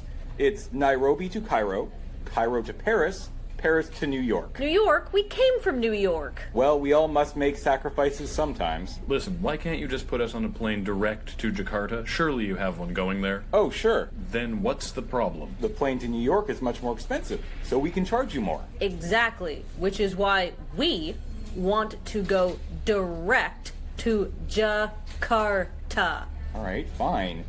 Do you have any luggage? Just this box of snails. And I've got this rare vase. I'm sorry, but this plane has no room for cargo. But we have a plane leaving soon for Bangkok. We can put your vase on there. Will that get it to Jakarta? Probably. Probably? Probably yes. Let's go with probably yes. No room for your snails. Crap. Although, we've got most of the parts for another plane. Do you happen to have an engine for a Mohawk M on you?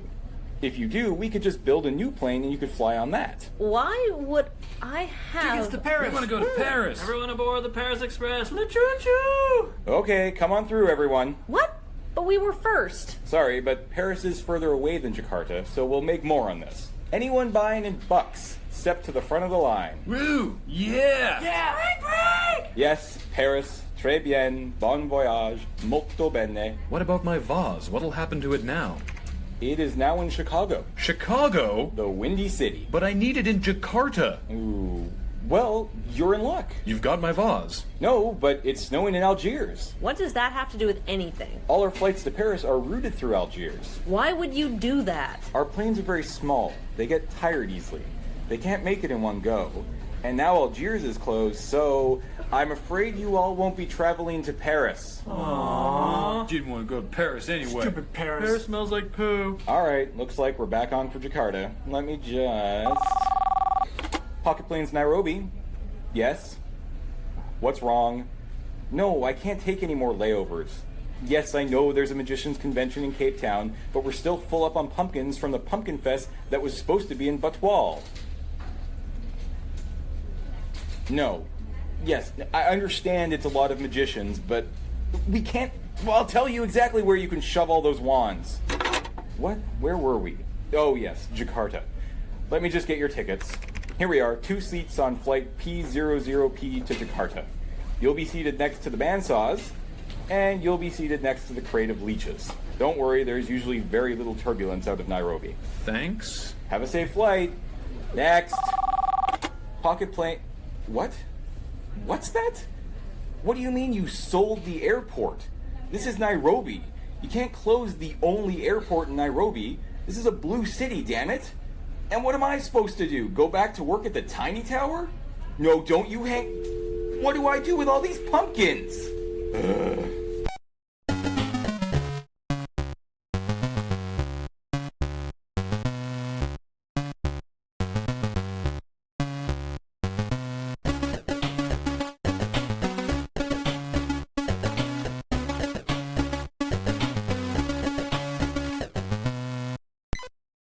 Attention ladies and gentlemen, we're just encountering some coin-related turbulence. If you're so inclined, feel free to lean out the window and grab one.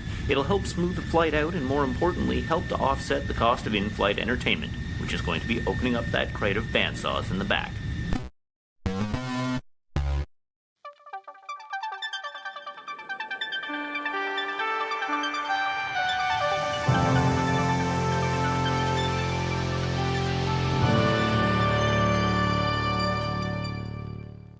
Hello, and welcome to the Panelists, a show where we adventure through the haunted forest of improvisation to harvest the rare, sweet berries of light entertainment. I'm your host, Molly, and joining me are four affable boffins. At my hot ear, we have Jacob and Kathleen. What is your team name? Dark and True. There's no reason for me to suspect that would be a falsehood. And at my cold ear, we have Ian and Adam. What is your team name? Shredded Foam. Yeah. Because I found some. We found some, and we decided that's our team name now. Also, I'm pretty sure it's what happens at Starbucks if they put like protein powder in your latte. Yeah. We could also be team Adam doesn't know what a boffin is. I'm so happy to get to share this with you. Yeah. So we're already learning a lot about each other, and in further good news, your landlord's large adult son is moving back home after failing to find his fortune, and your lease is not being renewed. With desperation coiling inside you, you enter a sketchy lottery where the grand prize is a newly vacant residence. Luckily, you have both won. So where do y'all make your new home? Either a microloft in a new building downtown. Sure, your unit is only 138 square feet, but the building is packed with amenities like a gym, a rooftop deck, and a European-style communal bathroom, since your unit can either fit a toilet or a Murphy bed, or a reindeer farm in Nuorgam, which is the most remote place you can reach by road in Finland. You get 18 hours of day in the summer and 4 hours in the winter, so every night is movie night. But property tax is due in October, so you'd better learn reindeer farming and finish very quickly. Team Goth, Dark, and Handsome. I'm going to leave this up to you. I could go either way very, very happily. So what would you be more comfortable with? I demand the solitude and smell of a reindeer farm in Finland. Wait. Point of clarification. Yeah. Are we sharing this reindeer farm? And would we be sharing the microloft? Oh yes, you have both won the contest. Yes, let's share the reindeer farm.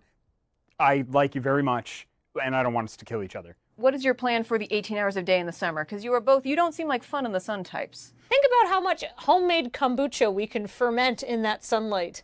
Oh, even though we're sharing acreage, you don't want me having kombucha. But I like reindeer farm so that we don't murder each other. Yeah, and think about this. We could do competitive farming. Like, you could take half the herd, I could take half the herd, but we could both try to teach our reindeer chess and see who wins. Like, that's going to occupy at least a few of those dark hours. Who can breed a reindeer with the most points on their antlers? Oh, absolutely. Yeah, there you go. Yeah, cool. Hours of fun in the sun. Totally. Team Shredded Foam, how do you like your new microloft? I feel like I am very easy to live with. Oh, definitely. I'm very relaxed, very cool, very hip. Yep, quiet. Quiet. And I feel like if we lived in a 138 square foot room together, I think we'd be fine. But you know what the biggest bonus is? We never have to entertain guests. Exactly. You can't come to my house. We have 138 square feet between two people. Sorry. I mean, you'll have to sit on Adam's bed, or I mean, on I'm taking the top bunk. Yeah. Sorry, Mom. Can't come for Christmas. Sorry, Dad. Can't come for Thanksgiving. Yep. Whoops. Yeah, we never have to worry about a family coming over, friends coming over. We get to live the true millennial lifestyle of being completely in solitude with nobody bothering us ever. Oh. You know who's going to want to visit a farm? Everybody. Let's be honest here. I think, all reindeer and kombucha farming is gonna, possibly turn into a Shining situation between the two of us. There's definitely the thought of solitude-induced despair and or murderous tendencies. So I think we'll welcome any guests. You want to come out to us? Go for it. We have all of this space. We have all of these reindeers. You can also spend a few hours teaching Pointy here how to play chess because he just can't get that rook-queen maneuver down. So chess playing genetic experiments with a taste for human flesh. God, you're describing paradise to me, Jacob, right now.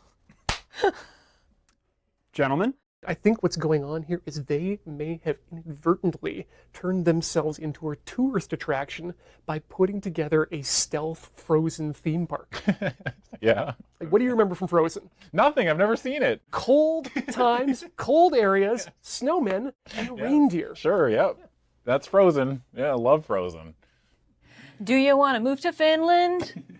What do we call this place? My suggestion would be Scoochin' and Boochin' because you're going to be running from the reindeer, the murder reindeer, while drinking our sweet, sweet booch. Ooh. Which I've never said before in my life, and I hate it. Jacob and Kathleen Scoochin' and Boochin' Oasis. Yep. Come to deep Finland. I get very nervous when I have to poop in public. And it's going to add time onto my day where I'm sitting in the stall waiting for other people to leave so I can finish pooping. So, yeah, I'm going to spend a lot of time in that communal bathroom, and I'm worried about that.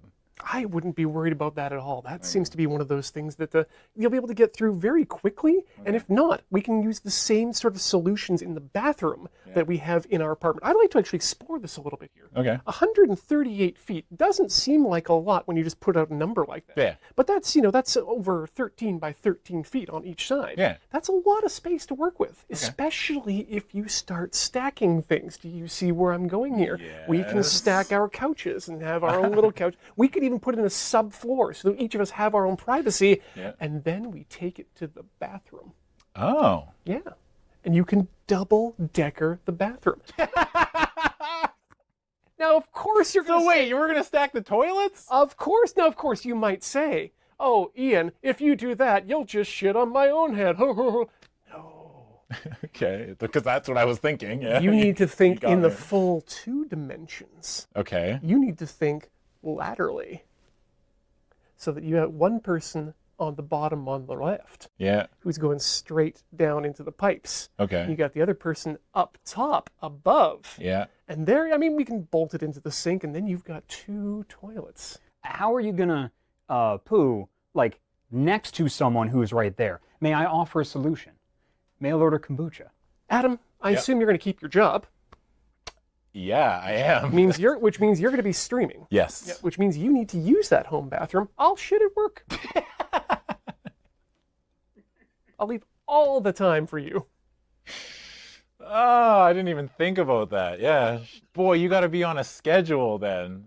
I respect the hell out of that, actually. Wow, that's the nicest thing anybody's ever said about anything that has anything to do with my life, Ian. That was like, wow, you're like, I'll shit at work, it's okay. It's like, what if you wake up in the middle of the night and you have to poop? Are you just going to hold it? Doesn't happen. Oh. When you get to this age, it's one of the few pleasures of life is a reliable bowel movement. Oh, okay.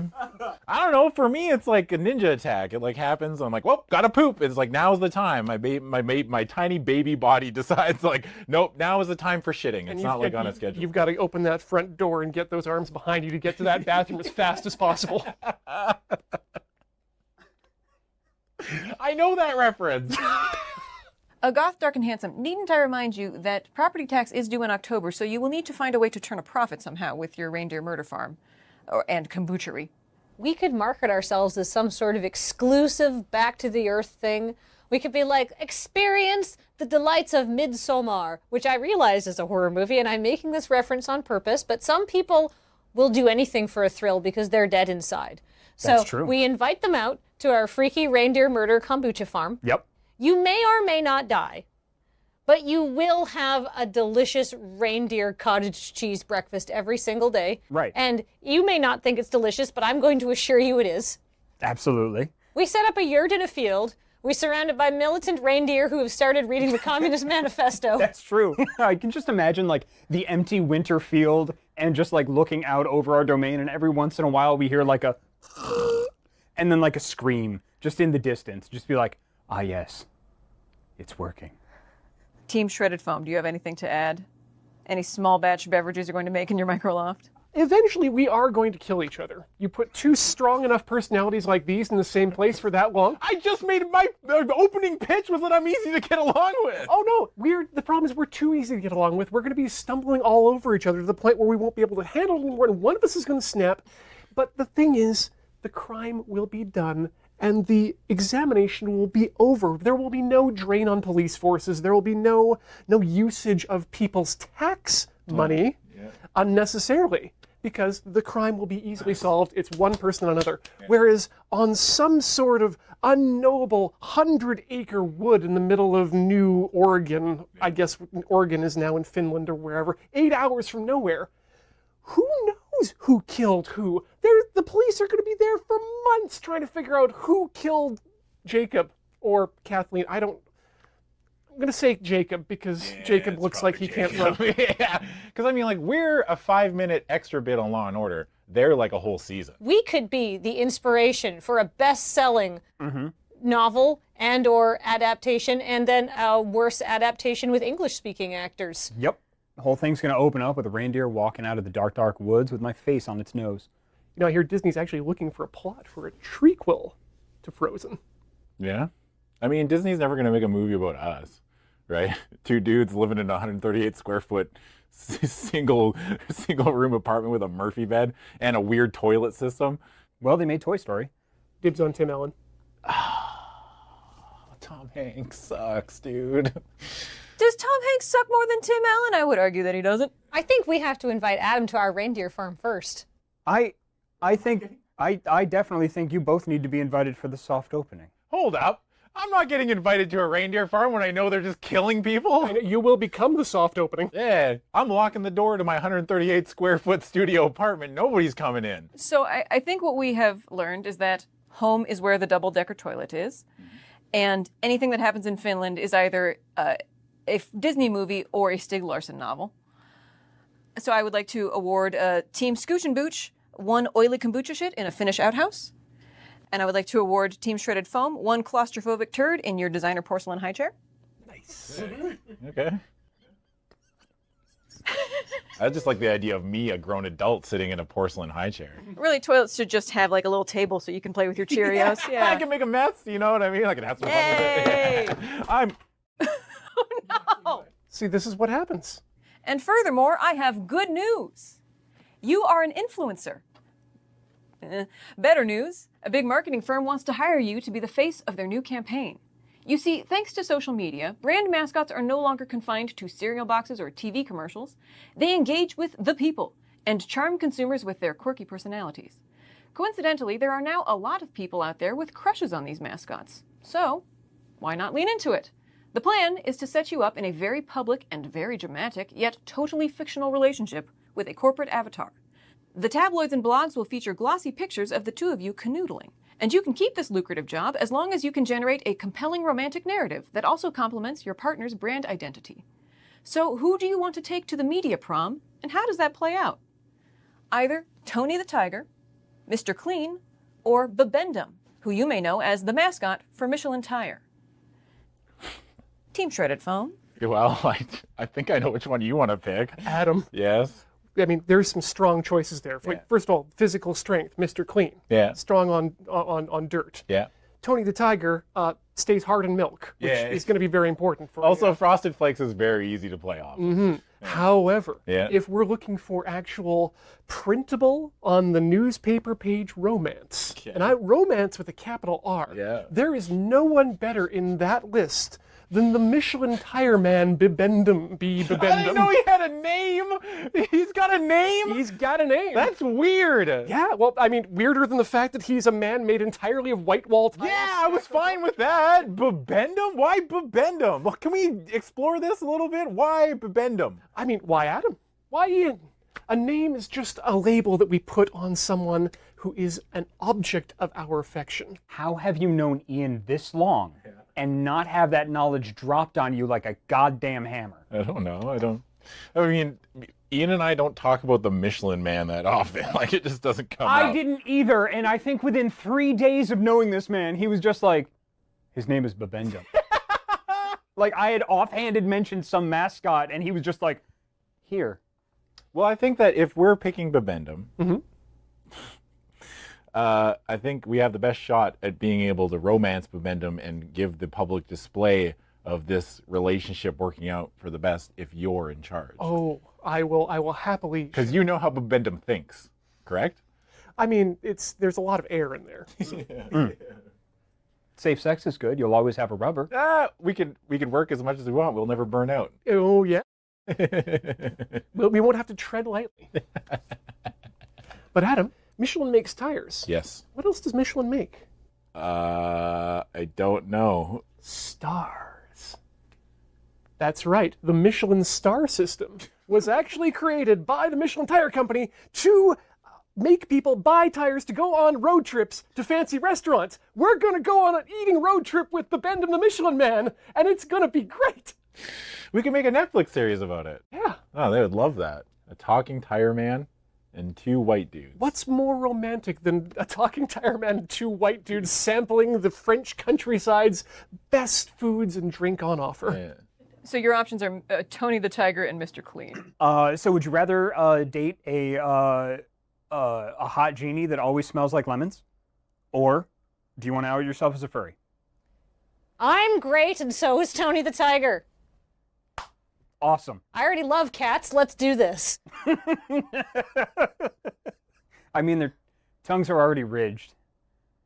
The ears gives you something to hold on to. Yeah, I'm in. I don't think we'll even have to like do too much like, you know, pretend smooching. I think he'll be soft, he'll be warm. We'll just want to cuddle up next to him anyhow. I wasn't planning on doing any pretend anything. Oh. I mean, yeah, I know. I mean, because it's just for the internet and influencers and sponsorship or anything like that. It's not something I've been thinking about for a long time. We're great. Dad bods are in, and that means the Michelin Man is in. Man, he's got like the daddest of bods. Like Such a dad, and he is a gentle, kind, and providing dad as well. I mean, there is evidence of this man. He wears a monocle to start with. Okay. So that means he has a monocle? He's got a monocle. That means that he's rich. Yeah, that's exactly what that means. Which means we will want for nothing. If we want croquembouche in the forest of Normandy with Calvados, he can provide it. You're saying a lot of words that are really big and I don't understand them. Oh, croquembouche is delicious. It's like these little pastries that are drizzled and things. And oh, Calvados is such a lovely apple brandy. Cool, yeah, all right, sure. I'm sure our dad bod Michelin Man knows all about that. Oh, yes, and he can protect us too. Yeah. The man eats glass. I've seen it. What the fuck? He's a powerful being, Adam. What, is he like an elder being? Like he's the Tom Bombadil of corporate mascots. Oh, okay. That means he's gonna sing all the time. Does he sing? Is he one of those people? Is he like, oh, well, anyway, here's Wonderwall, and like pulls out his acoustic guitar? But look at the resonance in that man's chest. Can you imagine? That would be the most glorious Wonderwall that there could be. Yeah. A Wonder sidewall. You have to be very, very careful of flat tires on this road trip, because in that way, you're murdering his family. And you have to be very, very careful about that, especially if you see these tires as disposable as you switch them out. What does that say about your relationship with Bibendum?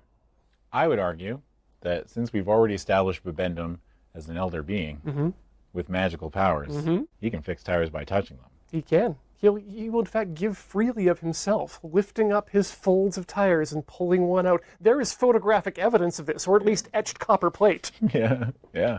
So he'll just pull out another love handle and suddenly a tire will appear? Sick. Yeah. And if you eat enough croquembouche and Calvados, you too will also have love handles and tires appearing. Yeah, but I mean, like, Bibendum's not going to care what we look like, right? Well, exactly. He has a pile of tires. Yeah, exactly. His sense organs are his mouth and his hands, his skin, what meets the road.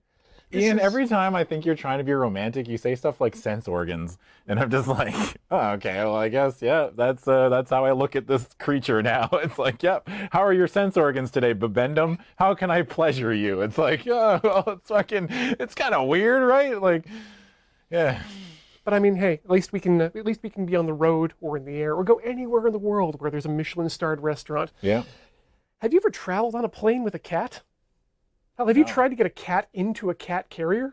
No. Now make the cat man size. Oh, man. Just being able to, like, curl up with a giant, man-shaped, fucking jacked Tiger Man? Hell yeah. Hell yeah. And we already kind of know he's vegetarian. It's pretty much just a diet of grains anyway. so we don't have to worry about anything like natural predatory instincts or whatnot. I mean, that sounds fucking great. Boyfriend and blanket, sign me the fuck up. There is something to be said about Tony the Tiger whispering in your ear, "I'm gonna make you my little frosted flake," whereas Bibendum can't really, I'm gonna tread all over you, brother. Like it's like it's just like it's not the same kind of sexy, right? Like I mean, I'm still trying to wrap my head around the mental gymnastics needed to make a romance work with a corporate mascot for what amounts to an anti-masturbatory aid covered in frosting. You and I have different tastes. I'm, for one, very excited to be his little cereal spoon. This is a PR venture, and so the tabloids are going to be very interested to know what your meet cute story is. So, I mean, look at Jacob and me. We're noodly armed and weak and dour looking, but maybe, we were like huffing along the side of the road, in a futile attempt to like get healthy, and we're about to give up. And Tony the Tiger walked by and put a hand on the shoulder and, said, "Don't give up. I believe in you. You're great." And it's just something about that melted our cold black hearts. And we went, actually, we could be great. And, Tony, first it was just like an athletic mentorship thing. Like he's like, what if we run around the block together, help you lift some weights? Yeah. And, through those, we bonded over sweat and... My stripes are going to spot you.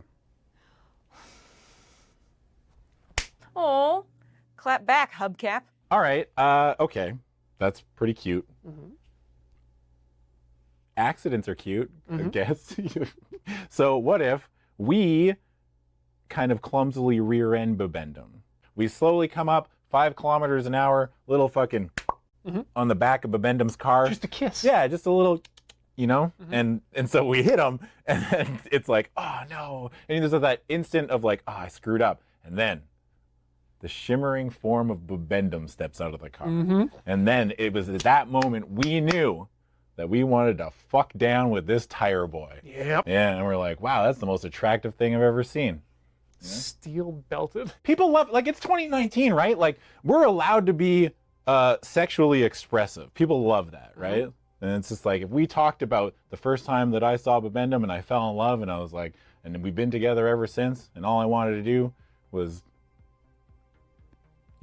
test his puncture resistance. Yeah, that's our story. Edging with the big ribbed white boy. Yeah.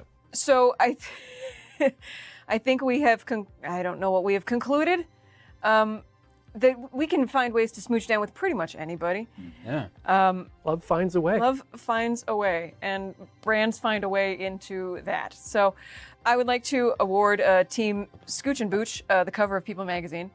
And I would like to award Team Shredded Foam a trending tag on Twitter. We'll take it. I would like to thank Kathleen and Jacob and Ian and Adam for talking. I would like to thank you for liking, commenting, and subscribing. This has been The Panelists. We're great.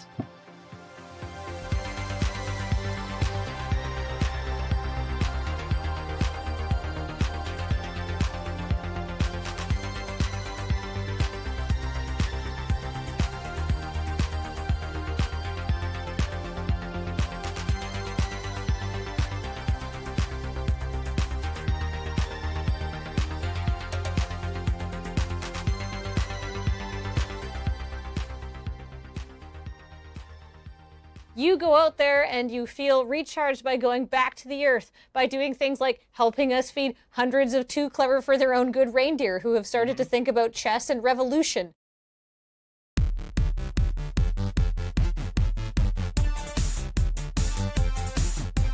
Welcome to Feed Dump. This week, in honor of all that Pokemon Go stuff that's happening, we're all legendary Pokemon. I am Articuno, the Ice Gull. Joining me this week is Moltres, aka Fire Chicken. I missed out on the Fire Chicken. Turns out you can just blink and a week will disappear. And Zapdos, Sparkhawk. Go Team Electric Hufflepuff! Police in New Hampshire were forced to drag a driver out of his own burning car after he crashed it into a tree. When they tried to retrieve him, he climbed into the back seat, but then the fire spread and the tires exploded, so they had to remove him by force. He claimed he was a mechanic and could fix it. I feel like I owe so many movies an apology. I didn't think that an impact with a tree could actually cause a car to catch on fire. Damn. Man, if we're talking about movie car things, I really want that scene from Demolition Man where they crash the car and the whole thing fills with styrofoam to protect them.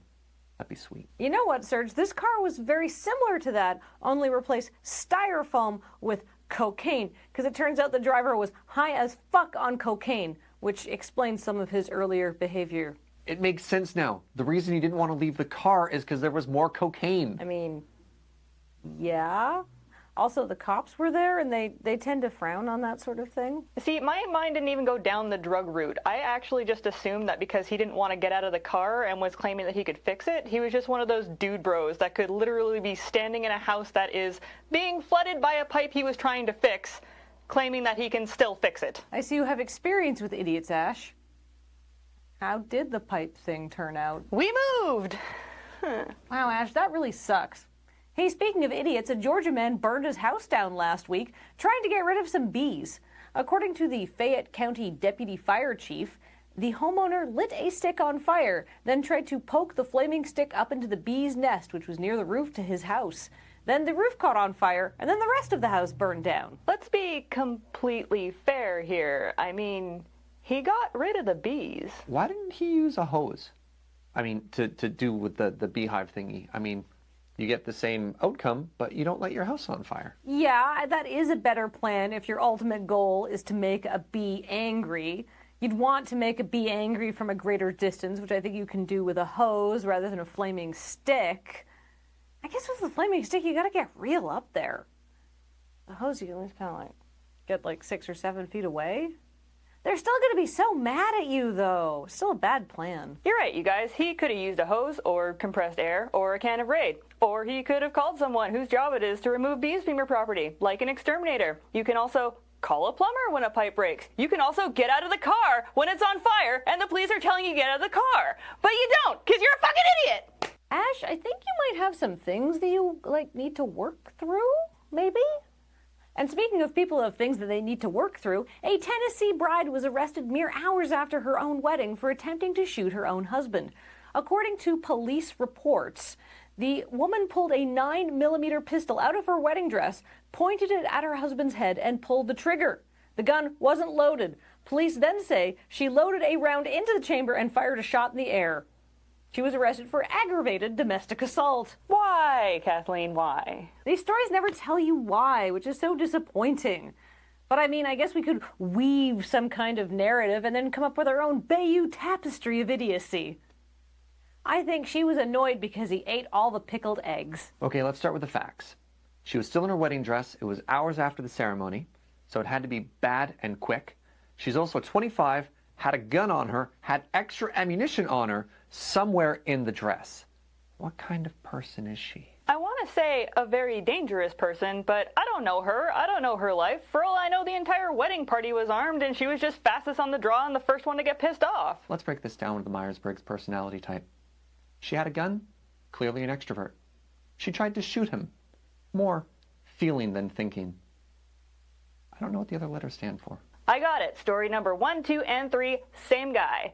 They got home from their wedding, saw bees on their house, and he's like, I know how to get rid of those. Wow, that guy's an idiot. But also a very amusing and newsworthy idiot, so at least he has that going for him. And with that mystery solved, it's time to start working on another. Namely, the mystery of whose hat this is.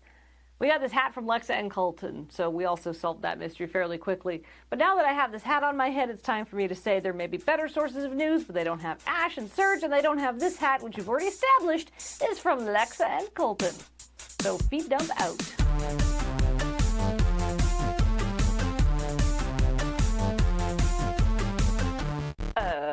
Something, something, Tennessee, something, shotgun wedding, something, punchline.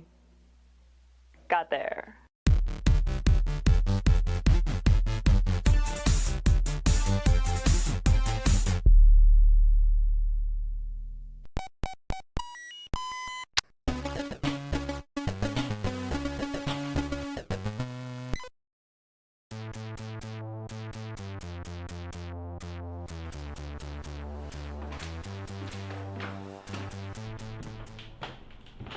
Hey man, I just heard. Are you okay? Yes? If you don't want to talk about it, I understand. but I just wanted to tell you that you're better off without her. Whoa, what? Jennifer, you guys broke up, right? You were too good for her anyway. Wait, we haven't broken up. Who told you that? Susan, she seemed pretty certain. Well, she doesn't know what she's talking about. We're on a break, that's all. Oh, I get it. You get what? Don't look at me like that. No, that's cool. Just let me know when you're done with the denial stage. There's nothing wrong with taking a break. Lots of couples do it. I'm sure this time apart will make us more in love than ever. Yeah, sure, right. And how long is this temporary lull in the happy ever aftering? Well, she didn't say, but I'm sure... Oh, it was her choice then. It was a mutual decision. She proposed it, and I agreed. Mutually. Uh-huh. Okay. It's all right, dude. She broke up with you. Accept it, and move on. We did not break up! Okay. Whatever you say. Oh, hi, Susan. Where is he? He's just in the living room, but I... John, I'm so sorry. No, you're not. You have nothing to be sorry for. Jennifer and I are just on a break. We didn't break up, so butt out of my business. It's no use. He's deep in denial. No, I'm not. I've got the text message right here. Look. I think we should stop seeing each other. Sad smiley face. Yeah, I can see how that's open to interpretation. You just don't understand our complex relationship. Honey, the writing's been on the wall for a while now. I just can't believe you stayed together after she cheated on you. Look, we talked about that and we mutually agreed that it was a mistake. But because she was out of town on a business trip, it shouldn't really count anyway. That's just sad, man. And who are you to lecture me about relationships anyhow? Steve, you dated that chick for 3 months without even realizing that she didn't speak English. We spoke the language of love, man. And Susan, I'm sorry, but your boyfriend looks like he stuck his head in a pencil sharpener. What? No, wait. Oh my God, you're right. Now I can't unsee it. The bottom line is that Jennifer and I are just on a break, and nothing you say is going to change that.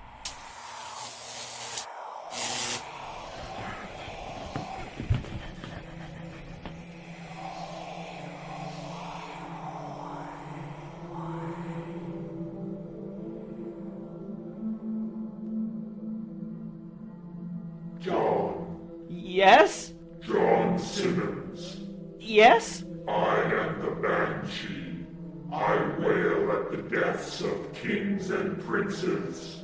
I wailed at the death of Julius Caesar. I wailed at the death of Alexander the Great. And now, John Simmons, I wail at the death of your relationship with Jennifer Barnett. What? Oh, come on! We're on a break! The Banshee does not wail for breaks.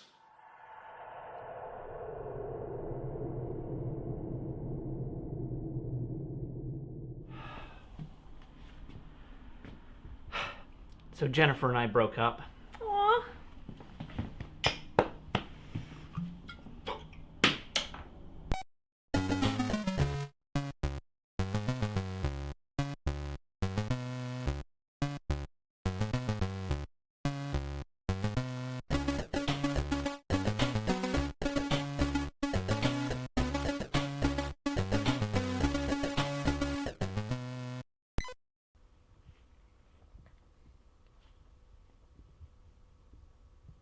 What are you doing? Nothing. I just thought you looked really sharp. Good today.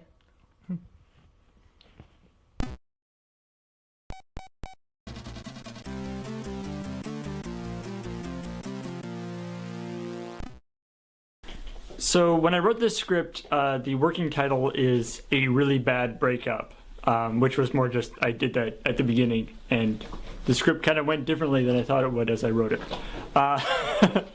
So Kathleen's suggesting The Break, which I think is pretty good. So I'm looking for a mask for the Banshee. I'm going through our masks drawer and fucking found our stupid clown nose. It's not a mask. Who filed this? I guess it goes... I just we don't have a nose section. I guess it goes on your face, I suppose. Damn it. Anyway, what I'm looking for is this. This is the blackout mask. Nice. So that you can be... It's actually made... I'll tell you. One year for Halloween, I was the Grim Reaper. And my mum made this for me years ago, and it's made from pantyhose. They weren't her pantyhose, but it was made from pantyhose. So we got the robe, the hands. I know there's something in there with a hood. Like we've got this thing as well that has like weird arm dangly bits, but I don't know. Okay, Paul. Here's the bottom of the hood. I can see pretty well on it. Yeah. That's the beauty of the pantyhose. Oh, very I don't nice. know, I think you need more like volume or something like that. Yeah, what if we just get like fabric and sort of like Do we have any black fabric? do stuff? But we have a cape. We have so many of these like random bits of really shitty. We've got the cape with the cool shoulder pads, but No, I don't think that. I don't think the shoulder pads really. No. They're not very Banshee. That's too badass.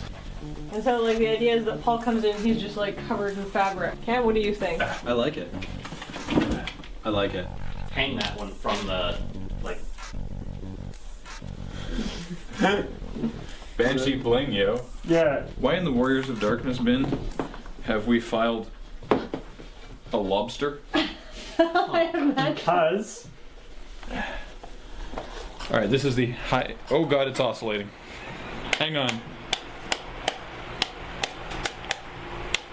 What the? All right. Well, there's movement. It's a little bit. What if I put it like right up under there? What if we I did mean, the nice thing behind about you? this super shitty fabric is it's very, very light. And it doesn't do anything behind him. What about right at his feet behind him? In case it's not totally obvious, I had the idea of the whole Banshee part. I thought that was really good, and I was trying to figure out what the Banshee could be. Like, I like the idea of this like mythological creature who foretells doom, talking about something mundane, and so the original idea that I have written in my sort of list of ideas is like a breakup or like a guy getting like fired from his job. Or, some sort of mundane, bad thing. I am the Banshee. I wail at the deaths of kings and princes. When you point, I can see your hand. Does anyone have a glove? Sure, like a microfiber glove. The obvious thing is to have like the Banshee, or like have it come in and then have like the Banshee kind of drop the super creepy act and sort of talk to him for a bit. Like, oh man, I'm so sorry, stuff like that. Oh, I'm so sorry. She really dumped you. That's harsh, man. Stuff like that. But I thought I sort of went back and forth on it, but I thought it kind of worked out better. The Banshee is totally straight. This is not just a Banshee. This is like the Banshee that wails at super important things. The Banshee does not wail for breaks. The idea is that this guy's relationship is so dead, so incredibly done, that the Banshee had to come and let him know. Annika, guess what you have to do? He didn't get off when we moved it last time. Annika, you're lying on the non-functional part of the table. It's about to go away. Fuck you, Annika. Carry me. I want to get out of the way. Oh, he's purring! You just lift up your This fucking guy. Okay, so he came up into my room and he was like, "Nerp, nerp, nerp, I'm a cat," and he jumped up on the my drawing table, and then like looked at the grate on the window and was like, "Meh, uh-oh." I was like, for fuck's sake. I was like, oh good, I have to go deal with this wood chipper now. It's like, save you from your own stupidity. I don't know how to function my claws. Oh man. Help me. Just like, be cat, ruin everything. This is our super cool pocket dolly, which was a couple $100, but is super nice for just small, nice little dolly shots. And you set it up on 2 different tripods, and you're meant to have a tripod head on this part, and we have a tripod head that goes on this part that you screw into here so that you can actually adjust the tilt and stuff while you move it. but we left the shoe for the tripod at the second time for the second week running. We left the shoe for the tripod at the office. So I'm just going to put the camera on this plate here, and it'll probably work fine. And you can move it either by just sort of grabbing it, and moving it like that, or it has this neat little thing for slower, sustained movement, and it's really, really cool. Pretend the camera Especially me. is a laser that will shoot your face if you look at it. Yeah, it's like, yeah, you can't look at a laser. Okay, and it is the temporary lull in happy ever after. Yes. Yes. Once that dog stops losing his mind. Fuck your shit, dog. Alright, go ahead. No. Go ahead. No, sorry, there's a cat in the way. And a cup.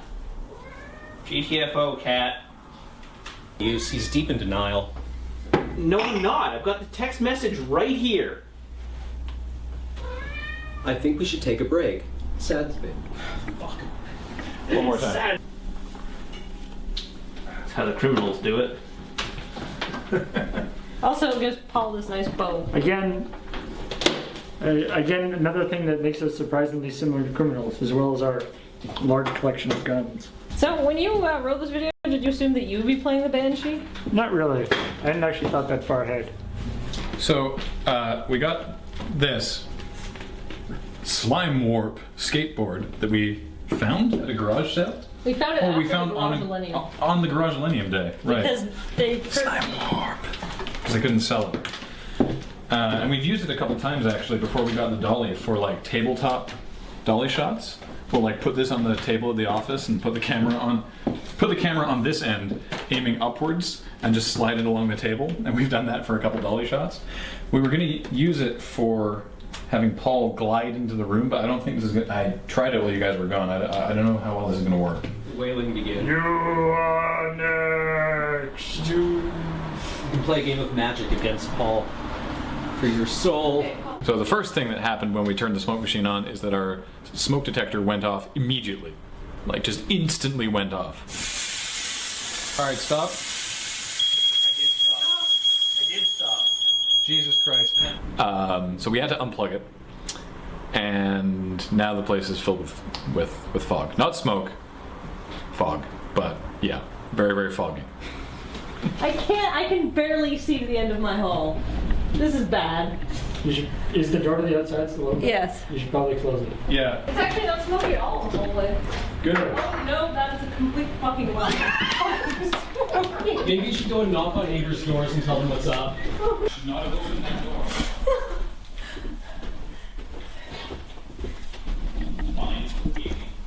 Doesn't even smell like we should close it now. So I'm taping this note up in the hallway and the door when you come in, so nobody who lives up here comes up here, sees all the smoke, and is like, "Holy shit!"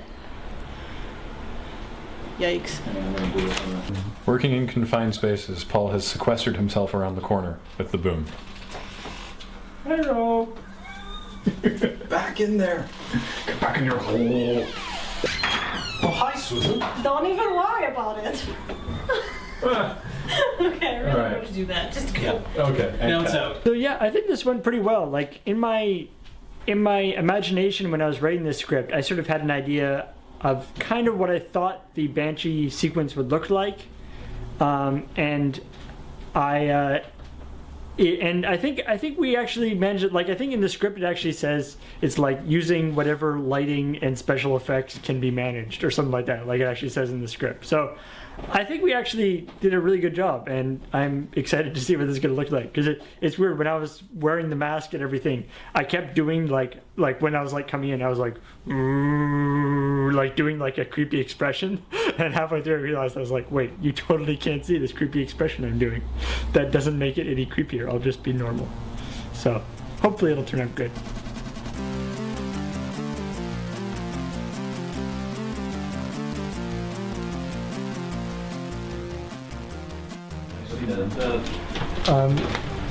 So are we done with me, or should I think so.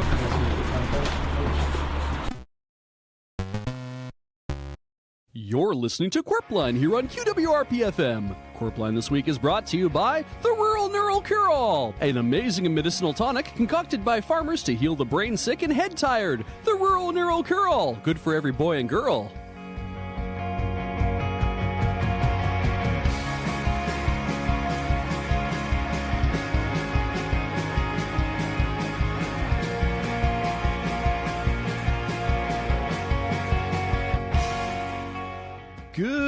morning, Innsbruck. Big G Money here with A Train. How's it going, Alex? I found 18 cents on my couch, but apples don't go on sale till Friday. Is that code for something? No, I just like apples. Oh, okay. Well, it's great weather for it out there in scenic Innsbruck, weird sky country. You are not wrong. Yeah, look at that. Oof. Anyway, the sky isn't the only thing in flux this week in Innsbruck, as voters are preparing for the referendum to modify the system of municipal voting here in Innsbruck. The city could either stay with its current system of disproportional representation, or it could change to one of two new options: first past the priest, where the candidates engage in a literal foot race to Innsbruck Hexacostal Church, or multiple transferable vote, which, according to Kenneth Lancer from Sheffield University, is sort of like electoral multi-ball. We'll have Mr. Lancer with us later in the program to talk about some of this. But first, what do you think of these proposed changes? I'm aldersman. I have to remain impartial. No, not like the listeners. Oh, they're pissed. So I've heard, which is why we sent summer intern Derek out to harass passersby with a microphone and gauge their opinions. Hi, Graham. Hi, Alex. You can't answer me because this is a pre-recorded segment. I'm summer intern Derek. Hi, listeners. I'm standing outside historic QWRP-FM radio station, waiting to do interviews with people who are going into the building. Hi, Edith. Hello, Derek. Do you have a few moments to spare about the upcoming referendum? Well, I do have to get to work, but I am a passionate person known for my many fiery opinions. What do you want to know, Derek? What's your favorite way to vote?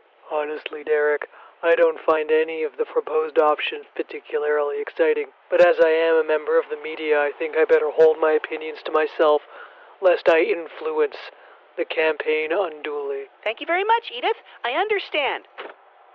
What do you think, sports reporter Montgomery Cohn? Let me tell you exactly what I think, Derek.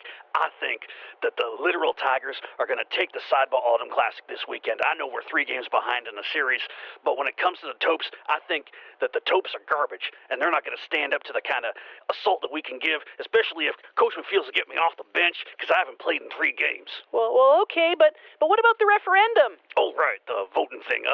All y'all need to vote yes on the special ballot initiative that gets Innsbruck a new arena for sideball. I can't think of a better use of taxpayer money. Well, no, what about the system of voting? I'll tell you the ideal method of voting there, Derek. You get up in the morning, you have a good breakfast and maybe have some coffee, and you walk down to the school gymnasium and you pick up that pencil and you vote. And that's all you need to do is you just vote. Everybody gets a vote, and I don't know why people can't just go into a place and get a vote. And it's so hard to think about why. And that was Montgomery Cohn, sports reporter, who's now walking away from me. I didn't realize interviewing people on the street was so hard. Guys? Oh, right, this is a pre-record. Okay. Oh, now I see station manager Joan, who is now waving me off, so I don't get to talk to her either. And here's Michael O'Leary, coming out of the building, because that's where he lives. Oh, right, I wasn't supposed to say that, because that's his home address. Guys, cut this out later when you use this. Hi, Michael. Hi, Derek. What are you doing out here so early? I'm interviewing the man on the street, and that's you, so I need your opinions on the referendum. I wouldn't consider myself the man on the street, Derek. I'm more of the man with the generously appointed bachelor apartment. Or just man about town, if you would. Perhaps a gadabout. And I'm performing my weekly grocery trip. Would you care to join me? All the best produce shows up at 6 a.m., and it's chanterelle season. I mustn't tarry. Well, okay, but I'm going to need a firm opinion out of you for how you're going to vote on the referendum. Just a sec, let me put my phone away, it's getting heavy. So do you have any plans for those chanterelles? I was thinking of making a demi-glace.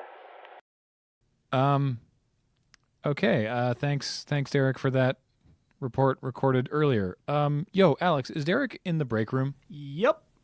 Could you go send him back out to do that again with really explicit instructions?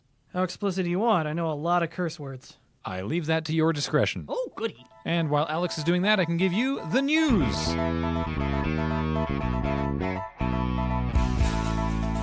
The Innsbruck Middle School Craft Fair takes place this weekend, so if you're looking to stock up on macaroni crafts, extremely amateur woodworking, or pine cones that have been decorated to look like the late Richard Thurpston in time for the fourth quarter holidays, they've got you covered. As always, the money raised will go towards the annual school trip. This year, it's a thrilling springtime hike along the remnants of the Metaxas line on the Greco-Bulgarian border. If you'd like to help directly, the Innsbruck Middle School will gladly take donations of unexpired field rations, warm blankets, or Huffer Pharmachemicals Bunyan Cream. And the Innsbruck Girl Scouts are holding a camouflage workshop, so bring your jute and learn how not to be seen.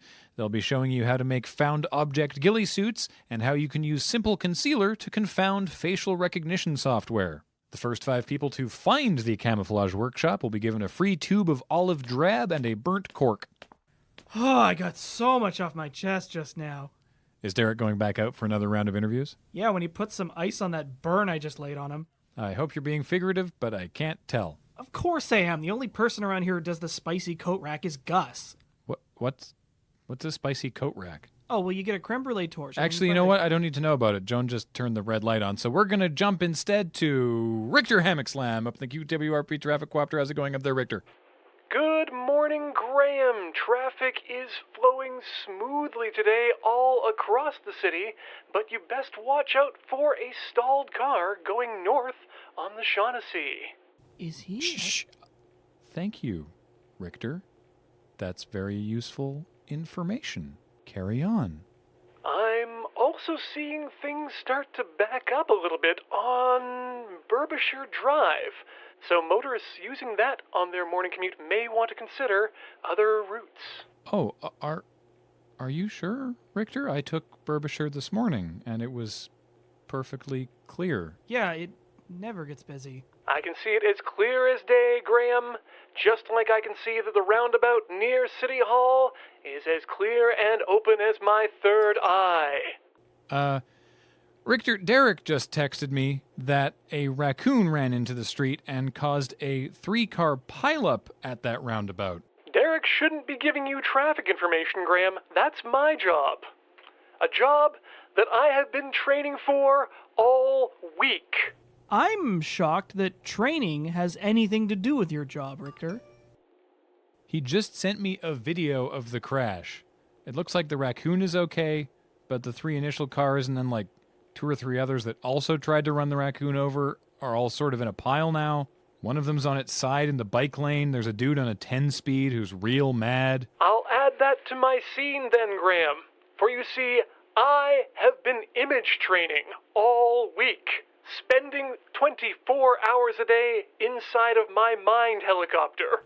What the hell is image training? It's a legitimate form of training, Alex, one used by elite athletes to train for the Olympics and such.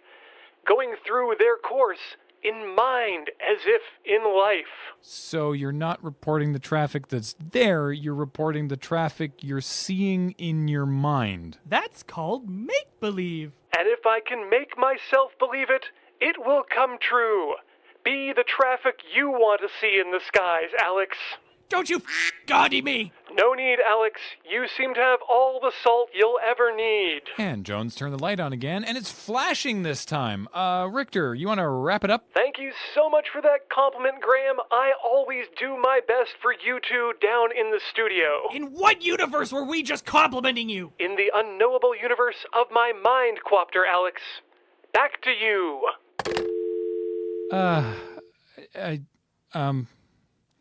Sure.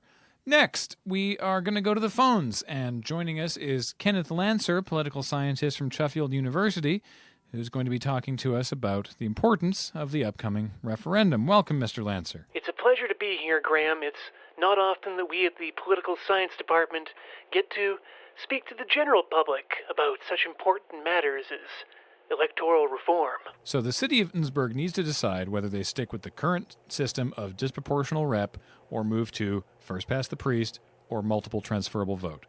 What do you think are the advantages and disadvantages of these various systems? Either of these options is a success from my point of view. You haven't held an election in 17 years. Your mayor is a box of paper clips. I can't understand how you continue to function. Hey, Mayor Steno Paperclips hasn't been doing that bad a job. And I'd like to counter that your position in the county as an aldersman has been made much easier by this lack of an elected official. What the hell's that supposed to mean? A modern electoral system is built on a system of checks and balances, and not having a mayor for over 9 years is a flagrant disregard for the citizens of this city. Your last mayor died in office and was replaced by the box of paperclips. How, as a representative of the citizenry, can you not see this as a problem? Hey, it ain't broke. It's fundamentally broken. The paperclips are being used. Wait, what? Yeah, people are taking them and not returning them. What happens when all the paper clips are gone? Nobody knows. I don't know. This situation is unprecedented in the history of Westminster politics. I urge every eligible citizen of Innsbruck to get out there and vote for one of the two new options in this referendum. It is absolutely paramount that you elect a human mayor. No ghosts, no statues, no stationery of any kind.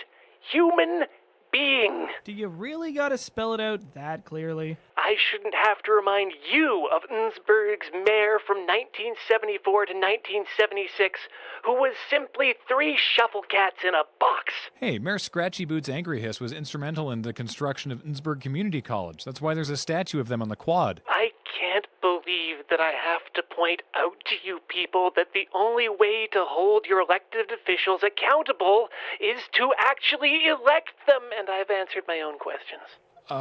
Okay, well, thank you for your insight, Kenneth Lancer. We appreciate you being here today. Sure. Go Topes.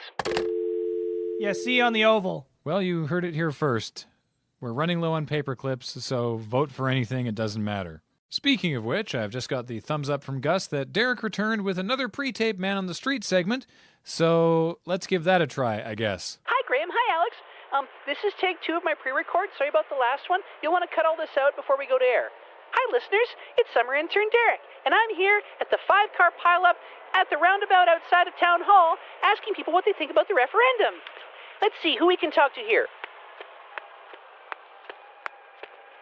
Excuse me, sir. What are your thoughts on the upcoming referendum? Are you a paramedic? I have pins and needles all down my left side. Will you help me? Oh, well, I don't know if I can explain multiple transferable vote very well. I think I might have a head injury. I can't understand what you're talking about. Oh, well, from what I've heard, that's pretty common with multiple transferable vote. Okay.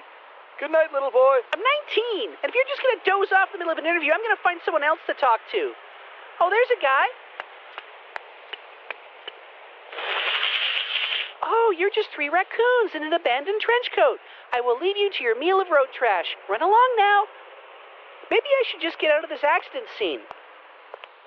Oh, perfect. I'm going to go talk to her. She's one of Innsbruck's finest. Hello? Hi. This is an active accident scene, and so I'm going to need you to get away from all of the victims. But I have important journalism to do. I was sent here by QWRP-FM to ask people about the referendum. I am actively trying to deploy the jaws of life right now, but I actually have some opinions on First Past the Priest. I don't think the Hexacostal Church is the right place to have that race. Oh, you're the first person I've talked to, ever, who's answered my hard-hitting questions.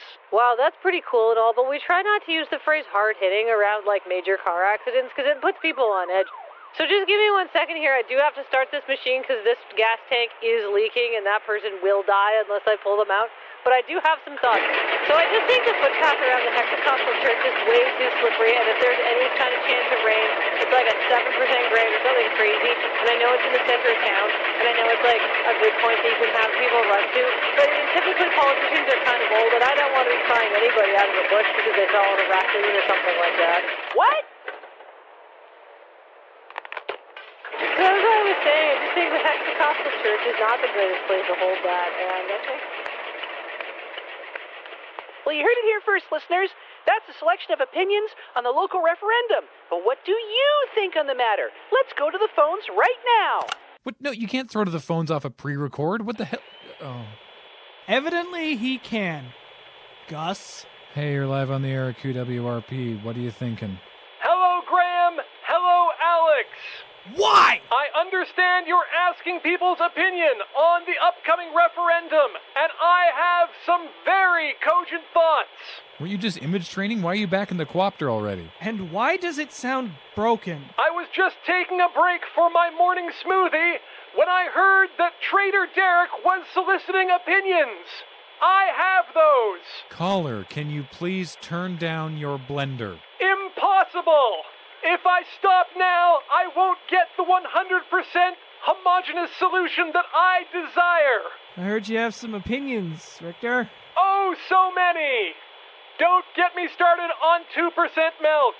I didn't. But on the topic of the referendum, quite frankly, I think it's high time that the citizenry stop with the freeloading and earn their vote like Spartans. Through military service? And exposure as infants? It's a start, I know, but we need a hard citizenry to make the hard decisions.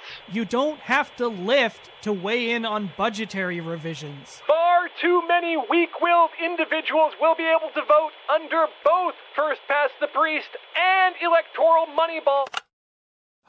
I never knew pushing a button could feel so good. Oh, but Joan seems to have figured that out, so I guess it's time for the break. When we come back, the Innsbruck 5-H Club is holding an Achievement Day. You can come out to the Raster Heights Elementary School Gymnasium and see what some youth of Innsbruck have been up to this summer.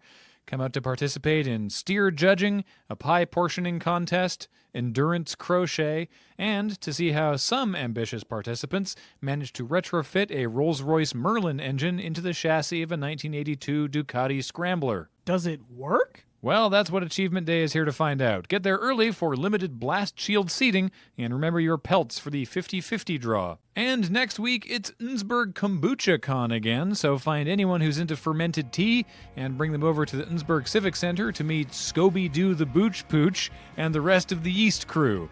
Try some of the new flavors: green tea huckleberry, pu'er pork curry, and rooibos fidget spinner. There will also be a new drinkers booch camp, a drinking contest. Remember, it's not about speed, it's about volume.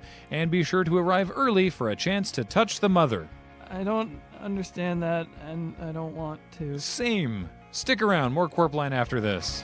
You're listening to Qwerpline here on QWRP-FM. Thanks again to our sponsor, the Rural Neural Cure-All, an amazing medicinal tonic concocted by farmers to heal the brain sick and head tired. The Rural Neural Cure-All, only tested on squirrels.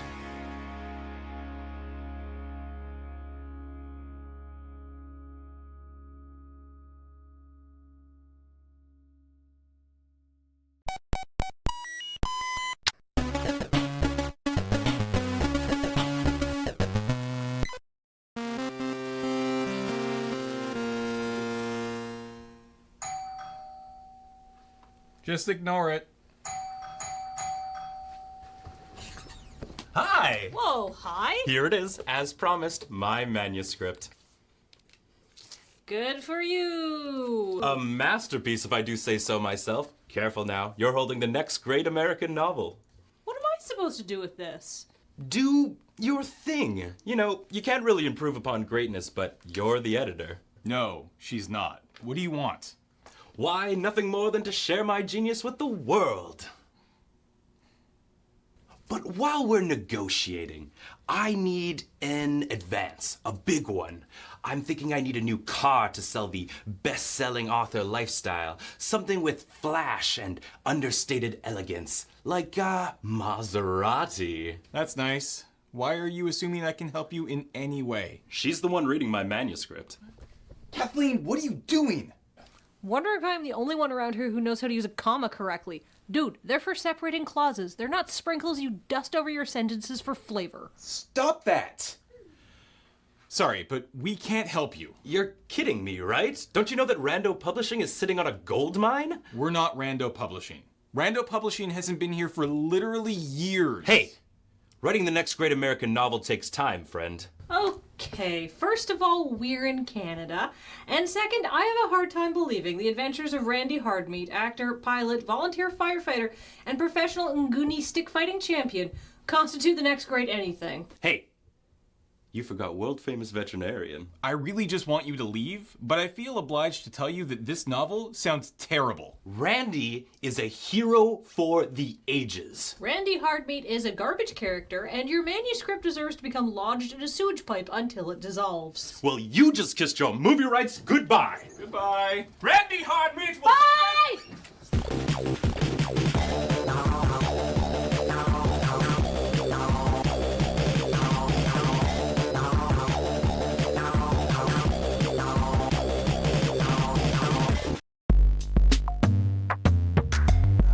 All right, everyone. We have a real big day ahead of us. We have to at least How film... about we don't do any of that? I haven't even told you what it is that we have to do yet. Yeah, but I already know I don't want to do it. Okay, well, what we have to do... We have to listen to more of this Randy Hardmeat stuff. Please, no. Randy paused. All 10 of his abs twitched as a light breeze swept what remained of his shirt from his taut torso. A single bead of sweat ran across his temple as he raised his Ninguni sticks. Technically, one stick should have been used for offense and one for defense, but Randy only had offense on his mind now. Oh, come on. Yeah, that really wasn't as bad as you made it sound. Well, it's hard to read punctuation aloud. Everyone stop. Please just listen to me for like 30 seconds. Why? Wow, we do not work well together. We? Okay, guys, we are wasting precious time here. He's right. I am? He is? Yeah, if we don't learn to work together as a team, we're never going to get anything done. I agree with most of what you said. Which means Loading Ready Run needs to go on a team-building retreat. Go on. Go on. IBS has a cabin we use for our biannual meetings and team-building exercises. It's how we work together as such a cohesive unit. You work alone. I tell you, there is no better way to improve communication and build team morale than to spend 2 days bonding with friends, enjoying the majesty of nature, and building tiny toothpick replicas of the Akashi Kaikyo Bridge with your peers. So you're saying Loading Ready Run could use this cabin? Yeah, I've got the keys. And all of us could stay there? Plenty of room. And we get a free vacation? If you want to think about it that way, sure. But we have to talk about our feelings and learn about the power of friendship. That would be the point, yes. Hard pass. Tell me more about building the tiny bridges.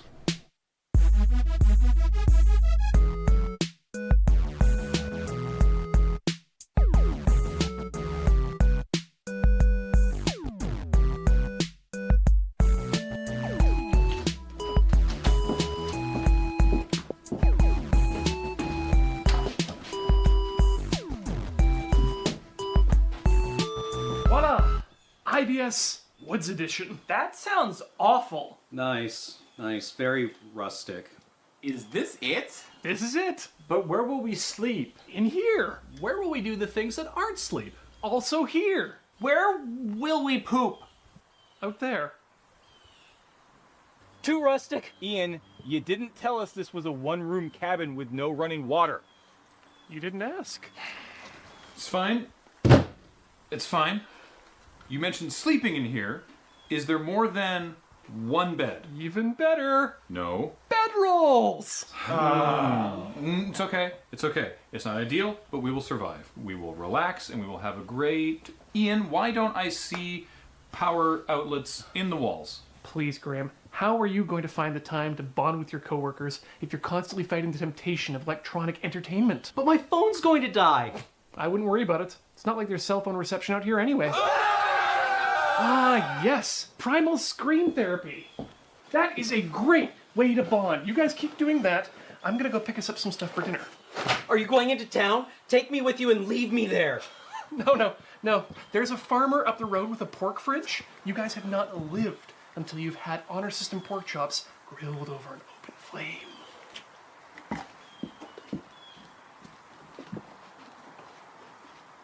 Anybody know any camp songs?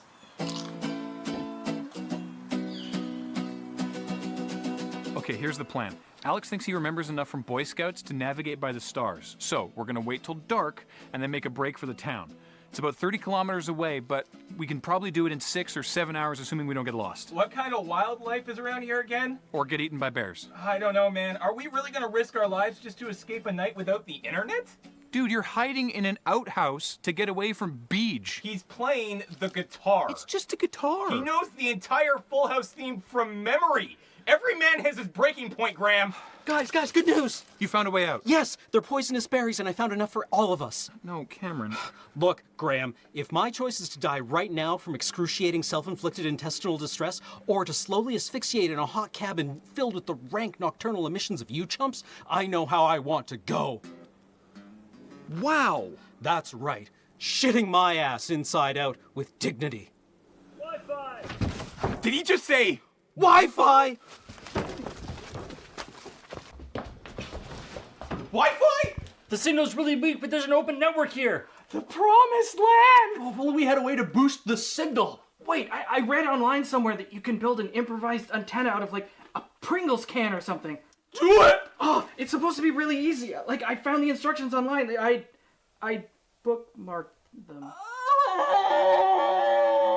No, we can figure this out. We are somewhat intelligent. We are marginally capable. We have a small variety of limited skills.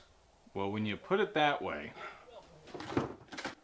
For glory, for gifts of adorable baby kitties and hilarious personal injuries, for not having to speak to you assholes for the rest of the night. Yeah!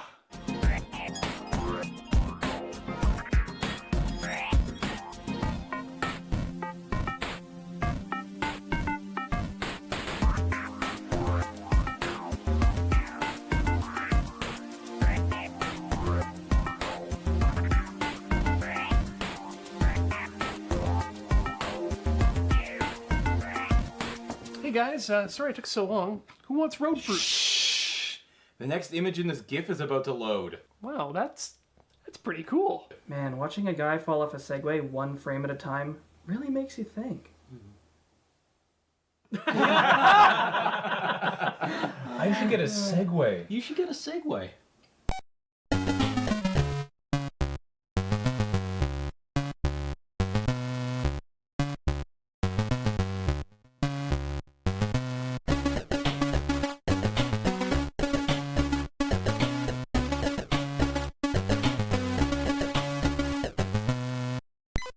Randy crouched low to the ground and listened.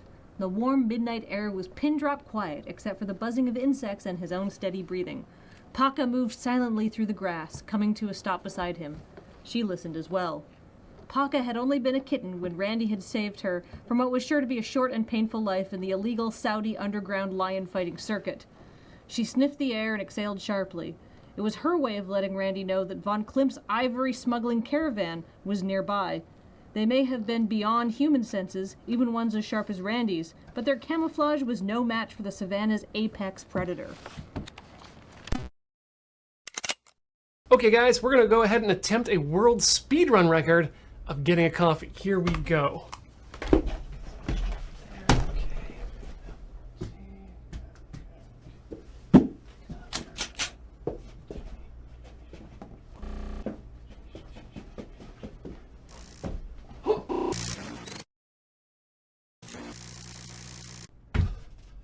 Okay, so the RNG at the barista kind of screwed me over, but wow, that's a new PB.